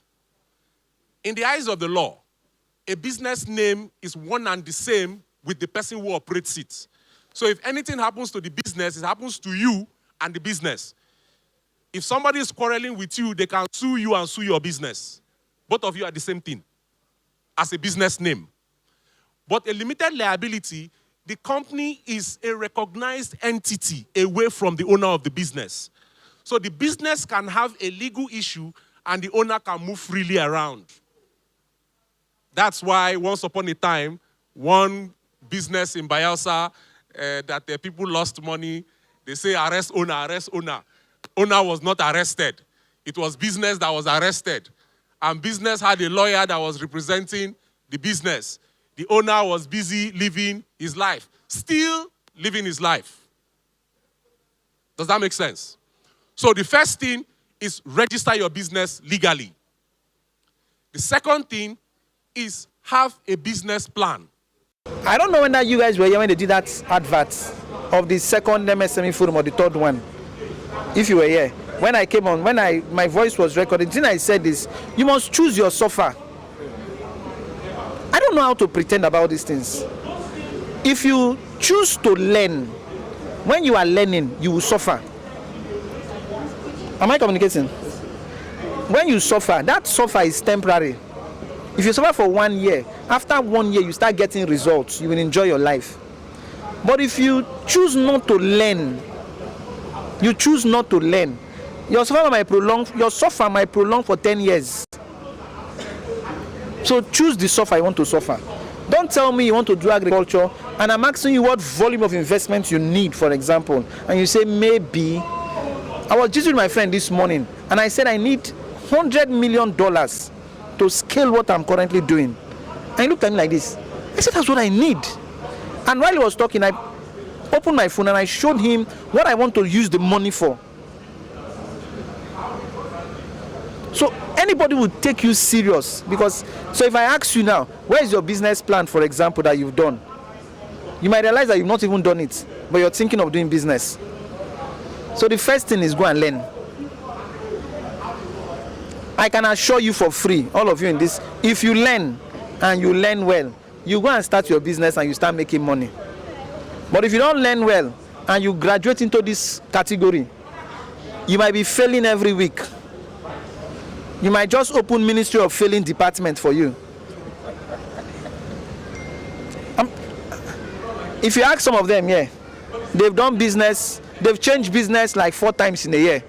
2 of us. Ask them. See all those crowds you see there. They will tell you that they've changed business like rapper 4 times in a year. No one will succeed. Am I done with you people? I want to show you this side. Talk to me. Yeah, I have experience in fishery. You have experience in fishery. I can produce fish feed. You can produce fish. You can produce it. Wow, interesting. You have your feed formulation listed. Who are you working with?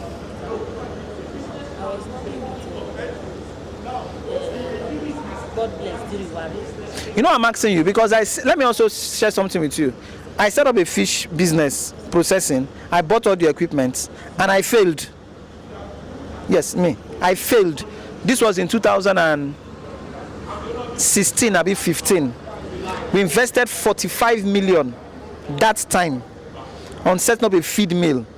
We bought all the equipment and I failed. I'm proud to say I failed. Because these things I'm sharing with you now, I didn't have anybody that was telling me. I was doing it with my head, thinking that I know. And I lost everything. And one of our guys helped us to sell all the machine. The only thing we recovered was the generator.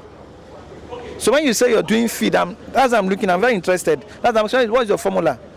Because do you know the problem with feed? We don't have the surrounding raw material to produce feed. The active ingredient for feed production is grain. Is there grain in Bayelsa? Is there grain in Niger Delta? We don't have grain. So how do you produce food in Bayelsa, feed in Bayelsa, and make profits? So most times go for knowledge. You might not like me. I don't know how to pretend. I'll just tell you as it is. Just go for knowledge. Okay. Am I done with you guys? Any other question from this side? They look like say carry me for mind. No go beat me for outside though. I said when they look me, I play a lot. Come on for there, I play a lot. Talk to me. You are being a role model. Me, role model. Like I'm familiar with Siasia.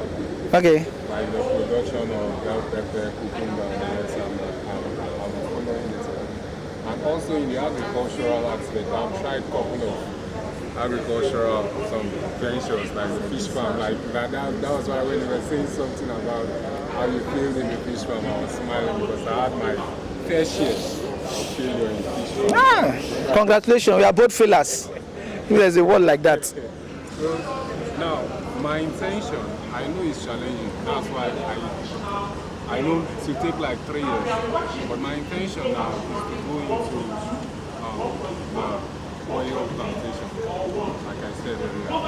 Now, what I intend, this is my plan. My plan is, I've had experience with people who have it. A couple of my friends, like my friend who has a farm in Agbo, Delta State. And I've also gathered a little knowledge I can from him. And also, my intention now is to see how I can plant at least, if I can plant at least 100 seedlings a year. How much is the cost of a seedling? They have different grades. Hybrid. How much is the cost of a seedling? That's around 1,000. 9-4 that produce palm oil seed sell one seed for 3,500. And you're saying, my brother, go and learn. No, that's what. The summary of this conversation, all of you in this group, go and learn. Some of you are pressing your phone, I'm talking. I will not lose anything. It's your time that you came here that you're wasting. It's not my time. If you can learn well, if you don't want to come, go do something else with your life. You can be a rapper. You can even make more money doing rapping than coming to agri space. I'm just being real. Because one of the worst things that can happen to you is pretending to be, okay, this former President Jonathan has said it. He said when somebody is sleeping and you wake him up, it's easier. Then when somebody is pretending to be sleeping, it's difficult to wake him up. So when you are here and you are pretending to be doing agriculture, but you know that you don't have any plan. If today your uncle dash you 2 million, you don't jackpot. You're coming to discuss agriculture with me that want to stay in Nigeria. Some of you in this place, if you have 5 million naira now, they dash you. This vision of agriculture has ended. The next minute you're in US Embassy or Canadian Embassy. I didn't say everybody. I said some of you are gone. You now tell me that agric need to pay. See, if you don't like the way they talk, no vex. I don't have anything against you. I'm only just telling you that this is what will help you. Go and learn. So when we start filling this form, you tell us what you want to learn. We have a program that we call Agro Yield that is designed to train people that want to go into agriculture. When we start, I didn't say now. Please don't sign. Don't sign. Don't start. That's what I said. So we have that kind of a program that we will bring to you guys. You will learn. When you learn, if we don't have what you want to learn, like for example, if you want to do pig, we have a pig farm we can send you to. But like palm oil now, it's only Bayelsa palm I can send you to now. But even the Bayelsa palm, there's a lot of drama around it. But if you have the things that we readily have the connect for, we'll just push you there. I want to see young people do agriculture. But the question is, my fear is, are they ready? Are they ready? Because it is knowledge and technology driven. Madam, I never come to you now. I they talk to these people now. Now, it won't confuse me. Or my village will send you come meet me. I play a lot. Don't take it personal.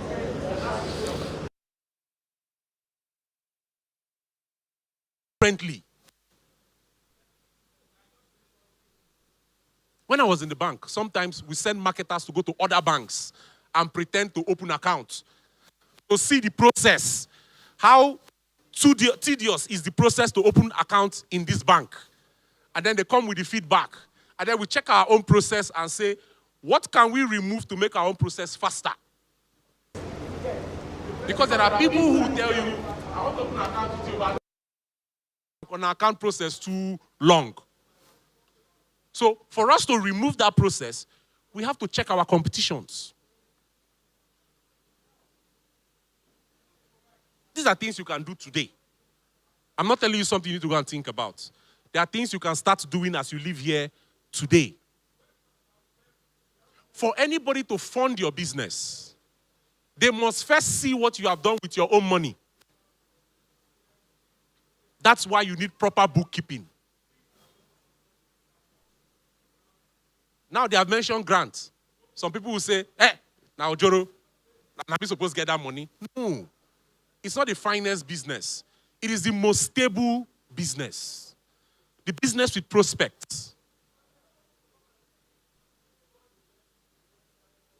Have a business plan. Have a structured market. In that market that you do business in, who is your customer? Everybody in the market is not your customer. When you go to Swale Market, you don't buy from everybody. Everybody is not your customer. Some of us think that entering a market, selling at a cheaper rate will give us more customers. Is a lie. It will only attract the poor people to you. If the poor people are your target, that's fine. And if the poor people are your target, don't do too much branding. You scare them away. Because once the thing is too fine, in their book, it's expensive. You must know your market. If you don't know your market, if you shout from now till tomorrow, it will not work.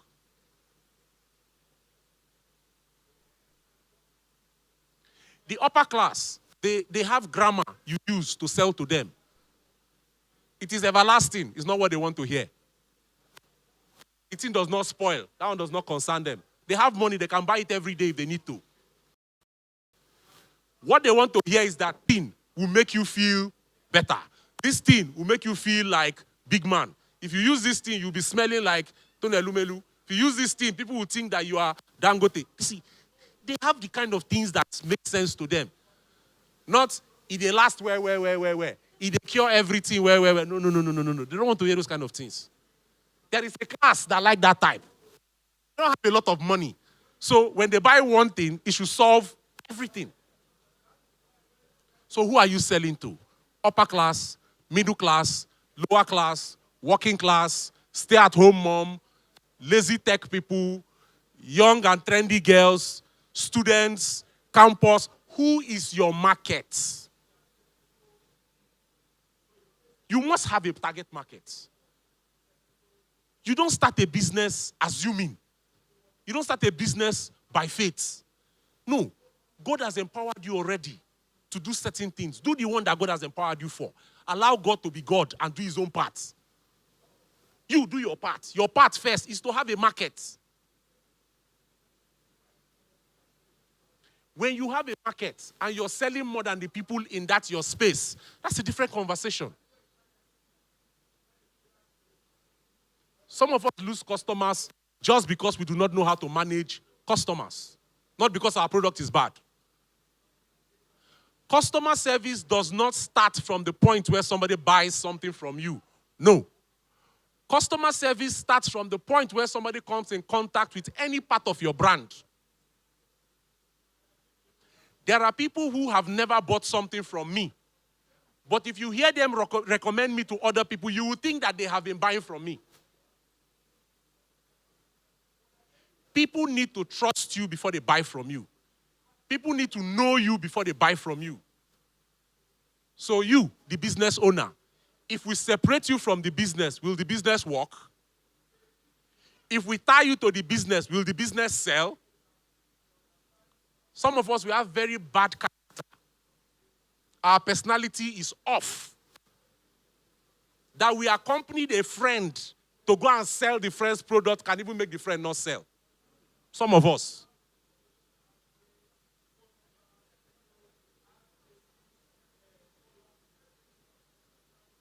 The banks, like everybody else, is no longer just relying on that application you wrote to get grants or to get loan. They also go and check your digital footprint, what you do on the internet, what you do on social media. And some of us, what we do on social media, our children will be so ashamed of us if they see it. Some of us.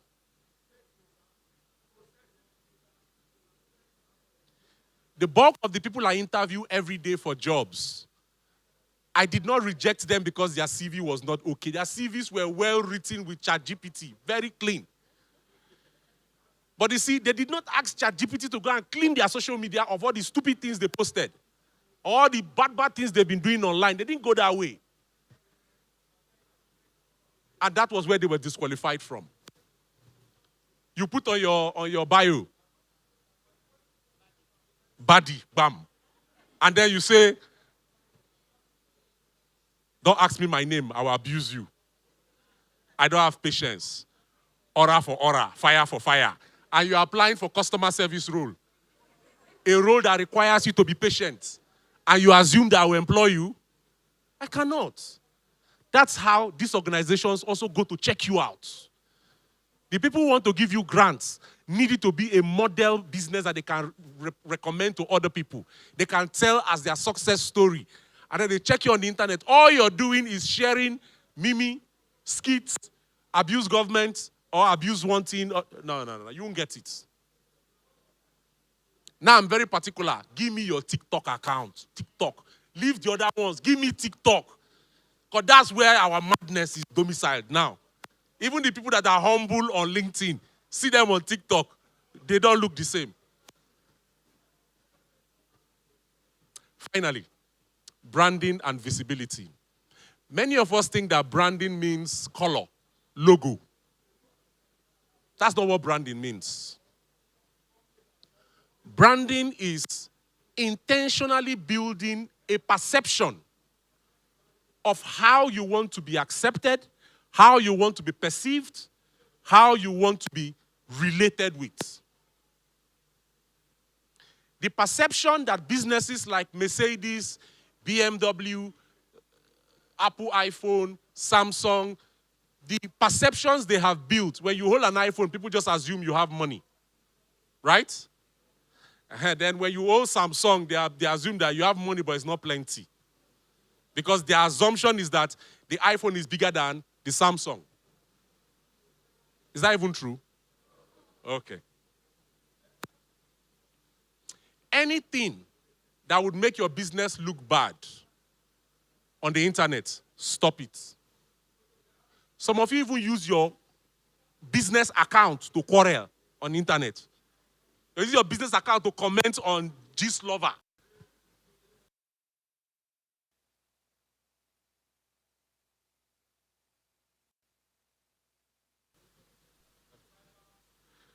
Stop it.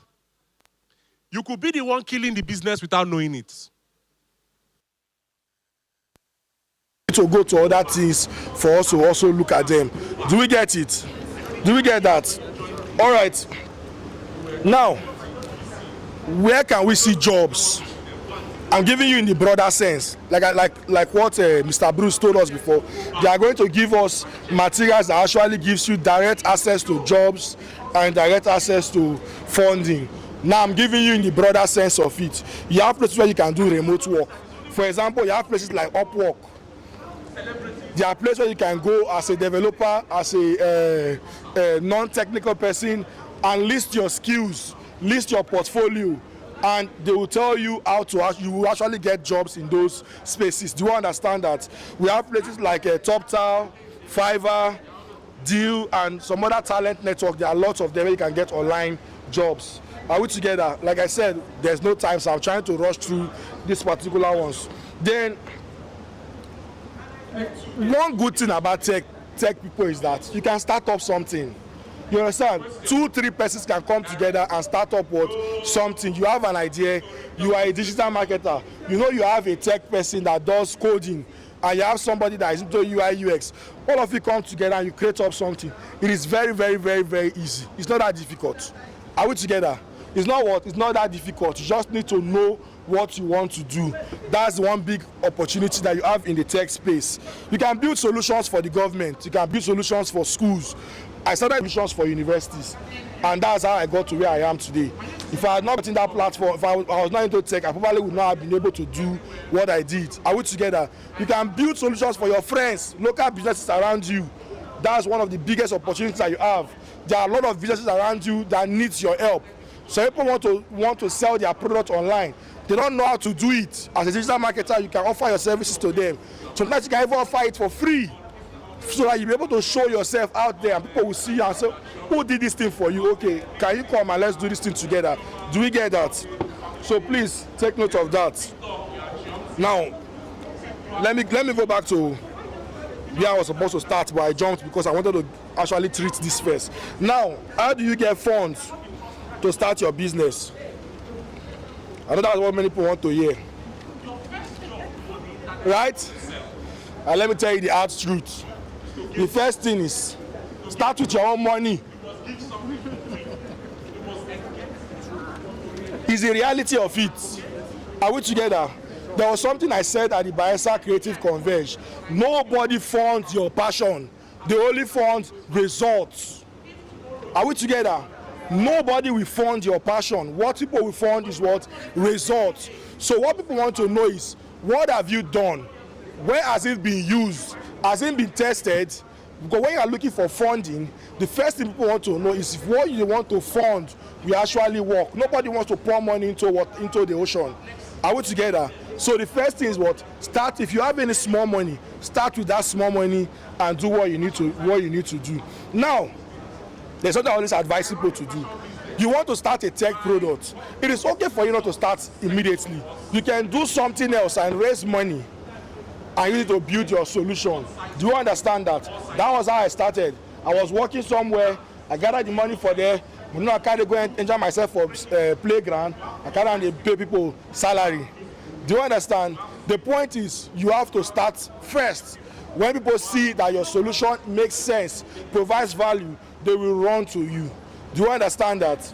So, and when you want to start that, start small. Are we together? Don't rush and pour all the money, all your life savings into it. It may work for you, but it's very risky. I don't want anybody to go and commit suicide and you say, it is Diri, we came for an MSME summit and said we should put all our money there. I'll not tell you that kind of thing.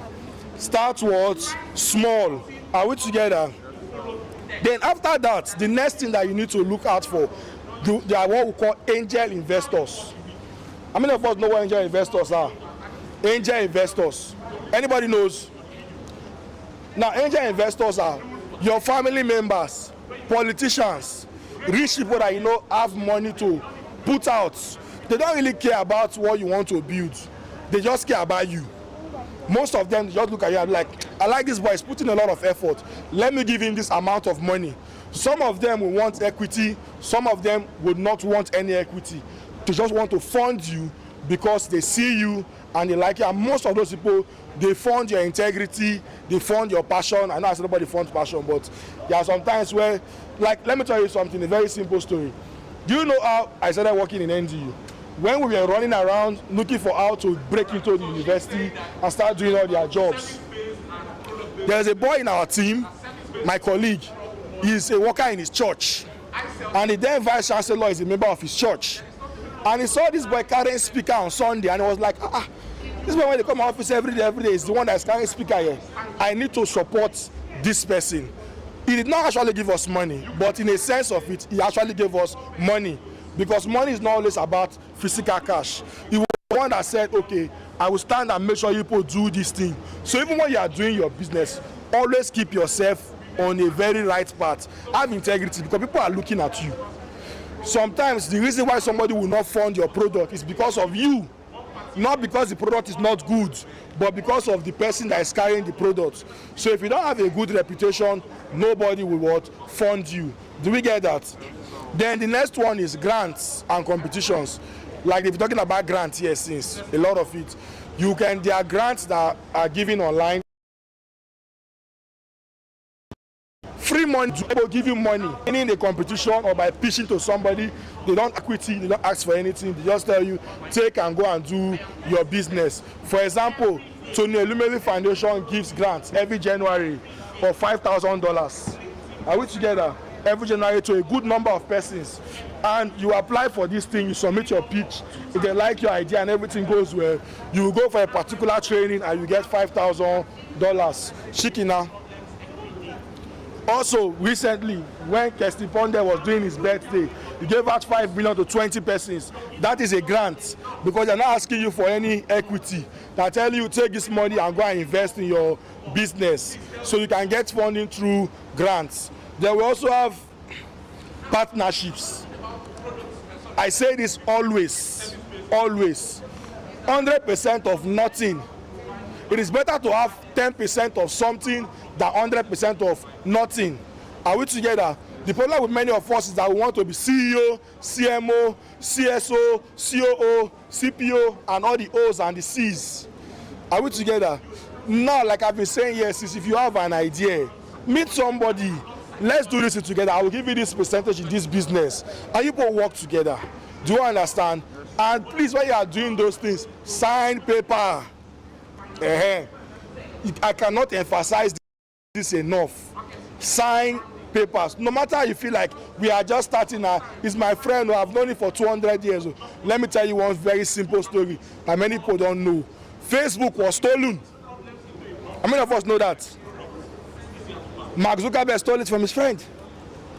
We don't know. Somebody else had the idea. He met Mark. Mark, let's do this together. He went to school. He came back. They have signed document and it's no longer in the picture. So please, no matter what you're doing, sign paper. Even if the person is your brother, una twin, ejima, una come out from the womb the same time, like there's no time difference. Sign paper. Are we together? And always read before you sign. Let me tell you, I'm very bad at reading. But when I started my business, I started reading. If you give me any paper to sign today, I must read it cover to cover and understand it. If I don't understand it, I will call somebody else and say, okay, please look at this and advise me on it. You have to always read anything you are signing, because it is very easy for you to sign your business away. Do you understand? Do you understand?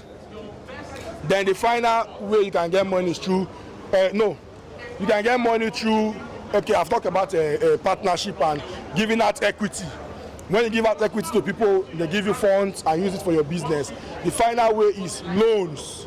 But be very careful when you go and take loans. Are we together? Be very careful when you go and take loans. If your business are not started giving you revenue, avoid loans. Are we together? If your business never they give you money, avoid waiting loan, because you will take loan and you'll be paying loan, your bills have crashed. The loan, you collected loan to start a business. The business don't crash, but you see the loan. Are we together? So please, when you want to take loan, make sure that the business you are doing can actually pay back that loan. Don't even think about, no, I can pay it from my salary. No, avoid it. Do you understand that? So please and please take note of these funding pathways. Like Mr. Bruce said, the information will be sent to everybody, and when you get those information, do well to take action on them. Do we get that? Now there are some loan schemes that are available for a lot of us, especially for those that are government affiliated.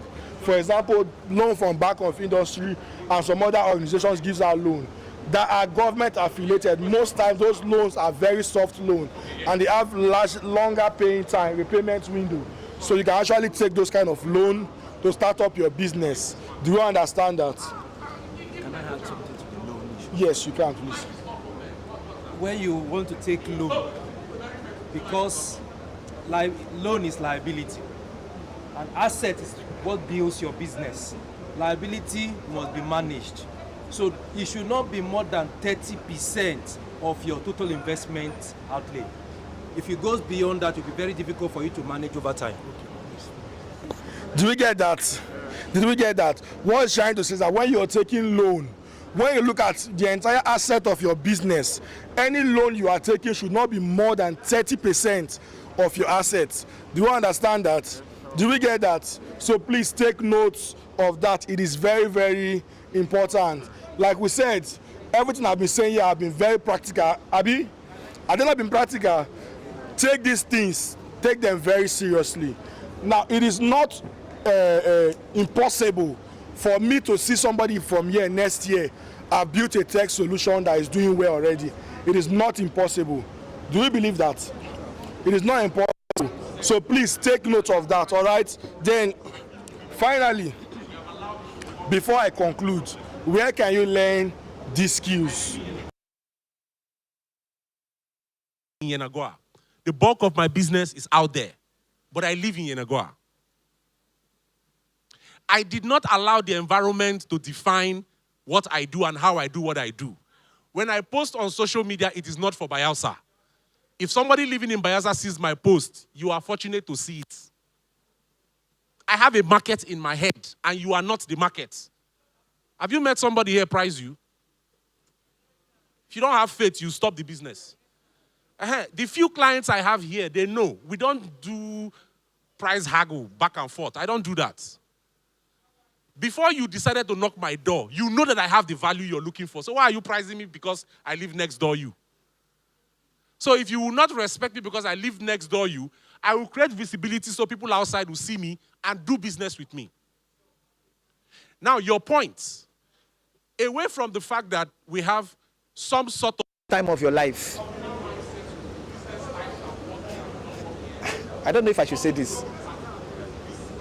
If you are below 25, you're a guy looking at me, girlfriend should not be your priority. You hear what I said, Abi? Don't go and take a responsibility that you're not ready for. Learn these skills, build your life. When you're now above 40, like some of us now, you go and enjoy all those things. I'm sorry, I just talk more. If you are below 25, you've not find your feet on ground, even you're 30. Because I know one of the things that kills business is our lifestyle. We don't talk about it. It's our lifestyle. If you go back and print your account statements, how much you spend on recharge card alone. Some of you say you don't have jobs. You argue with me here, say you don't get job. If you print your account statement, how much you spend for data and call, that is not giving you money. You go do foundation. True of us. Because all the money you collect from Uncle James, Sister Auntie, Sister Lazy, all the money you spend is on watching TikTok videos. It is that same money you need to buy seed to start your farm.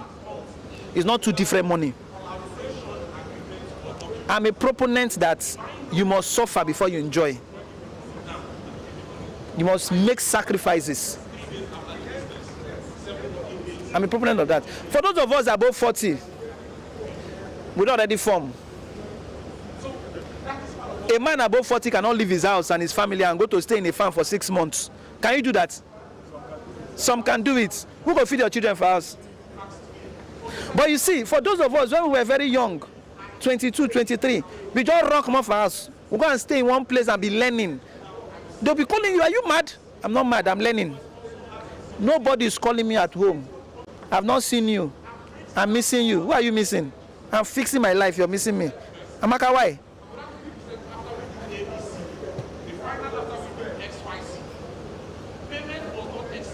So you see, I started by talking about your mentality.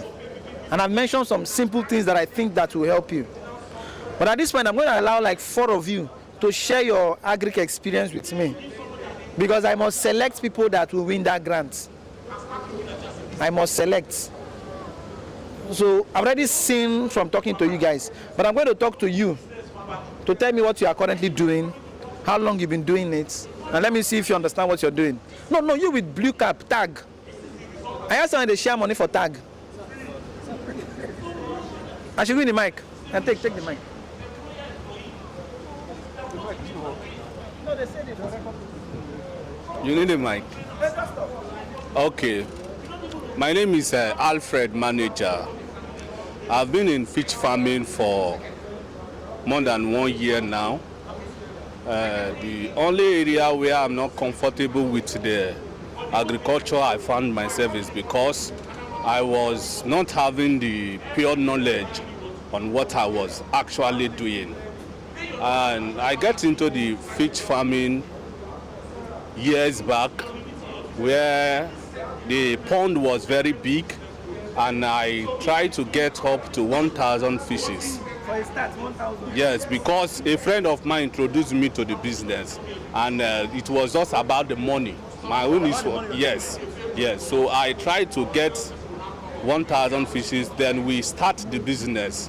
And actually we start with the 2 feeding. From there, we first stock them in a very small place.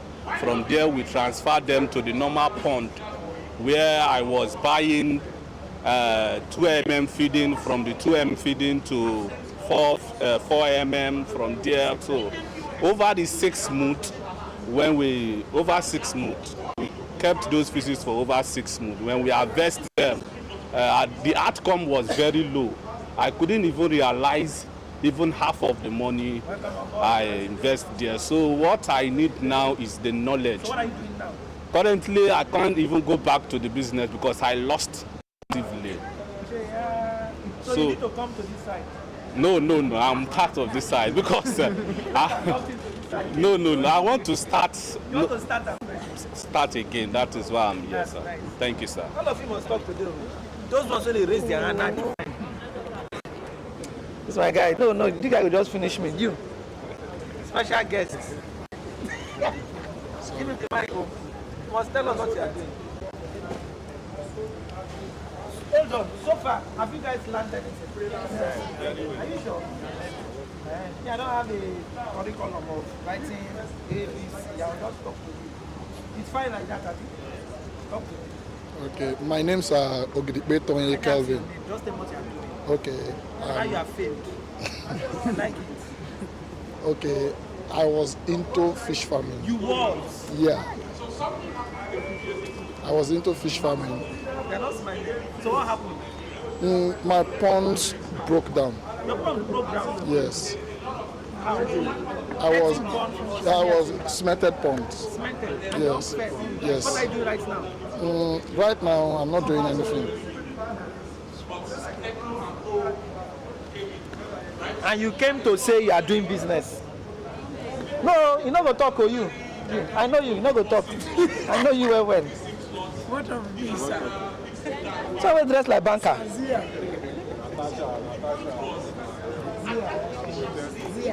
Good day, everyone. My name is Okoro Kingdom. Okoro Kingdom? Yes, from Delta State in the Canotis. I'm into palm oil plantation. I do Dura and Tinera. Tinera? That is the product. And I'm making progress in it. How many hectares are you farming? 1,000. 1,000 hectares? Yes. You're farming on 1,000 hectares? How Yes. many plants do you have around 1,000 hectares? Almost 5,000 plus. You do more than 5,000? But you know, that is 30 meters. I know. We plant 30 Currently meters. working on investing on 1,000 hectares, I know. You know, we plant 30 meters here, this spacing. 5,000. I produce almost 100 jerrycan every month. In the season. 30 hectares that we currently farm that's owned by 30 hectares that we currently farm now that's owned by one of my big friends, CK Johnson, at Oyuma town. Anybody know Oyuma? Oyuma in southern Niger. If you go to Oyuma, enter inside between Oyuma and Omoraro road. There is a 30 hectares of palm oil by the right. That 30 hectares have 4,000 stand as I speak. 30 meters too. Yes, 4,000 palm stand as I speak to you. It's owned by my friend, my big friend. So you cannot be doing 1,000 and you're talking about 5,000. The numbers no add up.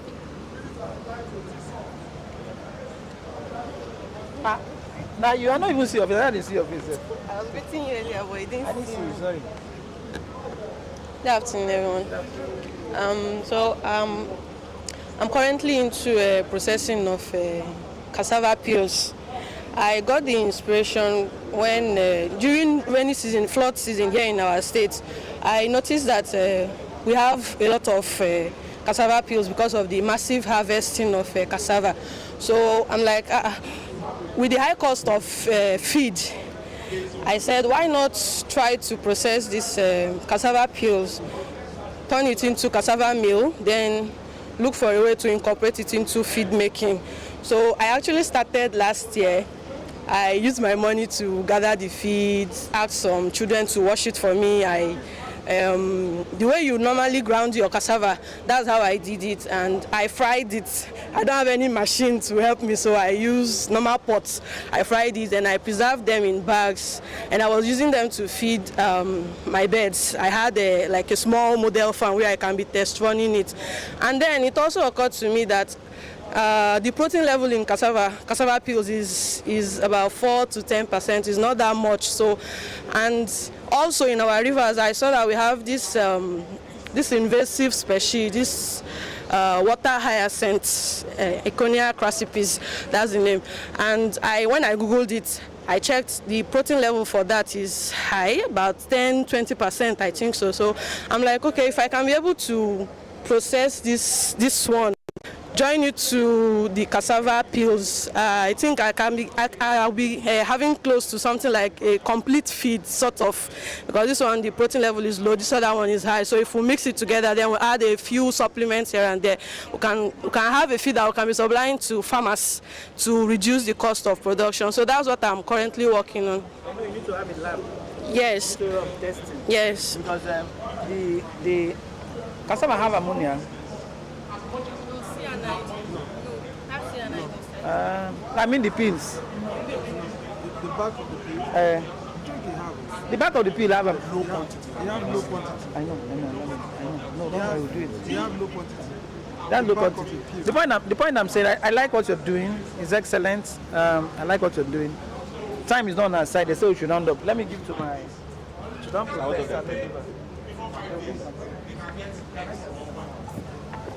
Okay, so I'm a vegetable farmer, pepper majorly, and then tomatoes and other vegetables. But the major thing I like to, what?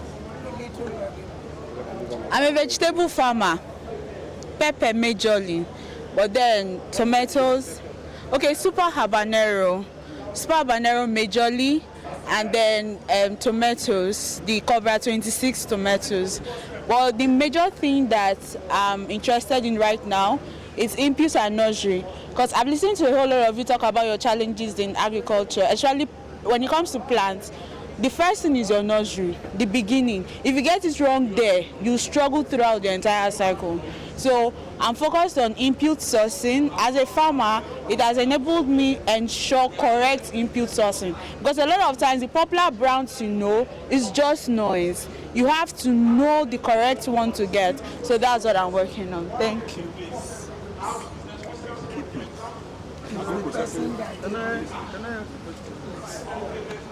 Okay, so thank you very much. Actually, I'm in the agri-processing value chain, where we combine unripe plantain combined with maize and soya bean to make an instant product that you consume, similar to what you have, like though you have golden moon, right? So I've been doing it for some time. In terms of challenges, let me just go through the point challenges. Very recently, late last year, entering this year, invested a lot in equipment. Okay. Invested close to 15 million naira. Approximately 15 million naira. Yeah, on equipment. Now the challenge there is that after getting equipment, packaging. Let me see picture.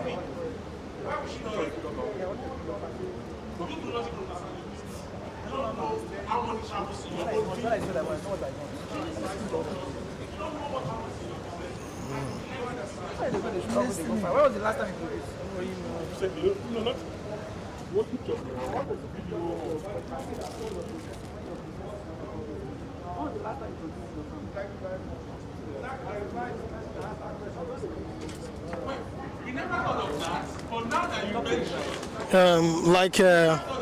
I started I'm currently doing cassava. I started on 16th of October, which is 2 months back. So I got a particular money from somewhere. So I have to consult God. I want to use this for so I want to use it for business. And he had directed me that I should go for cassava farming. So since that very moment, so since that very moment, I went to my village and meet with my family, and they gave me land close to 9 hectares of farmland. So currently speaking, 10 youth, I employ 10 youth. From that money, they are now clearing it. I have a business plan. I got it 3 years back. Can I see the business plan? The business plan is in my file now. It's my working document. You don't have a soft copy business plan? No, I have only print out. I got it from one entrepreneur expert.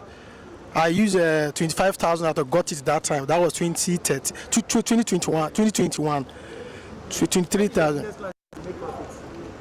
My business plan for cassava farming. What was your projected turnover for your business plan after 3 years? After 3 years, which is, they said it's 25 million naira. How much have you made now? 3 years? No, I've just started it. Three months back. I started it October 16th. That is the day that I started my cassava farming. 3 months. This year October. So as we are speaking, I don't know whether my cassava farm will make profit or not. 3 months back that I started the business. I don't know whether I will lose or I will make profit or not. But one thing I noticed that I used 2 weeks to gain knowledge from cassava farming. I enter into YouTube. I Google YouTube. I search with my phone 247. It's not my phone you use, it's your phone you use. Yes, I use my phone 247, YouTube and the rest. But they said I should go for the best variety. Which was that? 419. Thank you, sir. I'm into. Cool, enter my voice now. I'm into pepper farming. I started a year ago. First of all, I rented a land along LNG. You rented land along LNG? Yes, sir. For your pepper? Yes, sir. That's the first I did. Rent the land? They gave me for the entire year 60,000 naira. 60,000. How many plots of land? Just 2, sir. 2 plots of 60,000. 30,000. Behind that blessed filling station. Okay. Yeah, where we have that hotel going on now. Right. So with about 150 stands, I started, yes. Which variety of pepper you did? Still habanero. Super habanero, Normal habanero. How much did you buy the pack? The pack was 72,000. 70,000? Yeah. Because I got a training from the West and they gave us as discounts as graduates. So that's how I got that pack for that less amount. So currently you have 150 stand of pepper? Yes, sir. At what stage? I harvested that last year. I started another place here in Opolo Estate. I did 200 stand. I just transplanted. Yes, I transplanted last 2 weeks. And then I've not started using nutrients. Not any nutrients? Yes, sir. And you transplanted? Yes, sir. Your village will they pursue? No, sir. I'm just trying to see if I can minimize the use of nutrients, then manures and all Minimize that. the use of nutrients. You might not get what you want. I will because of funds. Very soon, next week. Manure. Poultry waste? Yes, sir. Are you looking at the effect it has on the plants? I'm observing it. No, so you're in my space, so I can talk to you. Yes, I'm observing it. Then because of the harsh weather, I left here quickly right before Honorable Tony Sena spoke just to go and sort them out and come back. Yes, sir. Great guy. Thank you, sir. I like that commitment. Yeah, my cousin. And I'm my village chief now. Good afternoon, everyone. I'm Christopher James. I'm from Cross River State. Basically, Ogbuku local government. Yeah. No, I'm not from. But we are the same Finichura district. Okay, so let me say, I'm born a farmer. My parents are farmers, so I've been into farming for a long time. I cultivate a lot of crops. For example, right now I'm into rice farming. I'm into a product. The species is called SP52, which is a 4-month variety. SP52 is a 4-month variety. Normally we start from February. We do it throughout the year. We start from February. By June, July, we do the first harvest. Then we start from July again.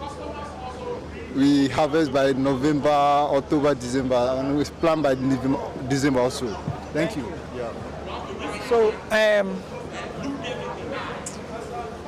so I did like my own. My name is Esse Priestley.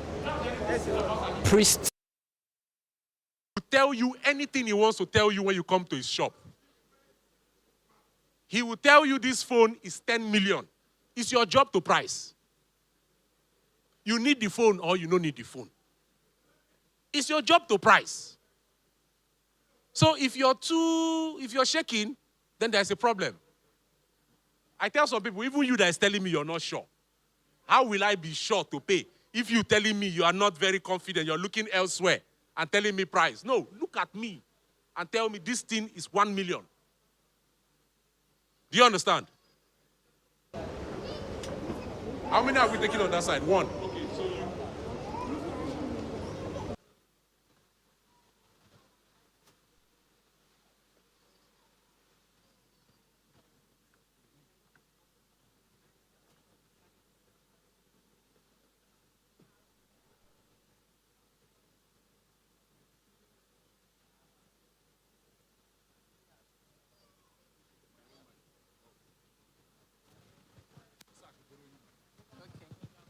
Okay, so if you're in the food industry but you don't have a working store, you're working from home, and because of the light situation in Bayelsa, you don't readily have goods available when your customers want it. The first step, is it to get a working store, or what do you do? What do you advise that the person should do? That's a practical question. Yes, power situation in Yenagoa, we understand it. So the food business people cannot stock a lot at a time. So you do your order based on. So let me tell you something, a very funny story. Many years ago, my younger brother, before he got married, would go to the cold rooms around us at the time, buy a carton of fish, but leave the fish with them. He doesn't take the fish, he leaves the fish with them. And then whenever he needs fish, he goes there and take what he needs and come home. The fish stays in the cold room. There are things you can buy that are not perishable. You keep those ones within. The ones that are perishable, you need to find a creative way. There is no one cap fits all to this issue. Find a creative way to preserve the things that are perishable. If there is a way to keep them where you bought them and pick it from there, that's fine. If there is a provision to pay for storage, you take that option. Because if you keep it at home,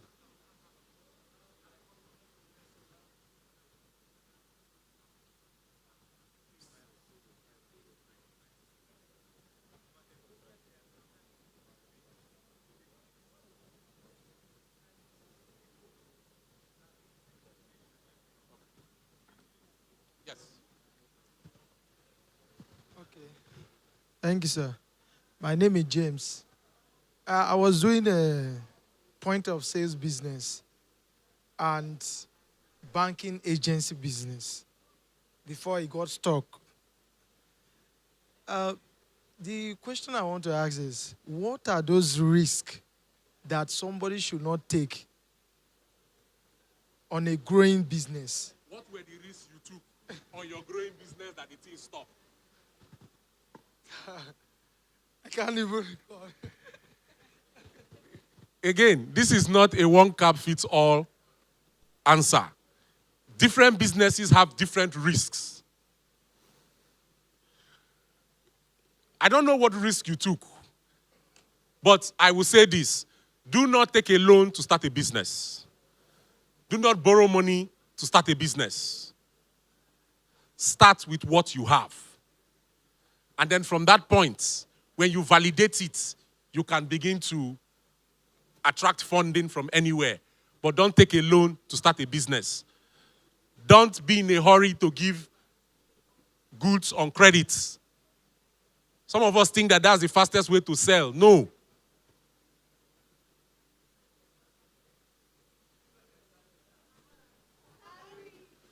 I'm not doing giving now. On this roll, hold on. I would have called you, but you did not give me Bayelsa suya. Did you bring it? You see, those are the issues. Thank you for the class. I've learned a lot. From your teaching, you said something that we should write out the cracks that people are having in their businesses. So, yes, so that you can be able to fix it. Now I do drinks, fruit drinks, anything fruit drink, tiger nut and other natural drinks. So my question is, over the years when I started, but I was doing it, I see profit, but now the cost of production is gradually increasing. So I decided to find out from people that are doing the business. I saw that most people, they lack real training on how to process it. So I had to pay money to do some training, which I did. And I'm producing well. I have customer, but because the price of production is increasing, I want to increase. But my fear is that when I increase, will those people still stick to me? Then secondly, you also said something that when someone asks a question, you said that you used the phone as an example, that they had to come down to meet those people need by creating for them. And in this kind of business, if you come down, the quality will reduce and people will likely leave you. So what do I do? Two questions. The first one was, you're scared that if you increase, the customers will run. They will not go anywhere. Unless you do not know what you're giving to them. How many of you know that Peak Milk, all of them have reduced their quantity? Hey, did you run? You didn't run. I did not say reduce the quality. No. They reduced the quantity. They left it in that big comb. But when you shake it, you know that it's almost half of the container. And you are still buying. So, also increase your price. You do not just wake up one morning and increase price. As they're buying, you are informing them. Starting from January, we will experience a little spike in our price. And it's because of this. Please bear with us so we can continue to give you quality. You are seeking their opinion. You're buying them into so when you change, they change with you. And you change incentive. In fact, as you change, we sell this thing now. And we will be selling 150, 250.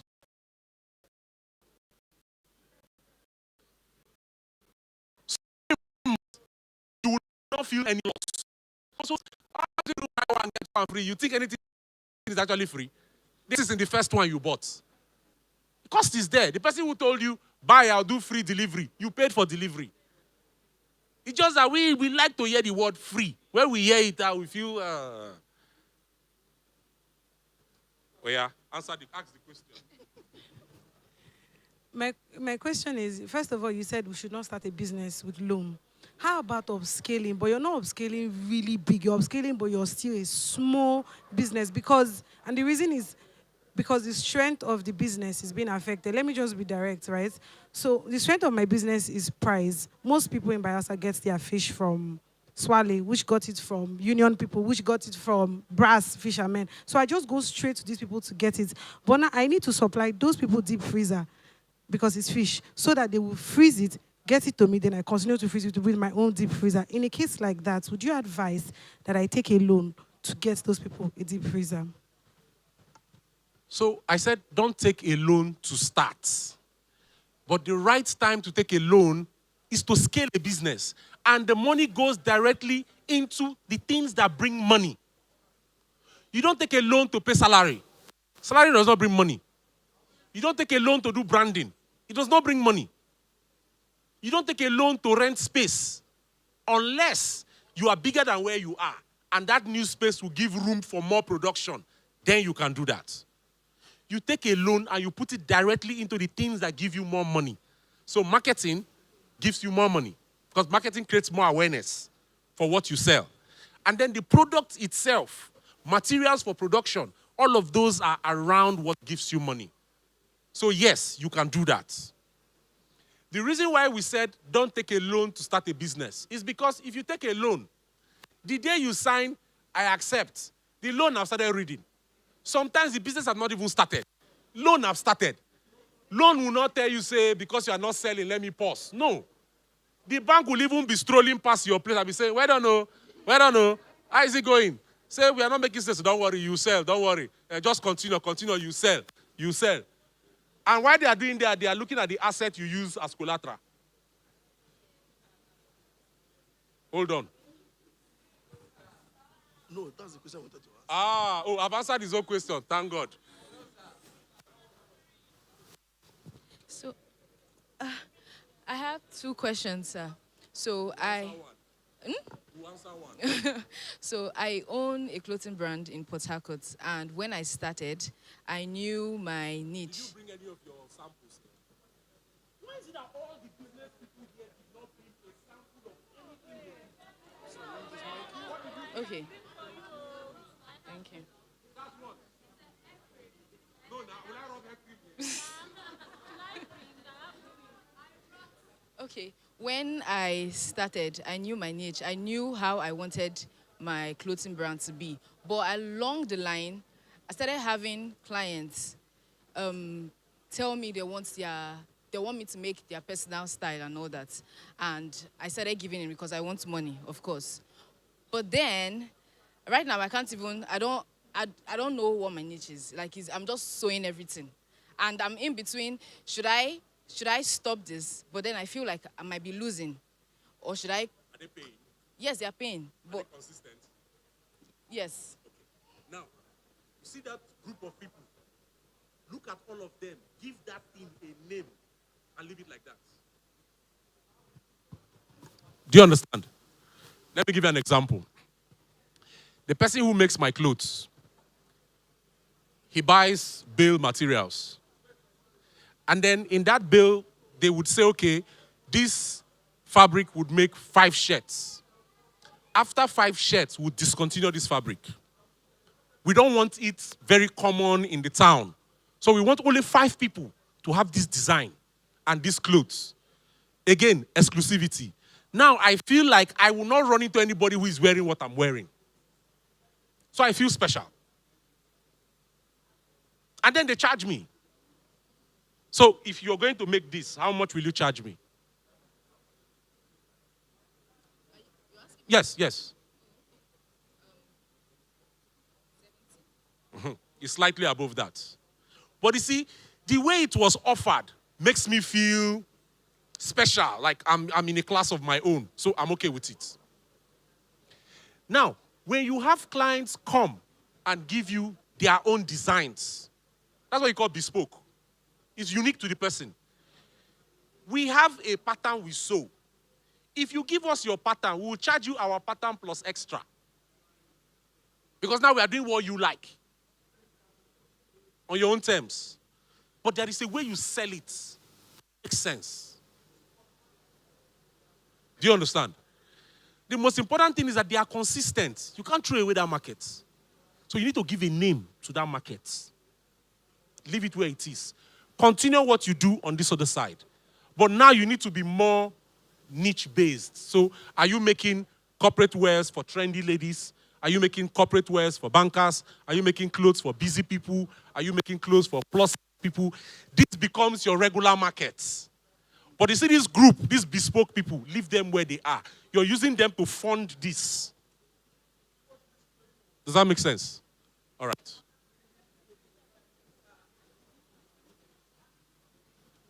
I will not abandon my men. Thank you, sir. In sales. I have in my head. Okay, thank you, sir. In sales, what are the best practical approach to increase sales and to maintain consistency? The best approach to increase sales and consistency. Quality products, clear value proposition, consistent visibility, regular marketing. Marketing and sales are 2 different things. Sales is the point where the customer is ready to give you money and take what you're selling. But something happened before they made up their mind to give you money. That thing is marketing.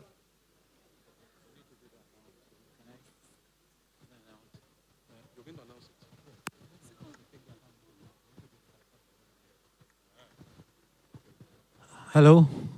Hello, business people. How are you guys doing? Somebody's about to go home with the grant. Please just take it. Take the grant. You're the only person that answered. No. It's not by like that. It's not by like that. Sorry. But funny how the world works, right? There have been thoughts around how to do that selection, and finally it was left in the hands of the facilitators to choose 2 persons. And the facilitator did not need to make an announcement, but has, out of his will, selected 2 persons that will get the grant. And as it was announced earlier, the persons getting the grants are getting the money immediately. So I would hand over the mic to the facilitator to nominate the 2 persons that engaged and won that grant, so I can take their account numbers and confirm the grant reception before they leave. This is the moment where you call your pastor and the man of God and start telling them what to do. You better be the person. Over to you. This thing is set up. Eh? They want to make me a bad person. But let me say this. If I have not answered your question, or I could not answer your question, I'm here, okay? My phone number is 081 289 081 289 42201. That's my WhatsApp number. That's my direct number. Don't message me to tell me Happy New Week. Don't message me to tell me Happy New Month. I'll block you. Don't pray for me. I'll block you. As you greet me good morning, go straight to the point. Don't ask me, how are you? How was your night? Don't bother. Just tell me what your problem is. I will answer the question. Is that okay?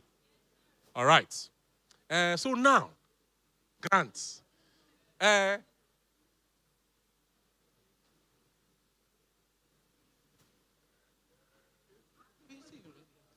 I have them by admiring other people. There's room for selection. There's room for changing mind. Okay, so there's a business here that is one of those businesses I call local content. They have been able to find a way to creatively store, process, and store a version or an extraction of your cassava and make it into something you can swallow. What you and I call fufu. How they did it, I don't know, but they've been able to take away the smell. So the fufu now does not smell. So it's called odorless fufu. Enibo. This one. Give me fufu, Oh, she came with the product. So this is it. Put your name. The shelf life is endless. Name, phone number, and It is, account number. It's very, very nice. This is a very practical entrepreneur. So some of us sell products that if you process, you make more money than actually selling it the way it is. If you sell plantain as a bunch, you make less. If you make chips out of plantain, you make more. If you make flour out of plantain, you make more. She's in the spirit. Number two. Let's put our hands together for her first. No, I'm not biased like that. It's not guys and girls thing. It's what I know works. It's what I know works that we'll do. It's not a guy and girl thing.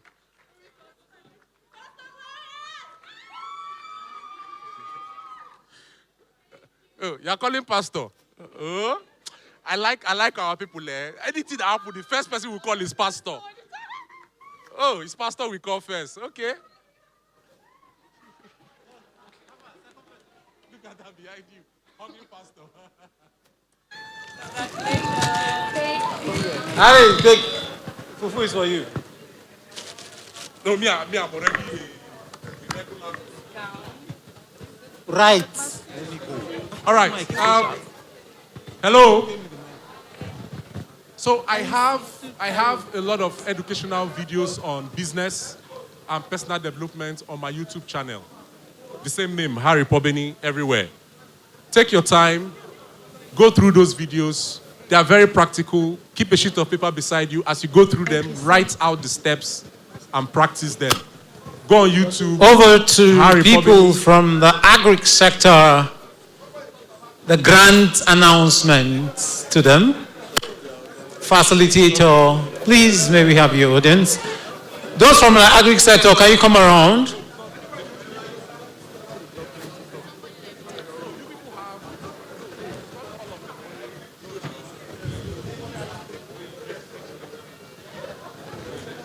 What's the name?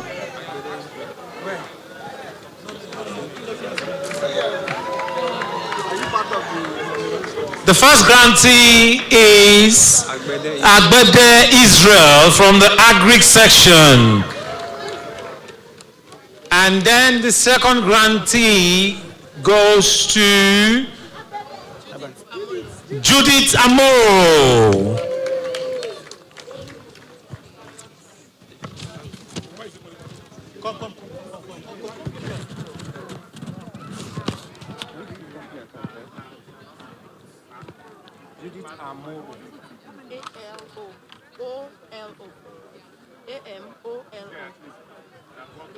Yes. Account number. 00-466-766-37. Access Bank. You register for the event, right? Yes. What's your name? Agbede Israel. AG. Okay. BDE. Call number. The name of the organization. Riot. 00865964407. Sterling Bank. And going over to the tech section, we're about to announce the grantees for people in tech. Facilitator, please go ahead. All right. Who is our first grantee for tech? Badon Greatmon, first grantee for tech. Put your hands together for him. Your solution. Okay, so my solution is to create. Call the name of your solution. Wolo. To bridge language barrier. Bridges the language gap, the language barrier. All right, then the second grantee. Appear. Not mine.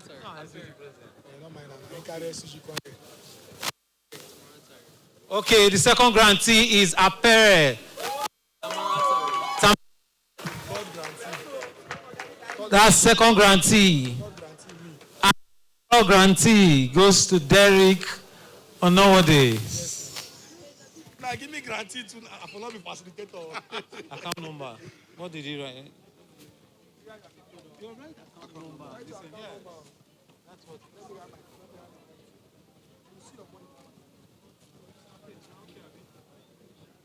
So can all the grantees please walk to the front of the stage? All grantees, walk to the front of the stage at this moment.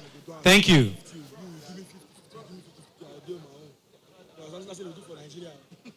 All grantees, please walk to the front of the stage.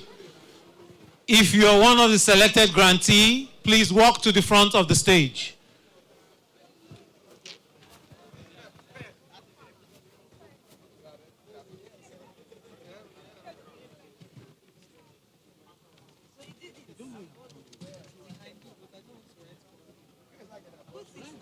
Let's not get does YouTube automation.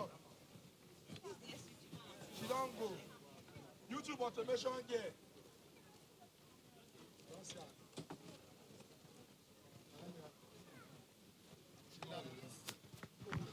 Grantee.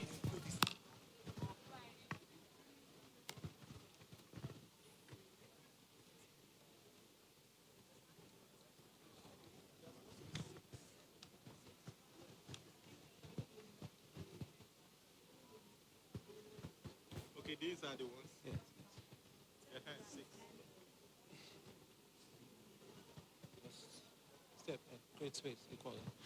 Okay, so hello everyone. Please come inside, come inside. Oh, everybody get seated, get settled. After a careful selection by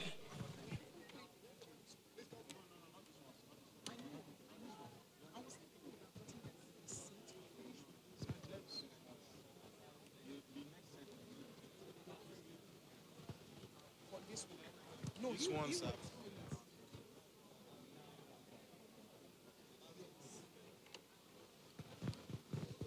Hello, everyone. Please get settled. Get settled. Come on, we're about to announce the grantees. Get settled. So, with donations received from NDYP, we are not wasting any time to award the grantees, and we're making sure that you can all see that people are winning the grants here, receiving the grants here, and you could be the next person next year. So, for the business section, the grantees we have is Enibo Albert. Please put your hands together for her. No, that's a very poor. Put your hands together for her.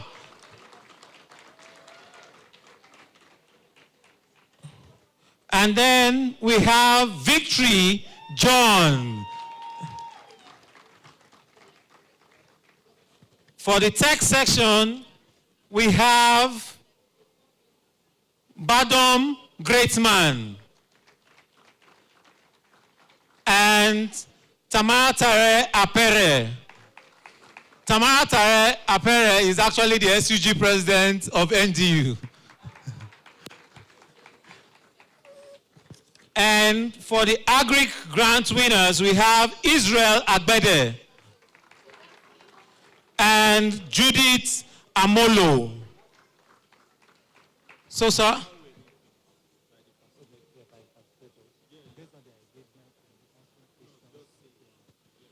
So these grant awardees were selected by the facilitators. You all will remember I went to all the three sections and I made announcements, right? And I said in my announcement that you expected to be active, engage as well in your groups because we need actions.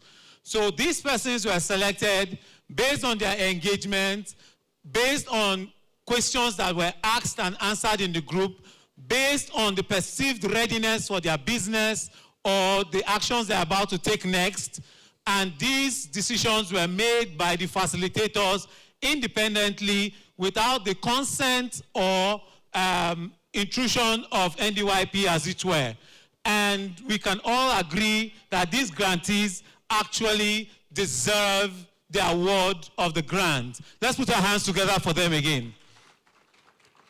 So, Mr. Chairman and Board of NDYP, I present to you the grant awardees for NDYP 5th edition of the MSME Summit 2025.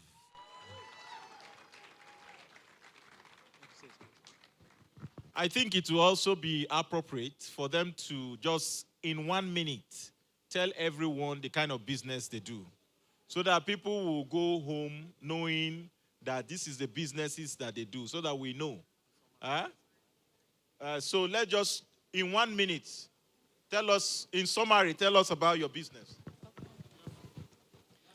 Greetings, everyone. My name is Judith Amolo, and I'm into processing of cassava peels. I drew the inspiration from, during the flood season here in Bayelsa State, we normally have a lot of cassava peels due to the massive harvest that was caused by a flood.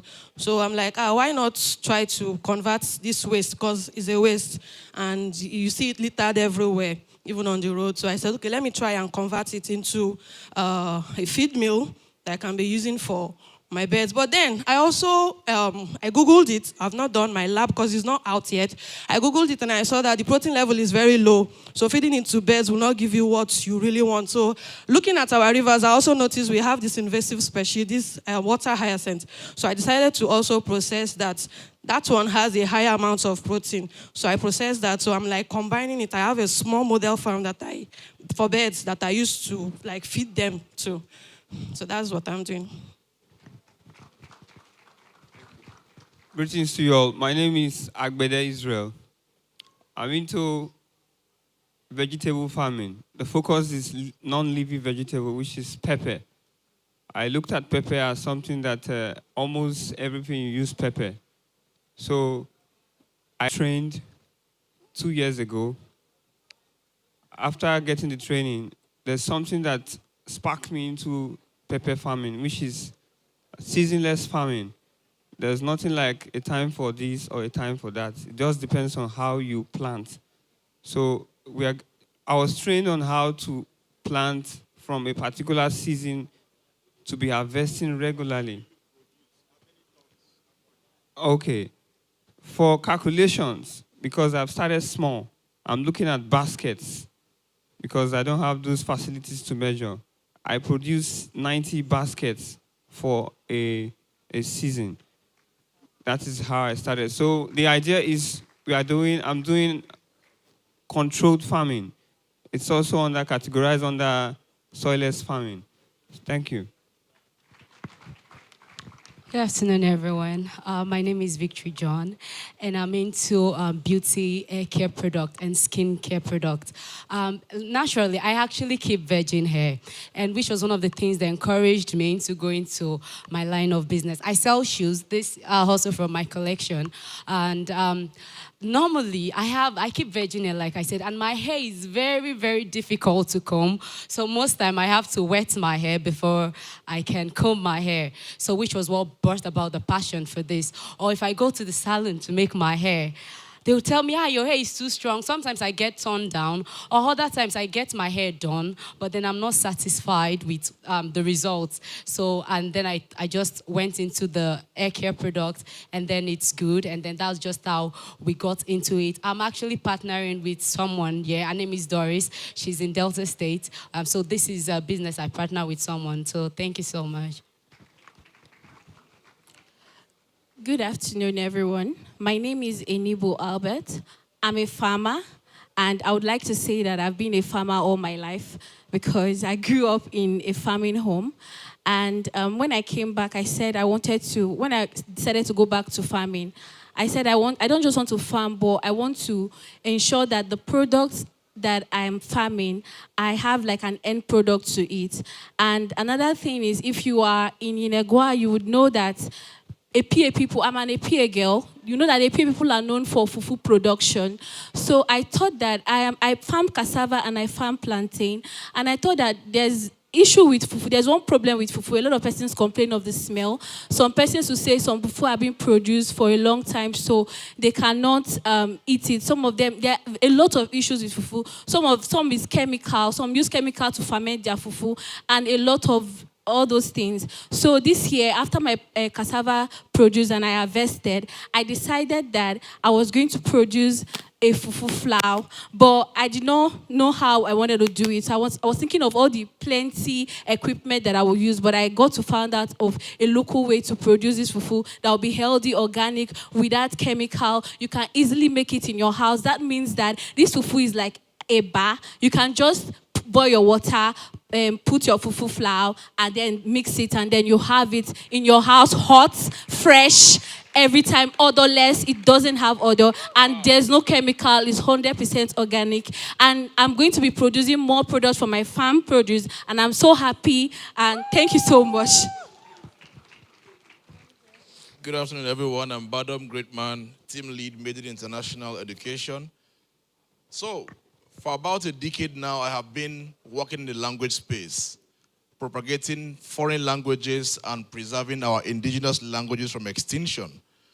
It will amaze you that many young people are not aware of the opportunities in the language space, and that's what I have been doing for about a decade now. So, you can study in Germany if you speak German. I speak German. My local language has made me travel. Now listen, I was telling somebody back there, my local language made me travel. I was called to Germany, called to Spain and to France to speak about my native dialect. So then I realized, what am I doing? I've trained over 3,500 people in foreign languages, German, Spanish, French, Chinese. We have a language school in the city of Port Harcourt, and we've done this for about a decade. So I said, why don't we upscale? So we decided to bring up a digital solution. Tech is the enabler, and we said, let's apply tech to our business. So what we're doing is we've created Wolo. Wolo is in the making. Wolo is that product where we are able to teach as many people from the comfort of their homes without the hitch of timetables. So because Earlier, we began working with schools, and schools will tell you, oh, we're trying to make sure our students focus on WAEC, and they need to focus on learning and passing the examinations. We don't have time for you in the timetable. So with Wolo, you don't need to have us in your timetable. All you need to do is have a smartphone, have your laptop, and any device to connect the internet, and you are able to access the Wolo platform. So Wolo platform is that platform that helps you learn a new foreign language while we are preserving your language. Now, if you ask yourself sincerely, a chunk of us in this hall cannot speak our local languages. And Wolo is that platform that will help you go back to learn your local language. It will amaze you to know that China already teaches Igbo to their children. In China, they teach Igbo language as a core subject. And you're wondering, what are you doing? The other time, the governor wanted to employ some Chinese teachers, and I was wondering, if they want to employ Chinese teachers from Bayelsa, how many Chinese teachers can you get who are Bayelsa indigenes? You realize that the number or the statistics will be low. So Wolo is a platform that focuses on languages, and we would not be here in this hall without communication. Thank you. Good day. My name is Tamaratar Aper, and I'm the SUG president of Niger Delta University. And the product that we are working with is called Unfold Hub. And the dream was actually bettered from an earlier venture that I did when I was in 200 level. In 200 level, we did a laundry in Niger Delta University, Amasoma to be precise.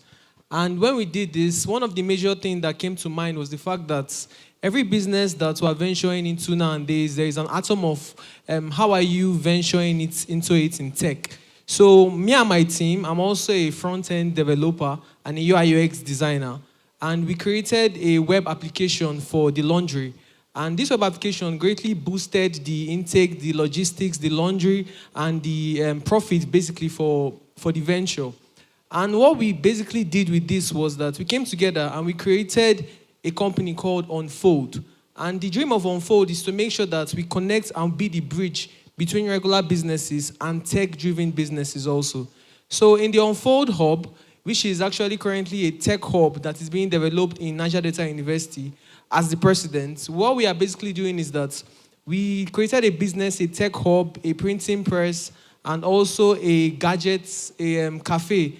And the dream of everything is that we are going to integrate everything with tech.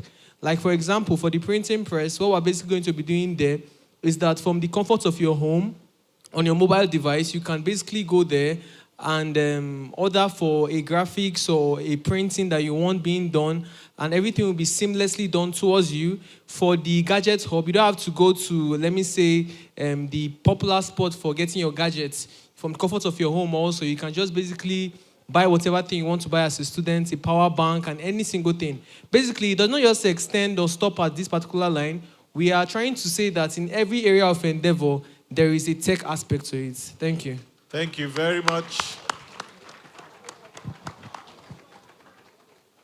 So I want to say something before we proceed. Are you of the view, or do you agree that it meets the expectations of this grant making? Wait. So we'll do it as the politicians, they do their things. We'll just borrow these ones from the politicians. Those in favor say aye. Those against say nay. The ayes have it. So for you to support this process and for you to be convinced, because I thought that it's just like a startup or like a very small business. But, with what they have explained, their businesses, whether you like it or not, has some level of, importance that we, our objective, our aspirations as an organization, they fall into. So majority of whom some of them are into agriculture, majority of them, and we are quite pleased that we also have, a tech solution, amongst them.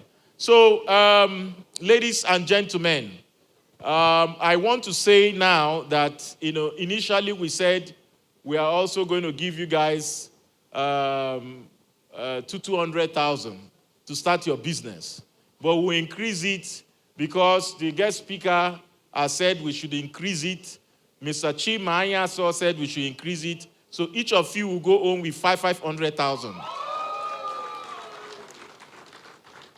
So we are giving you this money as a seed for your business. If you like, you use it well for the business. If you don't like, you squander the money, but it's for your own future. So we are doing this, all these monies you are seeing are hard work of young people. So it is also a spiritual note, that a spiritual seed that we are sowing. So please use this business. It's our prayer that, at maybe 2-3 years, your businesses will grow to the point that you will employ people, you have increase in capital, you will be exporting your goods, and a lot of customer base will be built through this support. Please, we started like this, but we did not have this opportunity. So we are giving you this opportunity as a seed to spring up your business. It will be well with all of you in Jesus' name. Amen. So, Mr. Gerald, take the account number now and pay them the money now, here. In this place, no stories. All the transfers of 200 have been done, so let them expect the top up of the 300 you just announced. They have the 200. Oh, really? They've already transferred the 200 to all of you, and they are saying that they are going to sign the 300 balance to you immediately. But can you confirm that first before you leave the stage? Yes, I've seen it. Thank you very much. I've received mine. Seen, thank you. Have you seen yours? Received, thank you so much. Received, thank you. Received, thank you. So you receive the 300,000 on top of it. I wish you good luck. 1 minute. Take a picture. Yes, we need to take a picture. And I have good news for you guys as well. The facilitator for the business session, who is the CEO of Get Advantage, has just offered to mentor these businesses and guide them in implementation of and support they will need. So please put your hands together for Mr. Harry Pobeni for that. And right there on the screen is proof of payment to all of them, which they have just confirmed. So the next set of payments you'll be receiving is additional 300,000 each. And that is the very practical form of this grant. Let's put our hands together for NDYP, please. Congratulations to all grantees.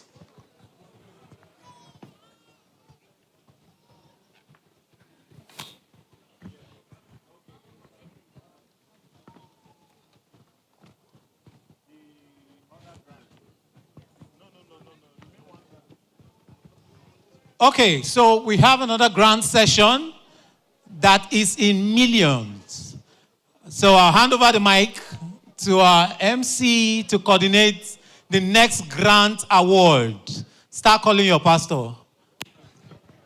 Gerald, please. And I hope media is ready.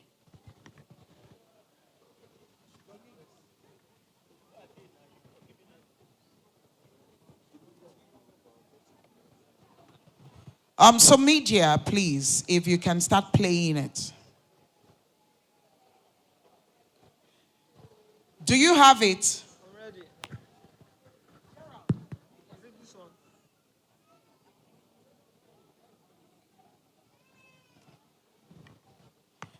So we have a set of criteria for the grant. This is something that is done every year during the Niger Delta MSME Summit.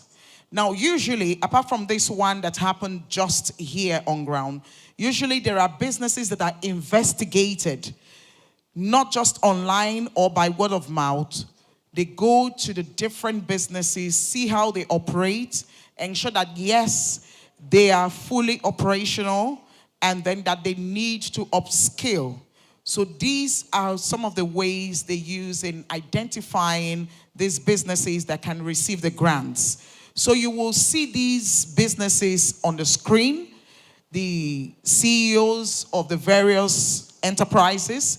They will talk about their businesses, and you will see why they qualify for the grant. Now, these were done over the course of months and weeks It's a rigorous process of vetting them before they qualify. So these sets, you'll watch them on the screen now.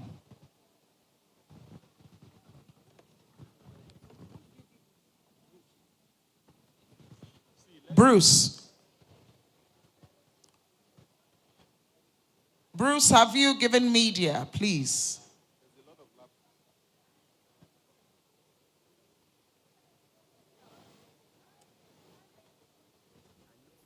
Opportunity to create even greater impact. Please start Hello, from the beginning. my name is Ochuko Richard and I am a media and tech expert. Over the past Hello, my name is Ochuko. Hello, my name is Ochuko Richard and my name is Ochuko Richard and I am a media and tech expert.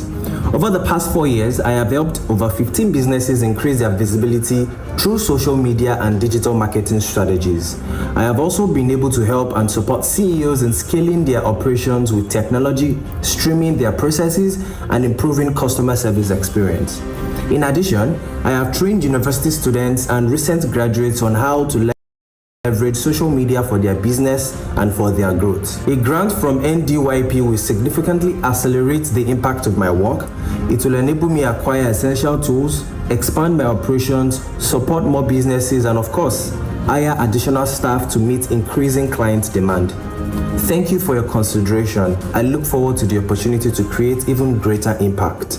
We believe skill needs structure, mentorship, and opportunity. Through hands-on training and personalized coaching, we equip our students with both technical excellence and the business skills needed to thrive. With 2 locations in Abuja, we offer programs in hairstyling, WIG construction, installations, coloring, salon setup, and professional development. We've trained over 250 women across Nigeria and beyond, helping many launch salons, build profitable client bases, and create jobs in their communities. What sets us apart is our focus on excellence, standards, and outcomes. We don't just teach a skill, we nurture confidence, creativity, and leadership. TTK Hair Academy is building the next generation of beauty professionals, one skill, one business, and one success story at a time.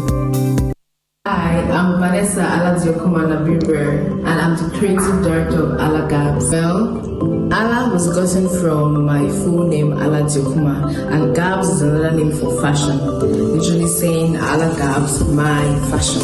Ala Gabs was birthed on the 19th of August 2019. I have 3 persons that I get my inspiration from, NDDC, TMO, and Summer Woman. Like, I really love their pieces. They just have very unique pieces, very classy women. I got inspired by my best friend, seeing how our kind of fashion is so different and how it's difficult to find a brand that actually depicts her style. It just made me realize and understand how diverse women are in nature. Ala Gabs is also going to be rich of art and aesthetics in her patterns and designs to introduce to every woman the top of the range in their style. Please follow us on Instagram, ala.gabs, and I can't wait to bring you on this journey and show you all what we've been working on. One of its biggest entrepreneurship gatherings of the year. It's the 5th Niger Delta Micro, Small,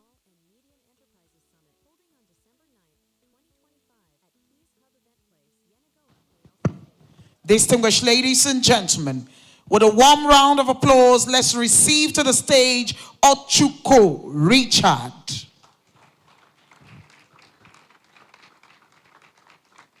Blessing Asokome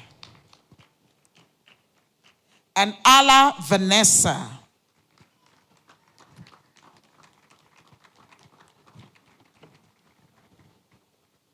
Okay. So these are the 3 CEOs representing their businesses, and they are leaving with 1 million naira each. You guys are not excited on their behalf.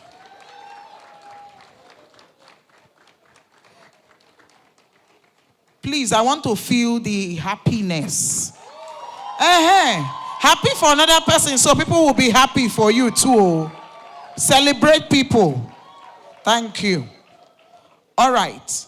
So on the spot here, they are providing their account numbers and they will be credited so that they can go and upscale their businesses. We know what it means for fresh funds to be injected into your business, especially one that is not loaned that you have to pay back.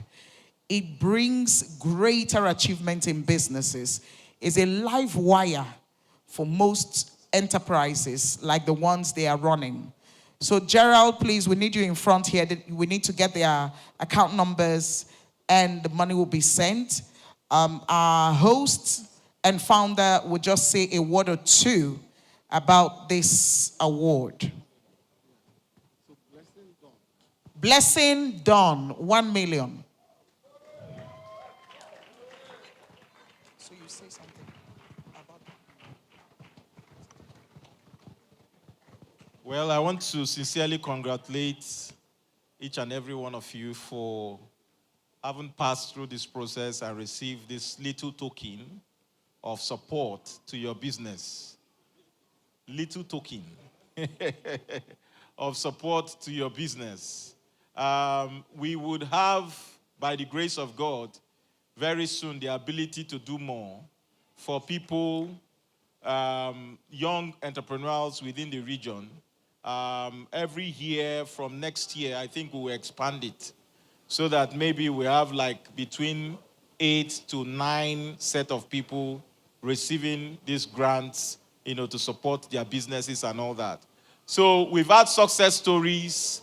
I've had, from inception of this initiative, people that we have given grants to, Otibeakwa, so many of them that are doing well.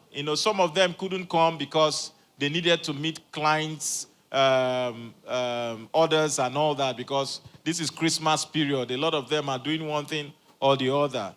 But some of them also came here, and some of them are also here. They are excited. They have grown, and they have also built capacity. So once again, thank you very much for availing yourself and availing your company. And we want to know about your success story. Like someone will ask, say, oh, okay, what is the monitoring process? What is this? What is that? We have all those things, but to me, we are just sowing a seed. If you like, you use the money. If somebody, even if you put any process together, even the banks, there are people who collect online money and they will not pay. So this one is just a grant to support you in your business, and we wish you well. Be focused, because one thing a lot of young people do, for example, anywhere we go to, we have vendors. The guys who did this stage, those who did the screens, those who did the branding, those who are providing food, I don't know them from anywhere. So they just tell us that this is a vendor who will use them. But anything you're doing, you must have a touch of excellence. Because I have also seen a lot of lapses in some of these vendors that provided service here. And my next opportunity, I will not invite them, because this is not our standard. If you do something well, we will invite you.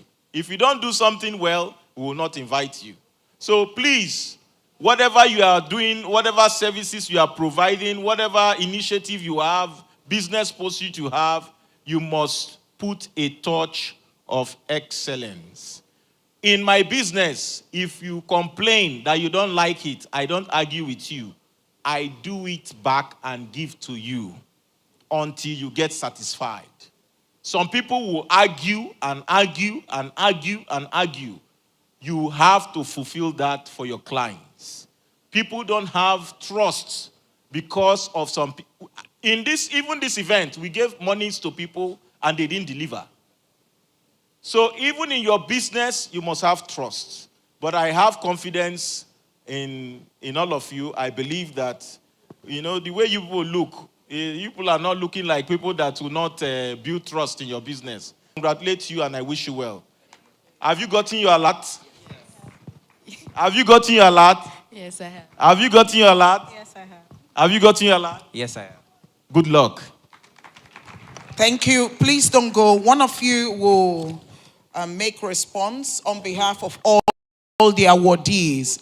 and they'll also take photographs. So while they are taking the photographs, we would like to appreciate our sponsors, Bayelsa State Government, the Niger Delta Development Commission, NDDC, Century Group, Azikel Group, Mosilo Group, Nigerian Young Professionals Forum, NYPF, Agri-FICO Limited, and Heritage Times HT. Please put your hands together for all of them. Thank you. So we'll get one of you. Let Allah take response on behalf of the awardees.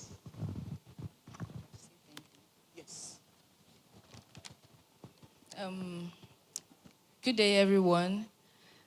I want to say a big thank you to the organization, Mr. Moses, and everyone that was involved. And on behalf of myself and, would I say my awardees, yes, I want to say a very big thank you. We really appreciate, and we don't take this for granted. Thank you very much. All right, thank you so much. So you can go back to your seats. Can I have Gerald here, please? Gerald has been on the assignment of sending the extra 300,000 to each of the others. Are you done or you're still in the process? You're on it, but come and give closing remarks before we leave.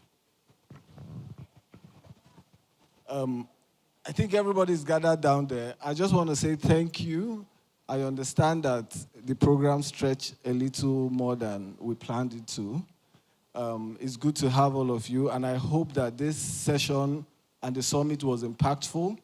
The people that won the grant, I'm wishing you the best. You would apply the money judiciously, and your business would grow. It will grow. I'm looking forward to see you all at the next edition. Thank you to everyone. Thank you to our sponsors, our partners, and everybody that made this event a success. God bless you all. Thank you. Thank you so much. So this is a wrap for the Niger Delta MSME 2025. Hip, hip, hip. Hip, hip, hip. Hip, hip, hip. Okay, so we'd like you to move in 20s to have your meal.